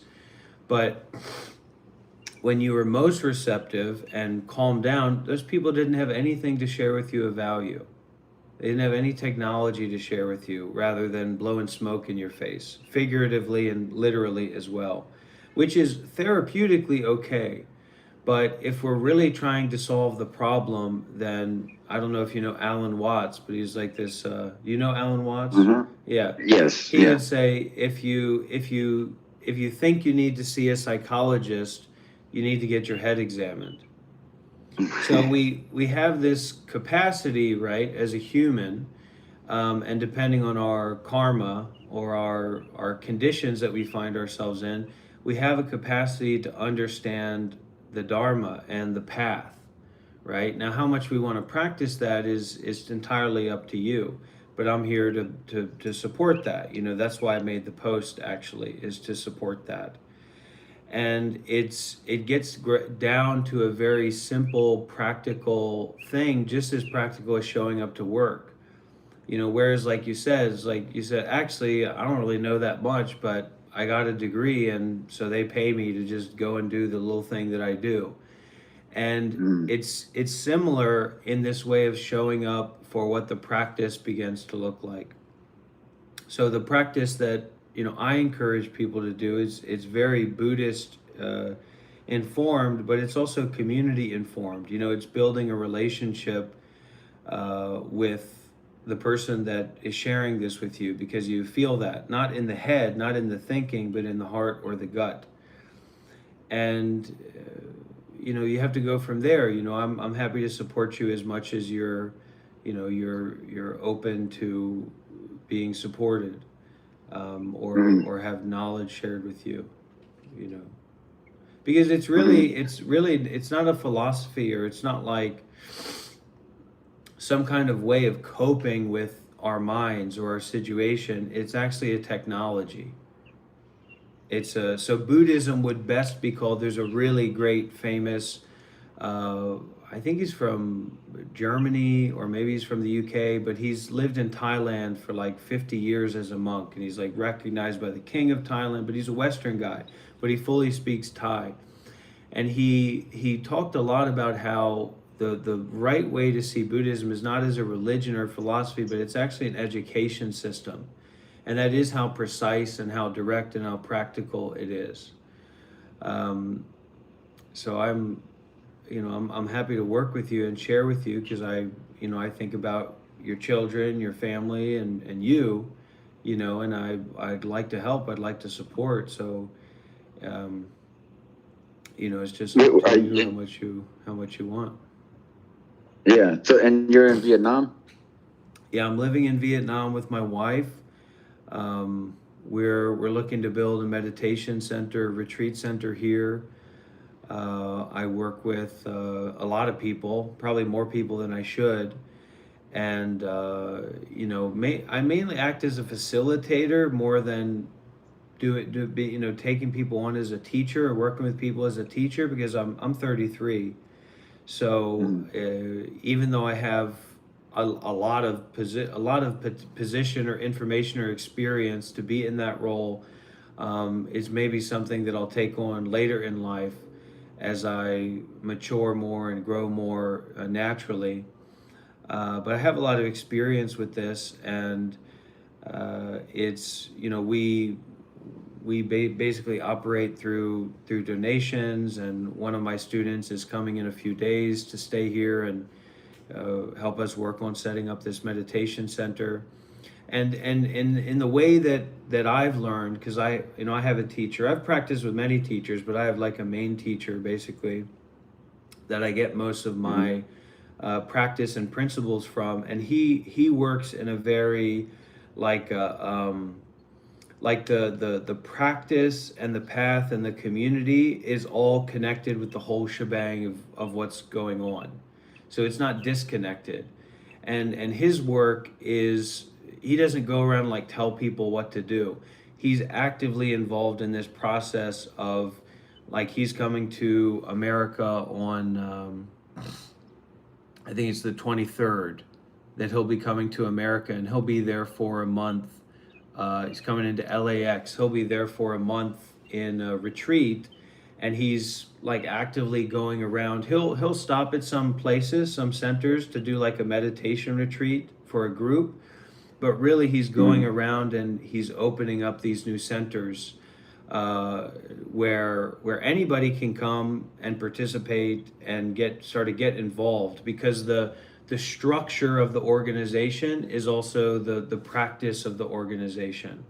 So it's collaboration, it's communication, it's, you know, bringing people in to be donors or volunteers or practitioners, and also patients. It takes in a lot of people that are like old or sick, or, you know, people that are like living in their cars that have gone and joined and practiced with them. Yeah, it's interesting. It's like, so for right now, for me, like, I'm gonna have to, like, if I'm gonna try to be able to really lock on and take it seriously. I'm gonna have to square some things away. There's a bunch of busyness in my life right now, but I'm gonna work on that, and then see where you are, see if where we can go once I'm ready. Well, yeah, save my number and keep me in mind. I do have a YouTube channel, so I do like live streams and stuff, and some of them are pretty crazy, pretty interesting. Because I do a lot of different modalities in trying to reach people and like activate people, in terms of seeing the, because it can kind of sound like a sales pitch, but when you're trying to go deeper into the practice, what's benefited me more than anything else is community. And so finding an inroad to an active community that's involved with practice, there's nothing more useful than that for you to become more integrated and to practice. Because just try, because I could tell you, hey man, practice generosity more seriously, keep 5 precepts, it's like some moral rules or encouragements, meditate this much for every day and read this book. I could tell you to do that, and maybe you could or you couldn't do that, but it's not as valuable as being actively connected to a community where wisdom and compassion is alive and well, where this ancestral lineage is continually alive. It's like an energy that you can tune into if you're receptive enough, and then that can empower your relationship with yourself and then with the world. So it's meant to be very accessible. It's not like somebody needs to become a monk or a nun, or like even go and stay at a place to be involved with it. But it's just, my work is just to let people know that this is out there and that this is available. So like I got a guy that just called me who's in Appalachia, and he had some kind of experience, but he needed to be away from people, and so he got a place in Appalachia or something. He's been living there for a couple months, and I just talked to him a couple hours ago, and he booked a flight to LAX to meet my teacher in the group for this this upcoming retreat. So That's great. And that's really that's the kind of thing that really makes a difference, rather than just having these prescriptions about, meditate at this point every day. And because you can't really you can't force it on yourself, and it's foolish to try and force it on somebody else. I hear you. I really appreciate you calling me and giving me some time, and like I said, now I have something to get these things sorted out so I can. Yeah, I'll send you my YouTube channel so you can just browse it and see this, see the energies that are going on there when you have time. And I'm here, and this is what I do. So and everything's offered freely. Even if you come to stay at, if you were to stay at one of my teachers' meditation centers, it's nothing to do with money, because what you learn as you go deeper into this, really taking refuge, is that this concept of merit. So when you do good deeds, you feel good. When you help somebody else, you have other people help you. It's a lot more valuable than money. And when you can open up that perspective, it's a whole new way that you can relate to people that otherwise you just couldn't. So I'm here, and I'll send you my YouTube channel link, and if you check that out and you want more support, I can send you some talks you can listen to, whatever where you're already at that you can make use of, that I'm sure, if you feel like you can be receptive enough and open to it, will definitely bring some more powerful energies and spirit, because it's all energies and spirits. I was talking to a group of people here in Vietnam recently, and I was telling them, I said that, there's all kinds of spirits around here, and if we don't know how to be aware and not attached to what's appearing, we get possessed. And then these spirits, which are really like our greed or our frustration or our non-practical, complicated thoughts, we're overwhelmed by it, we're possessed by it, and then we're too exhausted to do any kind of real internal work. Yeah. You know, so it's even Yeah. to try is kind of a waste because you're just so exhausted by all these spirits. You know, that's why the Yeah. Buddha, you know, who's supposed to be like one of the greatest spiritual teachers of all time, he left his family. You know, and there's no two ways to get around that reality. You say, well, he got enlightened and this and that. Well, it's just pointing to this truth that sometimes there's things that we aren't willing to let go of that are causing us to be perpetually dealing with. I'm not talking about you abandoning your family, of course, or anything like that, but there's these things that we hold on to that we're attached to that we're not willing to let go of, and it's specifically because of that attachment to those things that all these other things that we don't want are dominating our lives. Yeah. Yeah. Yeah. I hear it. Yeah. I think I got the spirit of intensity and chaos. Yeah. So I'll send you the But, link, man. yeah. You check it out. There's a lot of chaos over there too, so you might just Yeah. find it fun to watch. All right. Good deal. Yeah. All right. I appreciate it. What's your name? All right. Thank you. Gordon. All right, Gordon. Thank you. And Be well. you're looking? I'm Rob. What's your- how do you Rob, or I pronounce go online by Dr. Rob. Rob. Dr. Rob. Oh, Dr. Rob. Oh, okay. Dr. Rob. Okay. Bye bye. All right. Yeah. Thank you, Dr. Rob.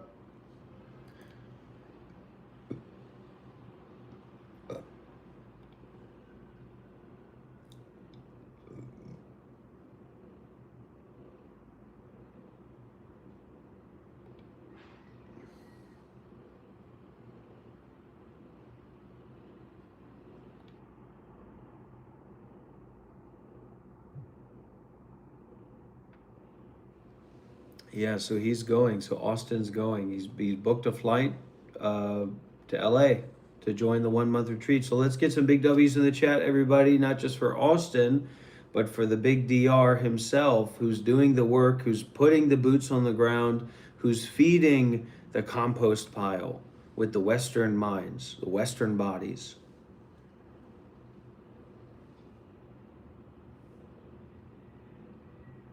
Now, who cares what his name is?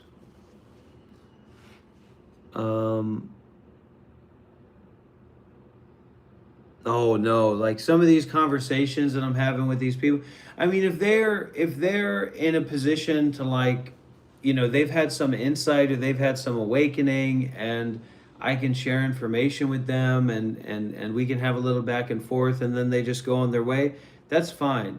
But like some of these people that I'm calling with, and that guy immediately knew that it was too much for him to deal with. And I'm giving them all this information, all this sharing for them.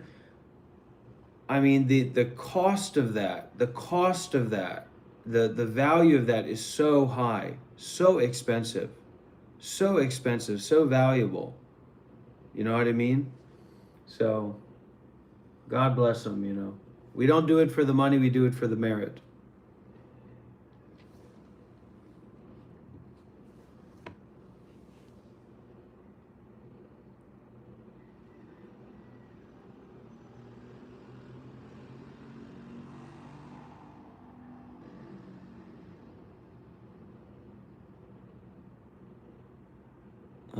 Okay, KK. If you're ready, we can have a discussion.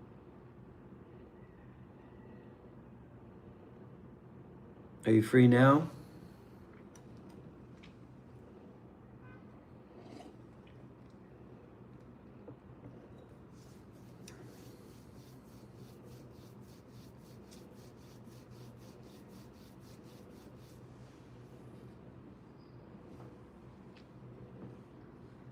I'm doing my job.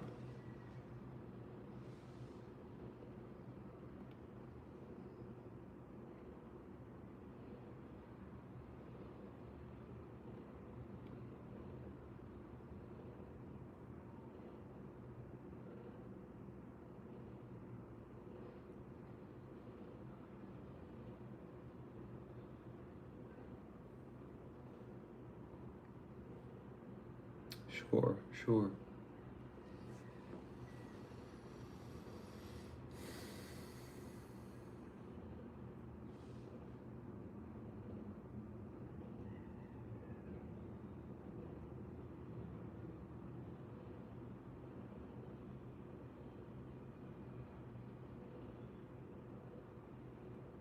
Well, stop whining about it, Big Frog, and relax.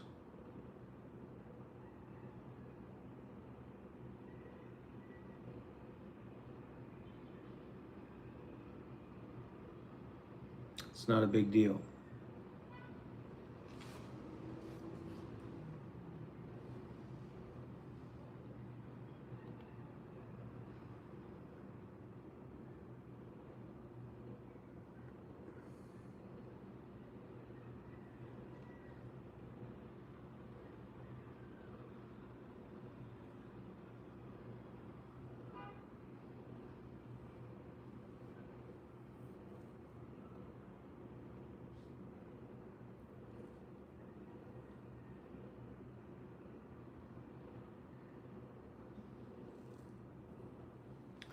See if mommy's around.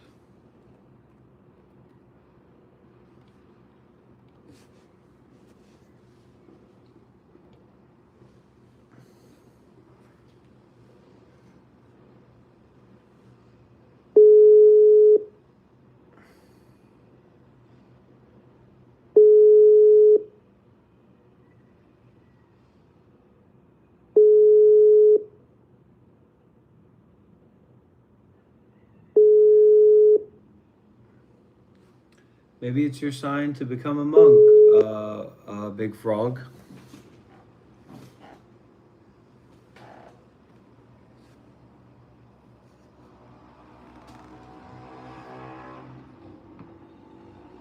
Or we can look at some way to help you out, some way to get you a job or something like that. We'll figure it out. I just don't know who you are, so I'm kind of confused about you coming in here and venting in the channel to people. I mean, I don't know who you are.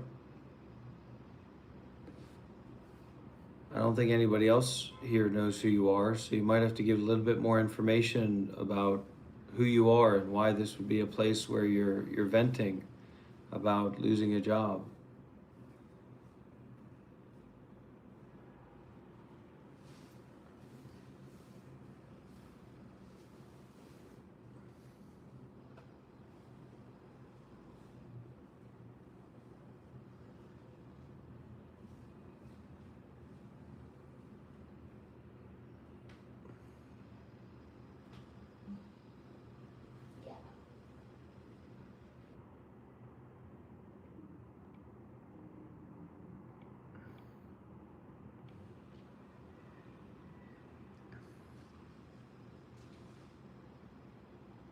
Okay.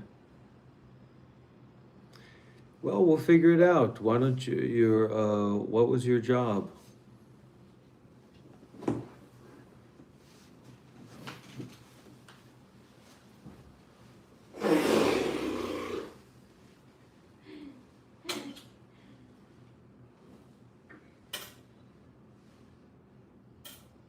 Oh, honey. Yeah? Come here. Huh? Come here, look.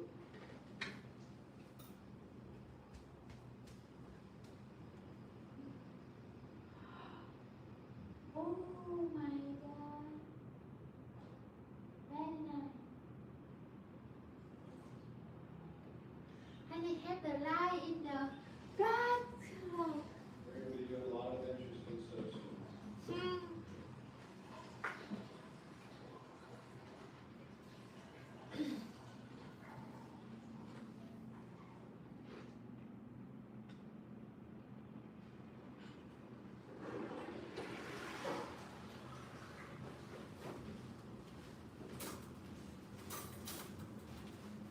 So we're starting this meditation center. We're building this meditation center. You know, I go in and out. Talk about building a meditation center if I'm ever going to live stream again. But we come back to it. And the faith is building.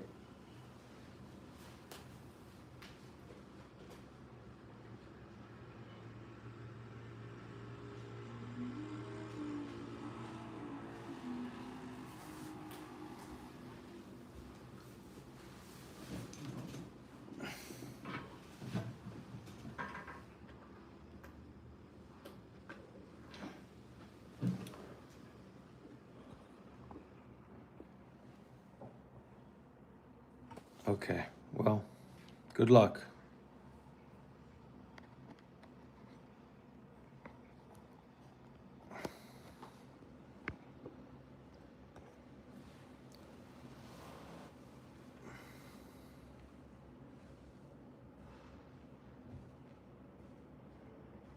Hey, I'm a meditation master. I'm a Dharma teacher. Okay?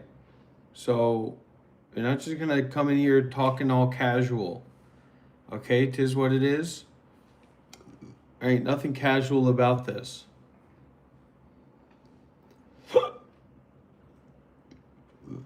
Nothing casual about this at all. Everyone here is in danger.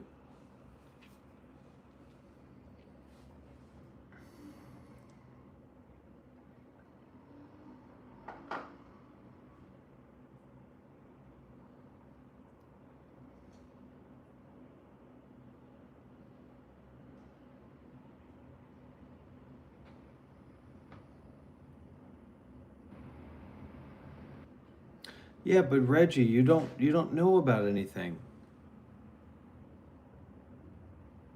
Aren't you like some weed smoking pothead hillbilly guy? What are you talking about?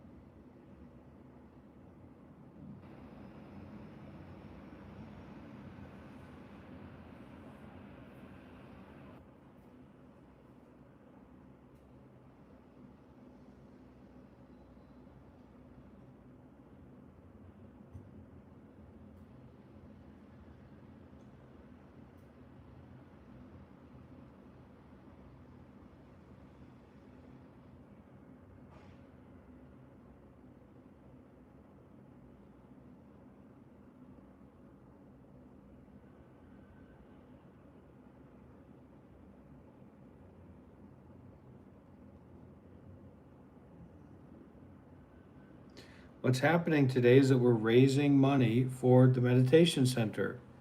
And the people who are going to donate and support are going to get a very special surprise, okay? That's what's happening today.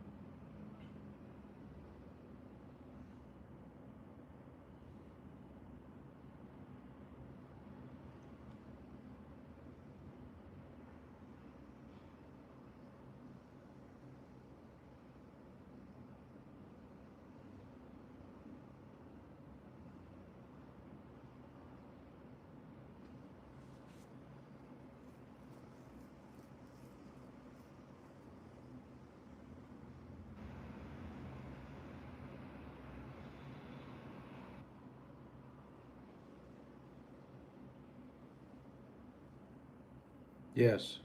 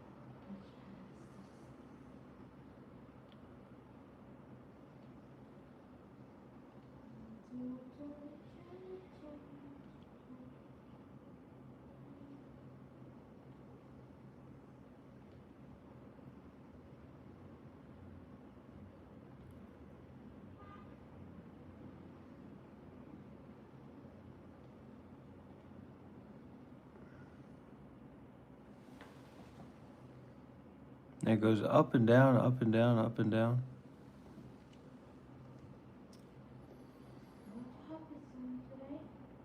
Probably not. Probably not.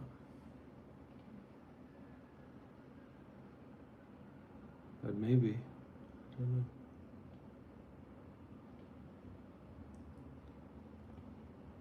All right, so the Zoom link is open, everybody. The Zoom meeting is open. Come on in and join the Zoom meeting. Zoom link is open, everybody. The Zoom meeting is open. Come on in and join the Zoom meeting. Zoom link is open, everybody. The Zoom meeting is open.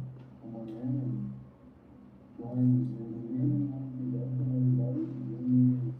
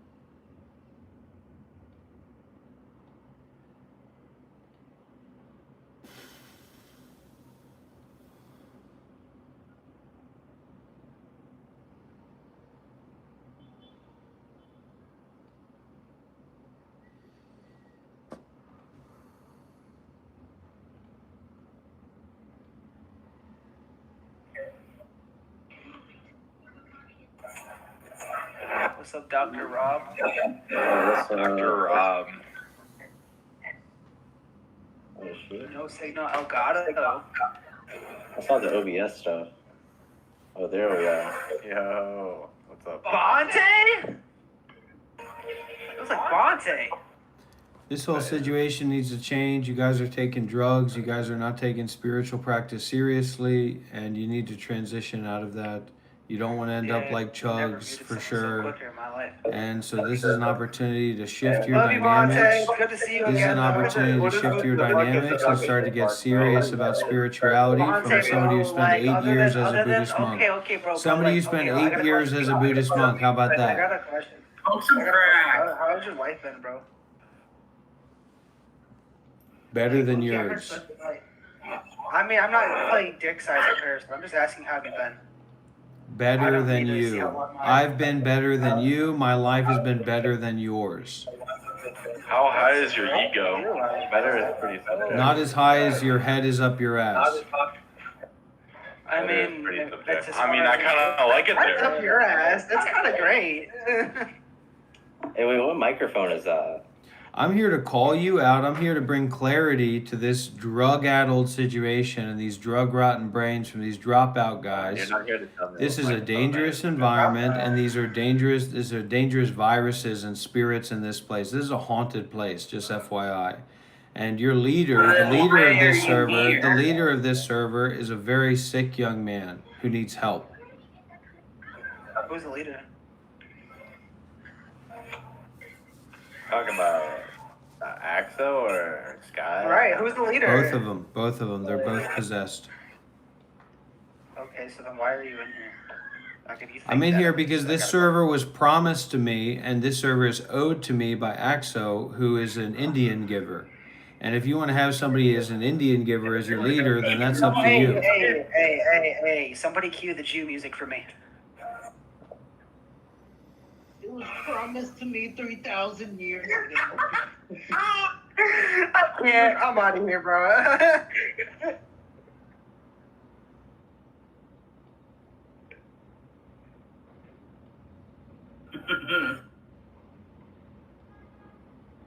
Vote My for the waist left or on right a wing. black On the block. same, on the end of the day, it's the New same. girl moved on the clock. Yeah, yeah. You been rubbing my brown Like, cock. it's just like painting Last night. the inside of a house, you know? Like the Shut your structure of the mouths. house. I Everybody still just don't know. yapping. Shut your mouths. This is not a Roblox I pulled VC. out the nana, rolled off the bed, and shot back. Who's doing that? Is that My Jex? dick Is and that five Jex? nieces, You're and done, I buddy. nutted You're on out of some here. kids.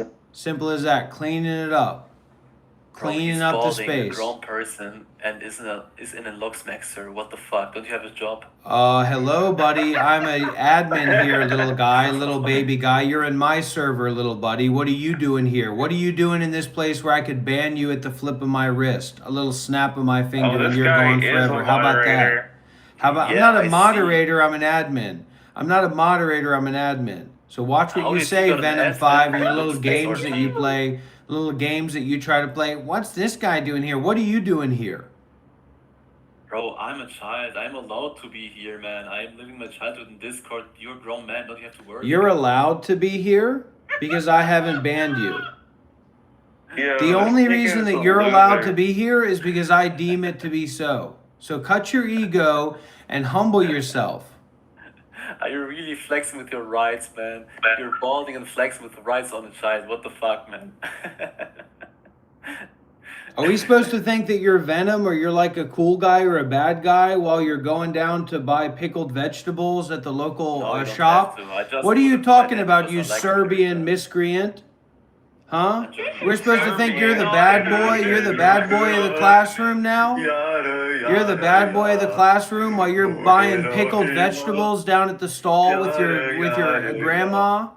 And you're supposed to be the Venom guy? You're Venom number 5? Is that who you are?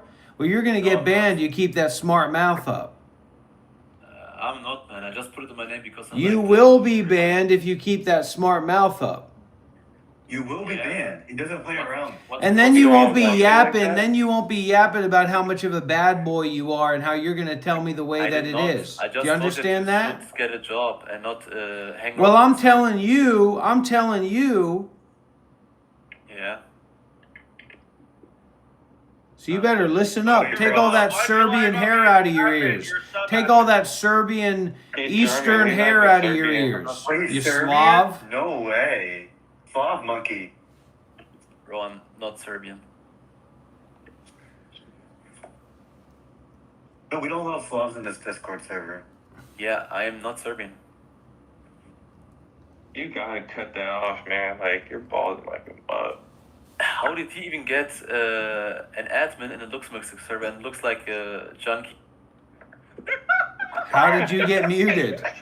How did you get muted? Is it the magic of the cards? Is it Serbian witchcraft? Is it Eastern European witchcraft to fight against the Japanese or something? You're not in charge here, buddy. You're not the big swinging guy here. I am. Okay? I hold the line and I hold the standard. You're going to start insulting people in power. You're going to get your ass whipped. I don't know. You understand that? Everybody shut up. Each and every one of you shut up. You're not in charge of this space. I am. I'm the king here. I'll ban each and every one of you. You think I care? Bunch of randoms, bunch of no rolls, bunch of jesters want to play games in this server? Ew, bruh. Who this guy, bro? The biggest jester calls This guy gets bullied by his neighbors. Exactly. This thing is like 50 years old. What is it, Serbian hour? Is it Russian pilgrimage hour? What's going on here? It's a Serbian hour. Yeah, what's going on here? Is this Eastern European hour? This is not an Eastern European server, buddy. What do you think? Because the World Cup's going on, you got a chance? No, you don't.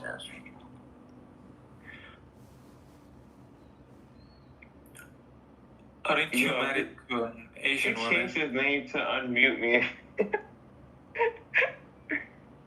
Yo, can you unmute him?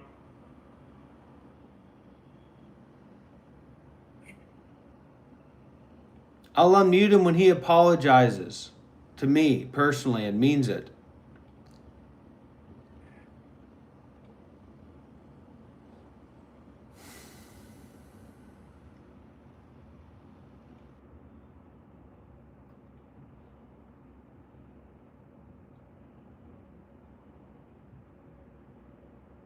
He apologized, bro. I'm He's muted. like a little Calvin's servant.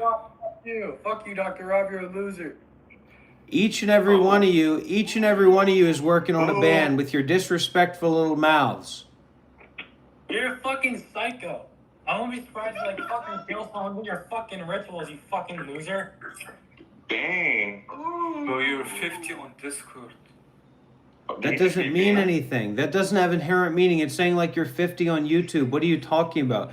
Discord is the primary social media app for communication, for Discord. And you're saying this as a guest in a server that you're able to be in because I don't choose to remove you from it. Doesn't make any sense. It's like saying you're 50 years old driving a car. This is technology. This isn't your little fantasy world. This is Discord. This is for us Serbian guys, Eastern European guys. We're making a comeback. No, you're not. You're not making a comeback.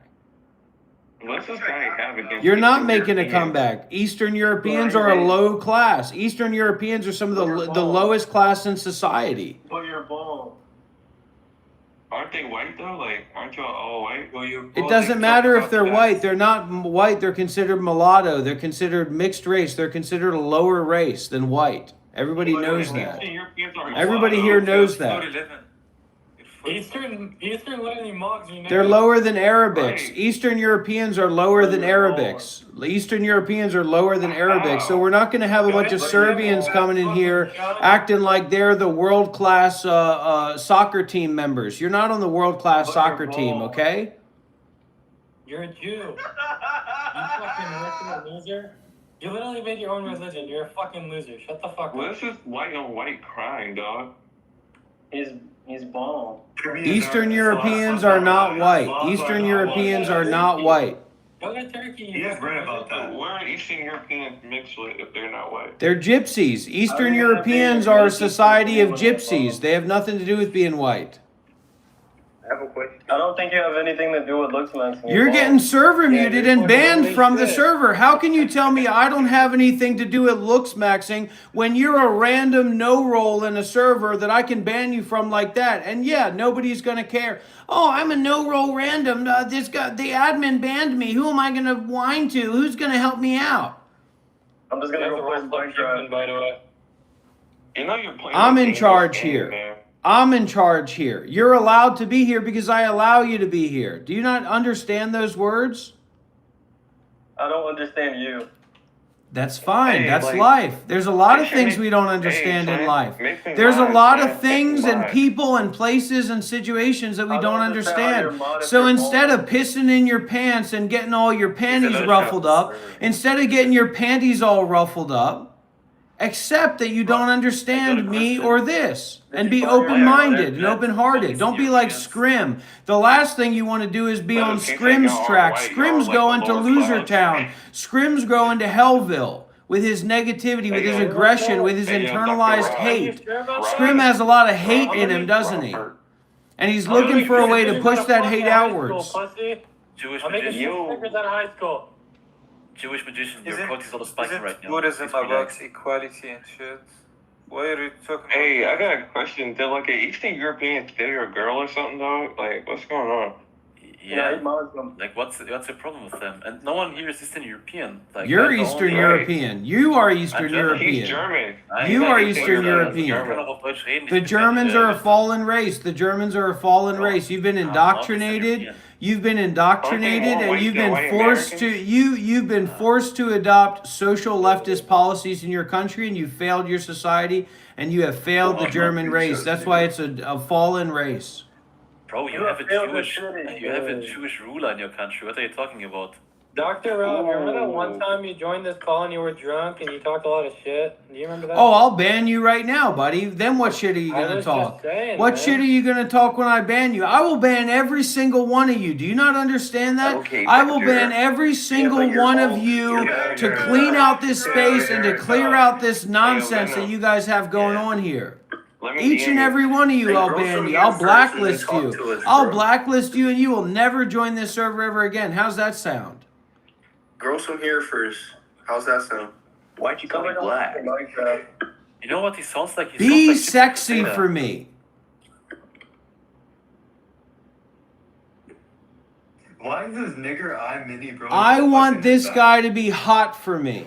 I want this guy to meet my attractive standards, my standards for attractiveness. I like guys with thick hair. I like hot guys with thick hair. Can you be more hot? Guys? Can you have more thick hair so that you're more sexually attractive? You just don't have hair. Hey, Tim. Make me First mad, bro. I position, promise you, I'll know give you what's that. man. What the fuck is No wrong? one is What mad did at you you about oppose your to? hair. You just don't have any. That's crazy. Dr. Rob, can I And get do on you this have show? a vagina? No. No, but you don't Okay, have so hair. what? What do you think that means? Yeah, but I am not naturally meant to have a vagina. Men are naturally meant to be hot. Men are naturally meant to be sexy. Men are naturally meant to be hot and sexy for a guy like me, and I don't like guys that aren't attractive to me. I want guys to be attractive to me. I want you to be more attractive to me, Doctor. I want you to meet my beauty standards. I want 33-year-old men that administrate the Looks Maxing Discord server to be more attractive according to my standards. Do you not see how ridiculous that is? Wait, are Yo, you like that guy from Breaking Bad. I will ban each and every one of you. Do you not understand that? I will ban each and every one of you. Like, no, it's like Gypsy Crusader. Is this I will Sean? ban you from the server, each and every one Is of this you. Big Sean? Kinda. Is Oh, he we don't like got Sean Strickland Strickland? though. I'm not as You masculine. can ban anybody in here, bro. Did he remind me of Sean Strickland? Nobody What cares is who it he about reminds the you of. This question, isn't a shit? podcast. You don't have a fresh I and care. fit podcast, okay? I You're on a care. Discord server that I administrate. That means you're in my home. That means you're in my classroom. That means you're in my domain expansion. So if you want to fucking get one-shotted, you keep talking smart. You're trying too hard. You know what is crazy? There's a person in the background who listens all to this shit, but why does she not say anything about you? Do you do Yes, this why all the time? doesn't she say anything about you? Did you guys hear about that? There's a guy here that talks all that smart, but he's not really that smart. Shut your fucking mouth before I mute your little smart talking ass again. And if you were here in person, little buddy, little guy, little smart guy, I would put you over my lap and I would spank you till you pissed your fucking pants. I would spank your ass till you pissed your fucking pants. How's that sound, Venom? You keep your fucking mind to yourself. You keep your fucking little thoughts, your little game words to yourself.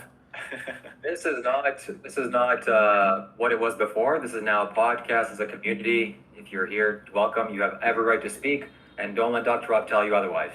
I get permission. Fuck you up. I'd beat you.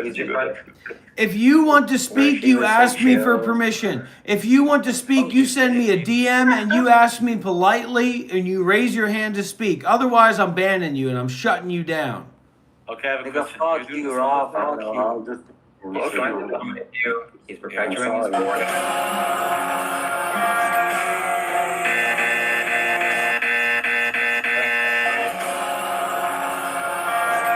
Change the shit to a podcast? Who is that? Rob in the flesh. Yeah. Just mute him. You mute an administrator. Yeah, Dr. Fix that yam off your face. Fix that You more rice on your face. mute an administrator. You mute an administrator. You mute an administrator, and you will be banned from this server. I'll put it that way. You mute an administrator, you will be removed from this server just like that by a snap of my fingers, buddy. A snap of my fingers, you will be shut down. You will be removed. Bet you can, boy. Yeah, Dr. Rob, back down. Hey, Dr. Rob, man, right now, bro. We are trying to.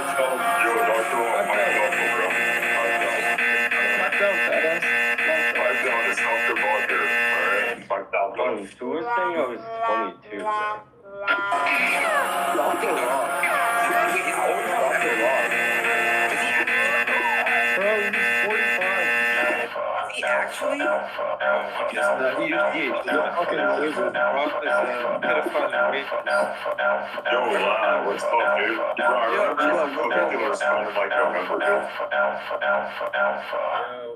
Like, can you guys imagine that he's literally sitting in this room? There's a person in the back.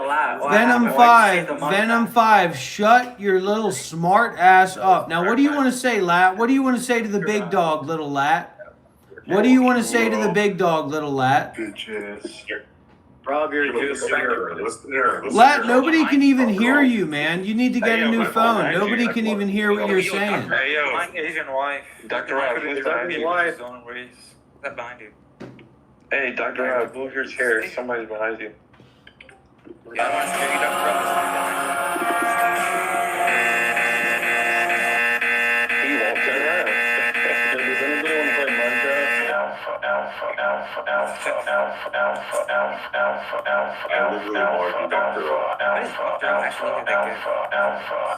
I'm sure Dr. Bob did.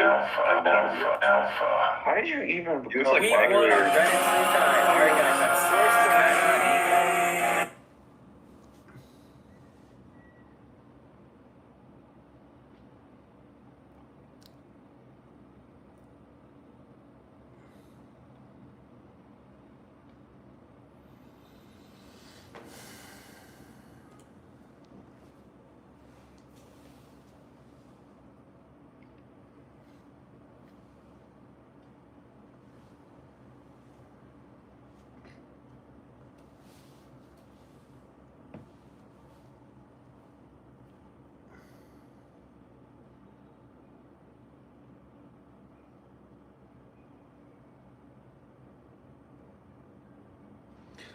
Be careful about the ticks because in America, they carry diseases that are pretty serious. So if you're spending time in the forest, you might want to inspect your body for ticks after you're done in the forest.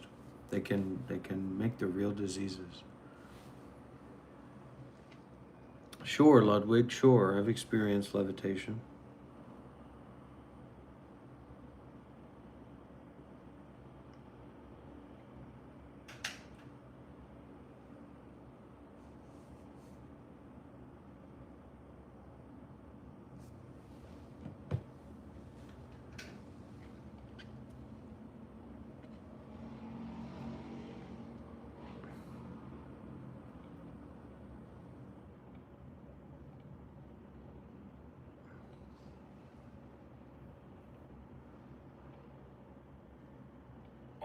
What do you guys think? You guys think this is the Fresh and Fit podcast? You guys think this is the Fresh and Fit podcast?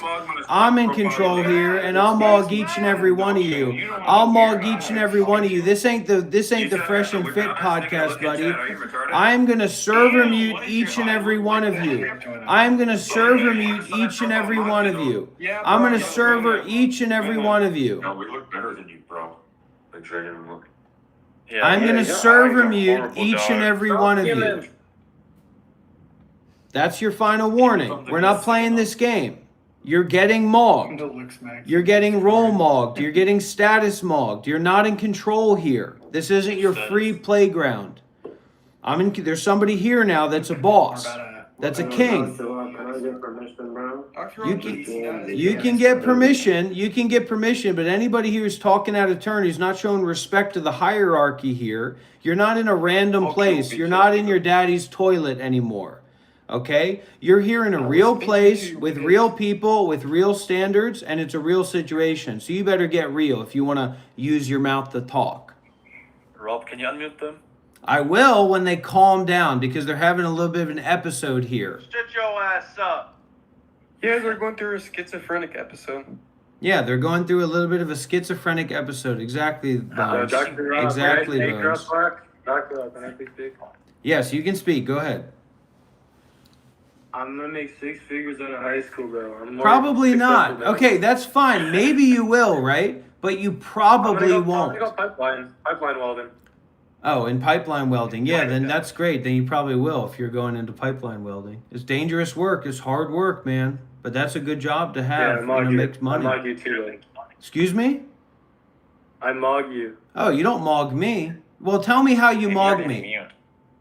Oh, wait, you can't because you're mogged. You're perm mogged. There's all kinds of different ways to mog. There's mind mogging, there's status mogging, there's perm mogging. And how do you mog? By fucking your mother in the ass. That's how I mog you, okay? All right? That's how I mog Venom. All right? I'm the Mog Maxer here. I'm the Mind Maxer here. Well, I'm the admin, so I can't be trolling because this is my space to moderate, to be in control, to set a standard. You guys are going to be disrespectful. You guys are going to act like fools. You're going to be treated like fools. Do you understand that? Yes or no? Do you want to get unmuted? You better start having a conversation. Do you understand that or not? Do you understand that or not? Which one is it? Okay. So Dolphin Attack, I'm going to unmute you. Try to not act like a fool. All right, Dolphin Attack, what would you like to say? Wait a little bit, big man. Nothing, I'll go on mute. Okay. Now Dolphin's in line. We can play around. We can mess around. We can have discussions. But we're not just going to whine and whinge. No, he's not the charged man. I'm the good, strong guy. You're not the good, strong guy when I'm here. Because I'm powerful. And I mind mog you. Because I'm a mind maxer. That's how I became admin. Okay? Now, does anyone else have a question? Dr. Rob, Yes. who brainwashed you, bro? Your mother your mother didn't. It's brainwashing is one way to say it. Brainwashing is one way to say it. What your mother did for me, but it's more like I brainwashed her. Go ahead, Tintin. You want to say something? Go ahead. Yeah, how's it going? Okay. Who's speaking? Dr. Okay. Rob? Yeah. Yo, who's that? How's your day It's going? none of your business. Mind your own business. I'll mute you when you apologize. I'll mute you when you apologize. And you make a promise that you won't act that way again.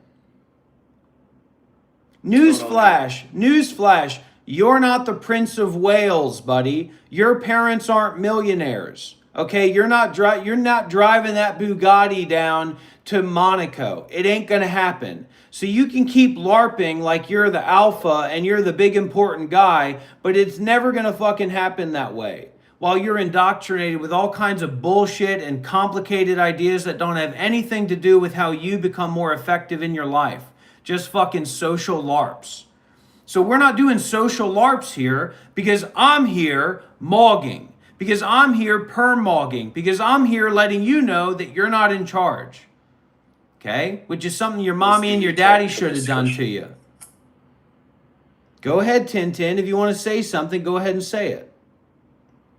Yep, just asking you what the topic of discussion The topic is mind maxing. Okay. And As mind in mogging. mental? Mind. Yeah, you want to be like Clav? You want to get fucking surgeries on your nose so you look like a completely different person? You want to make yourself into a freak? You go ahead and do that. But you're not going to disrespect me along the way. Okay? You want to be a freak? Go for it. You can be a looks-maxing freak. Excuse me, Dr. Rob. Yes. I've actually been watching your videos for like at least a year now, and I was actually wondering like, what happened to your Buddhist life, the praying. You were bald. Where did that Dr. Rob go, and where are we at now in this monk life meditation career? I got a venereal disease from your mother, and it affected my brain, and I'm still processing through that now. Thank you, Jake. All right, next question. You might be watching, but you're not really listening. That's the problem. If you want to be unmuted, please apologize and say, I'd like to change my ways and I'd like to say something, and you'll be unmuted. Okay. So what exactly are you trying to accomplish mind maxing? Be What have at you peace. tried? I mean, I know Be you're at a peace. Buddhist, It's but, really having deeper and more practical principles and practices for how your mind works and operates that make you more capable of mogging with the mind, which is what's happening here. And so the only response that most of the young men here have to this is, I don't like pooping in my pants. Get out of here. I'm the same as you. That's all these guys are saying, whinging and whining and trolling and stuff, because they have no way to respond to this. They have no idea what's going on.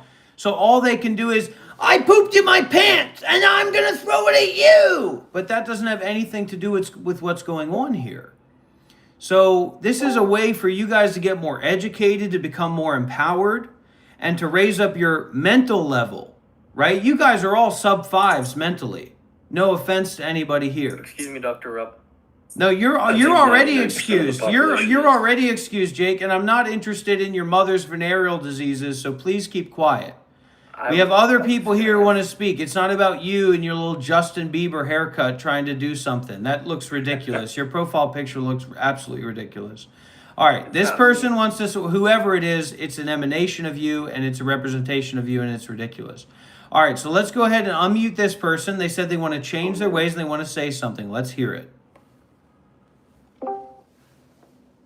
Yo, I apologize, dog. You're welcome.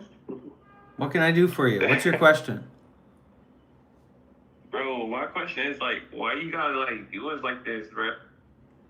Why do I have to do us like this? Because you guys are out of control. And what do you respect, right? You respect power. You respect dominance. Bro, you have Asperger's? You have Asperger's? Wow, what a person. What a retard asking me if I have Asperger's. What a gift that is. What an interesting turn of events. Do you have Asperger's? Finally, he speaks up, right? He's going to make his big play.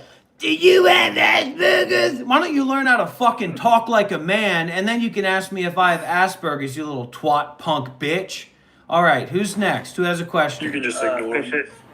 Who talking shit in this call? Who talking shit? I'm here now. Yeah, now you're serving muted. Okay, who's next? So are we talking about like psychological levels? Because that's a studied thing. No. Tintin, Western psychology. Very well leveled. Western psychology is not a skillful system. It's not a deep system. I totally understand that. Yeah. I mean, even college is you're not going to learn anything in college about psychology. That's the biggest scam. Nigga, I'll smack the shit out you. Don't you ever mute me, bitch. So this is somebody who's perpetually being mind-mogged, not by my action of mogging, but by my mental PSL. My mental PSL. You understand that? Excuse me. Rob, are you aware of the Aquel? One at a time, guys. One at a time, okay? One at a time.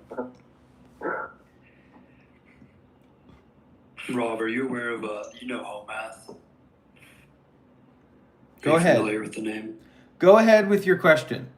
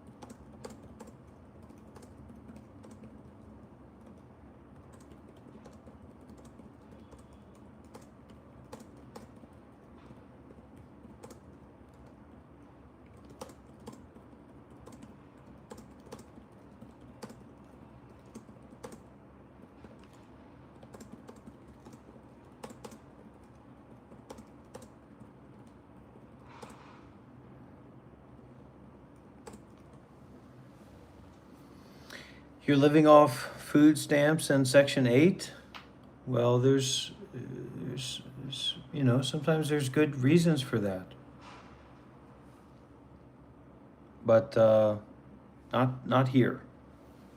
If that's all you have to offer is sharing about the fact that you're, you know, relying on food stamps and stuff, then that's not a place for that here. James? Yes, stop fighting. Everybody, stop fighting. All right, well, we're done with this live stream. Thanks for joining, everybody. We've barely made any money today. We've made about $10. $10 in 6 hours of live streaming.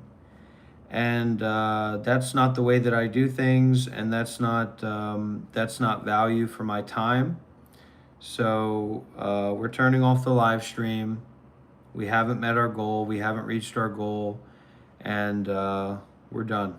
We're finished. So that's it, everybody. And see y'all later. Yeah, Timothy, I wish the best for you in your life, Timothy. You'll figure it out someday. Probably not, but maybe in the future, because you had these karmic connections here. Somebody either makes a large donation right now, a large super chat donation, a large PayPal donation, a large donation of some kind right now, or I turn off the stream. Okay? Those are your two options. Stream off, or somebody makes a large donation. Which one is it going to be?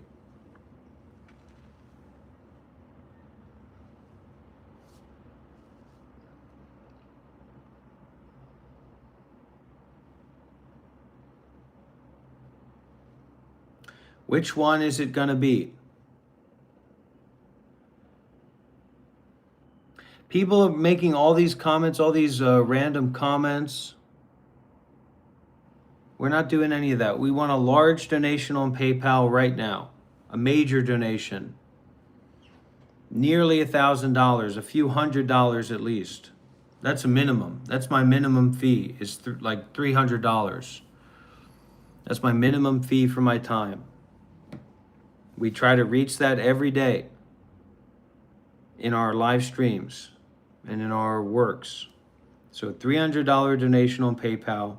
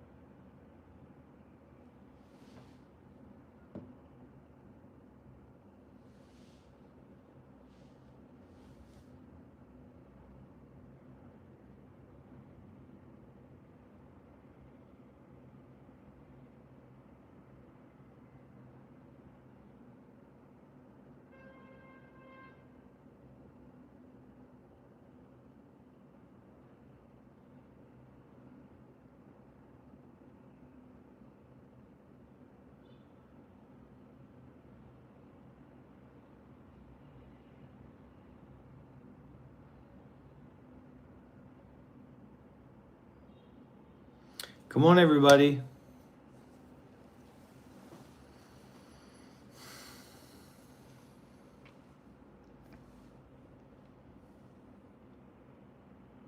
Come on. No more games.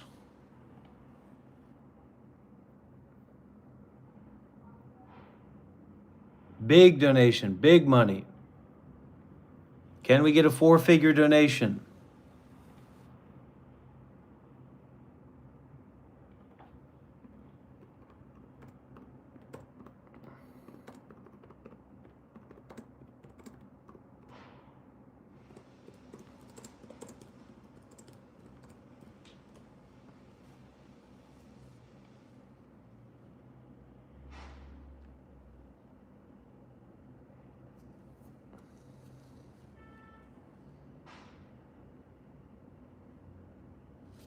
Well, you won't be playing games here, I can promise you that. We don't play that game here. Absolutely not.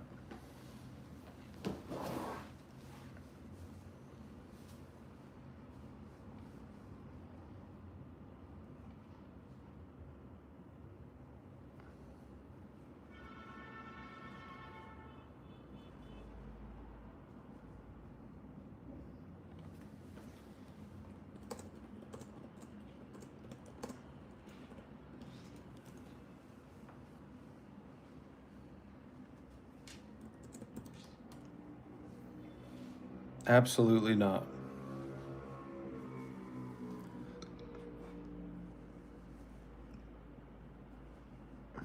All right. Well, we can relate, Tio. We can relate.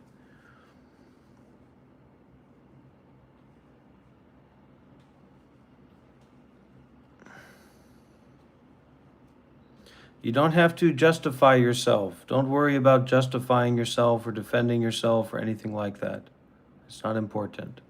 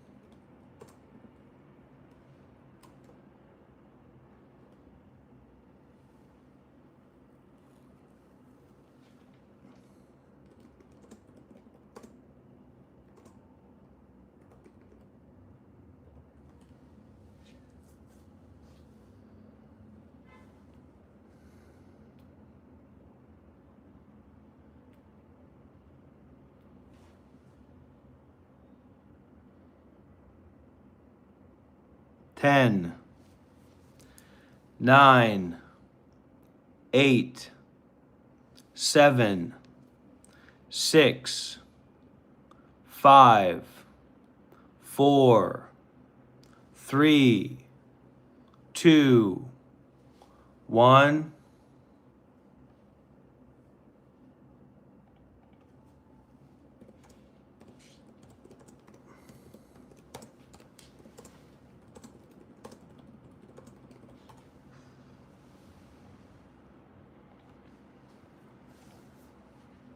Keaton on the side, bro. Why are you talking? No! Yo, y'all need to turn down. Bro, whose mic is that? Rob. Now, we're not in a Roblox lobby. We're not here to play little games and yap and yap and yap and yap. We're not going to be doing that here. You're gonna act out of turn. You're gonna act like a fool. You're gonna get shut down every single time. This is not a server. This is not a place for a bunch of random people to yap and talk about nonsense. This is a space where you guys can get mentorship and you guys can step on the path of mind maxing. All right? You're not going to talk disrespectful to me. I'll ban your ass out of here. I will server you. I will shut you down so quick you won't know what fucking happened. I will shut you down so quick, buddy. Well, you're here, aren't you? So you care enough to be here. You care enough to be here, don't you? You care enough to be here, don't you? Hey, yo, Dr. Rob, can you ban Key? Hey, yo, Dr. Rob, can you ban Key? Oh, yeah, they're getting banned, all right. They're getting banned, all right. They're gonna get banned. Yo, what about your wife, bro? What about your mother? What about your mother? What about your mother? You think your mother's sexy? You think your mother's sexy and hot? She's very, very pretty. Yo, back. For me, Dr. Rob. I'll be as nice to you as you can not be a fool. Act like a fool. You guys have been raised in an environment. You guys have been raised in an environment. You don't have respect for anybody but the people that are trying to fucking manipulate and exploit you. The only people that you guys respect are people that are trying to manipulate and exploit you and make a fool out of you and steal money from you. Oh, I don't have to earn anything because I will fucking server mute you and I will ban you from this server, buddy. I don't have to earn nothing from you. I don't have to earn a single fucking thing from you because I will ban you from this fucking server so quick that you won't know what the fuck happened. How about that? I don't have to earn your respect. You're some fucking random, buddy. You're some fucking random. Getting mogged again and again and again. But you don't get the point because you're not honest about what's going on. You're not honest about what's going on and you want to keep whining and shitting in your pants and saying, look how much it stinks here. Look how much it stinks here. You know why it stinks? Because you're smelling your own shit. Doesn't got nothing to do with me. And let me tell you something right now. I'm not your daddy. I'm not here to change your diaper, buddy. I'm not here to change your shit-filled diaper that you bring into this space, in this environment.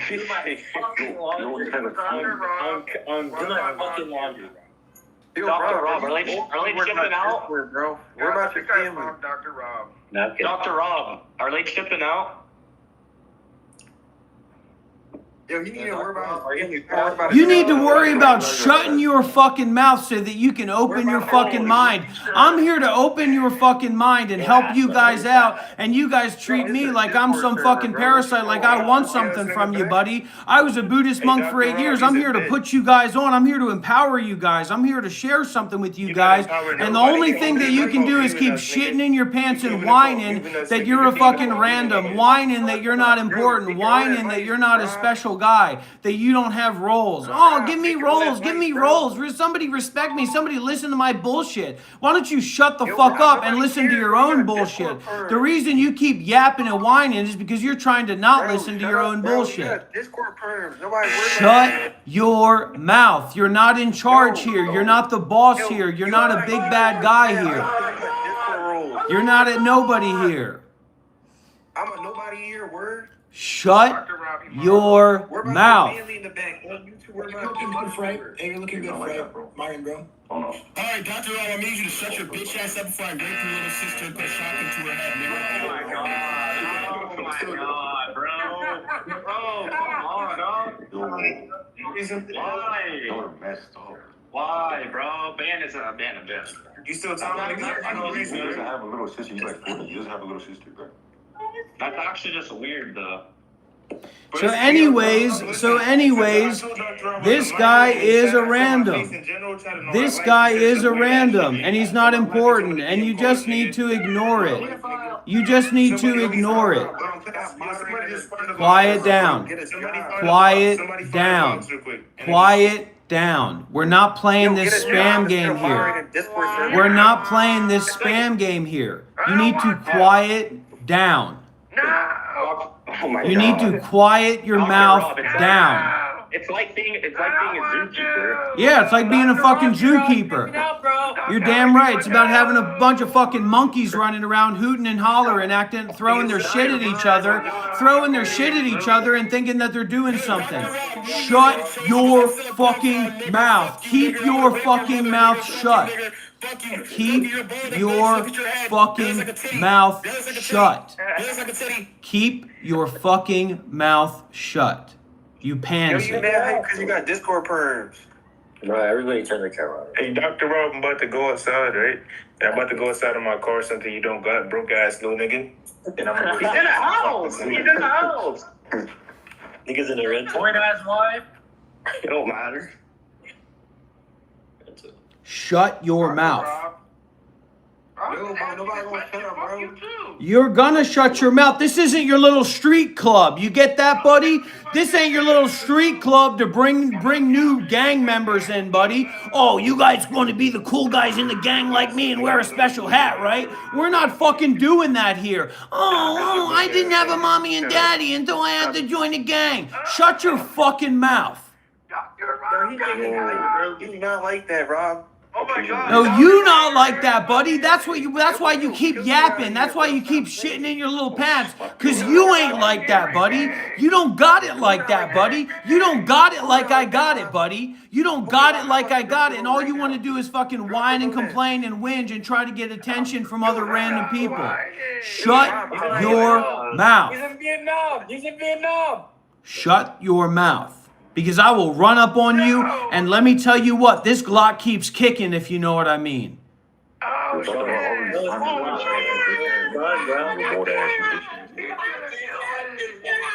You're gonna come across me in the street, buddy, and you're gonna be running so fast home to your mama, your gang's gonna be calling you up and say, what happened? You say, I'm done, I quit.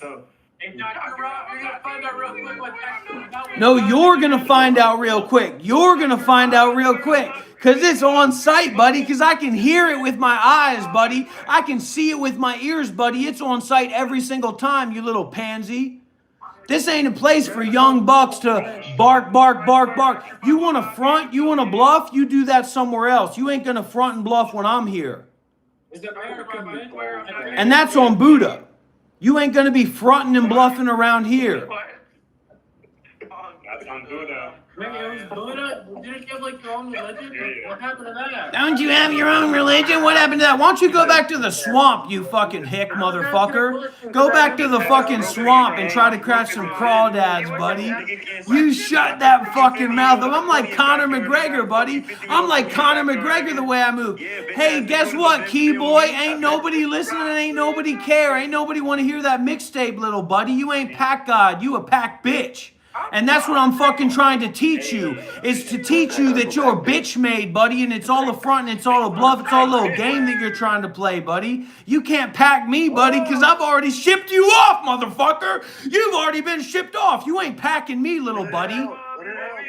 You ain't packing me, little buddy. You're already shipped off. You're going to Kazakhstan, buddy. 3 years and forget. Only thing I got to do is forget you. You might want to And you ain't forgetting me, little man. You ain't forgetting me, little man. You might want to hop on some Rada. You wanna mine up on some weather and be like Quavicore. He made his nose better for all the guys to see. We're gonna be the hottest guys that ever were and be on the beach, and we're gonna be the millionaires. We're gonna be the millionaire guys. We're gonna be the hot guys. Get your weather on. You need to do your changing with the Wolfman did. That Quavicore did. We're gonna be the best looking guys on the beach one day. Nigga look like Groot. Nigga look like Groot. We're gonna be the best looking guys on the beach one day. I promise everyone. We're gonna be the best guys on the beach one day. Shut your bored ass up. We're gonna be the best guys on the beach one day, everybody. We're gonna be the best guys on the beach one day. Quavicle got his nose, the special nose, and you need to get the special nose too. You need to get the special nose too. You need to be beautiful. You need to be beautiful and sexy and hot. And I want you to be beautiful me. I want you to be beautiful me. Where's your hairline? Where's your hairline? Where's your hairline?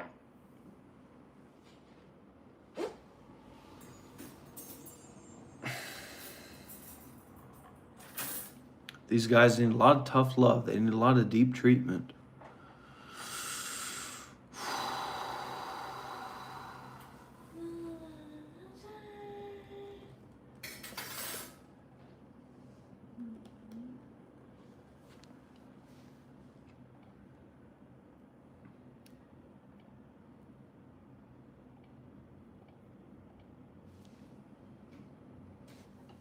The problem is I have other priorities, so I'm happy to share all this with everybody here, but I can't kind of like keep track with everybody's egos and like their expectations and what they understand and what they don't. This is very highly energetic work, and I need to continue doing this work. So I appreciate if you don't understand it or you don't get it or it turns you off or whatever it does for you, but I need to keep doing this work.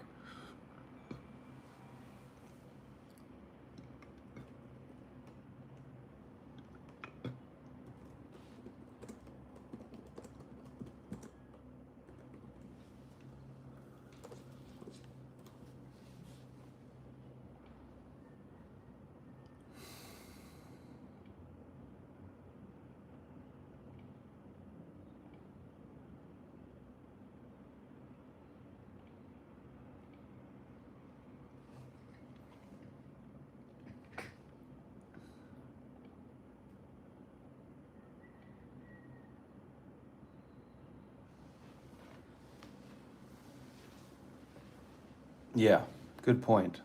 Hey, you're not willing to give more, you're not going to get more. And then you say, well, just give it to me. It doesn't work like that. You have to give more. And if you don't, you're not going to get more.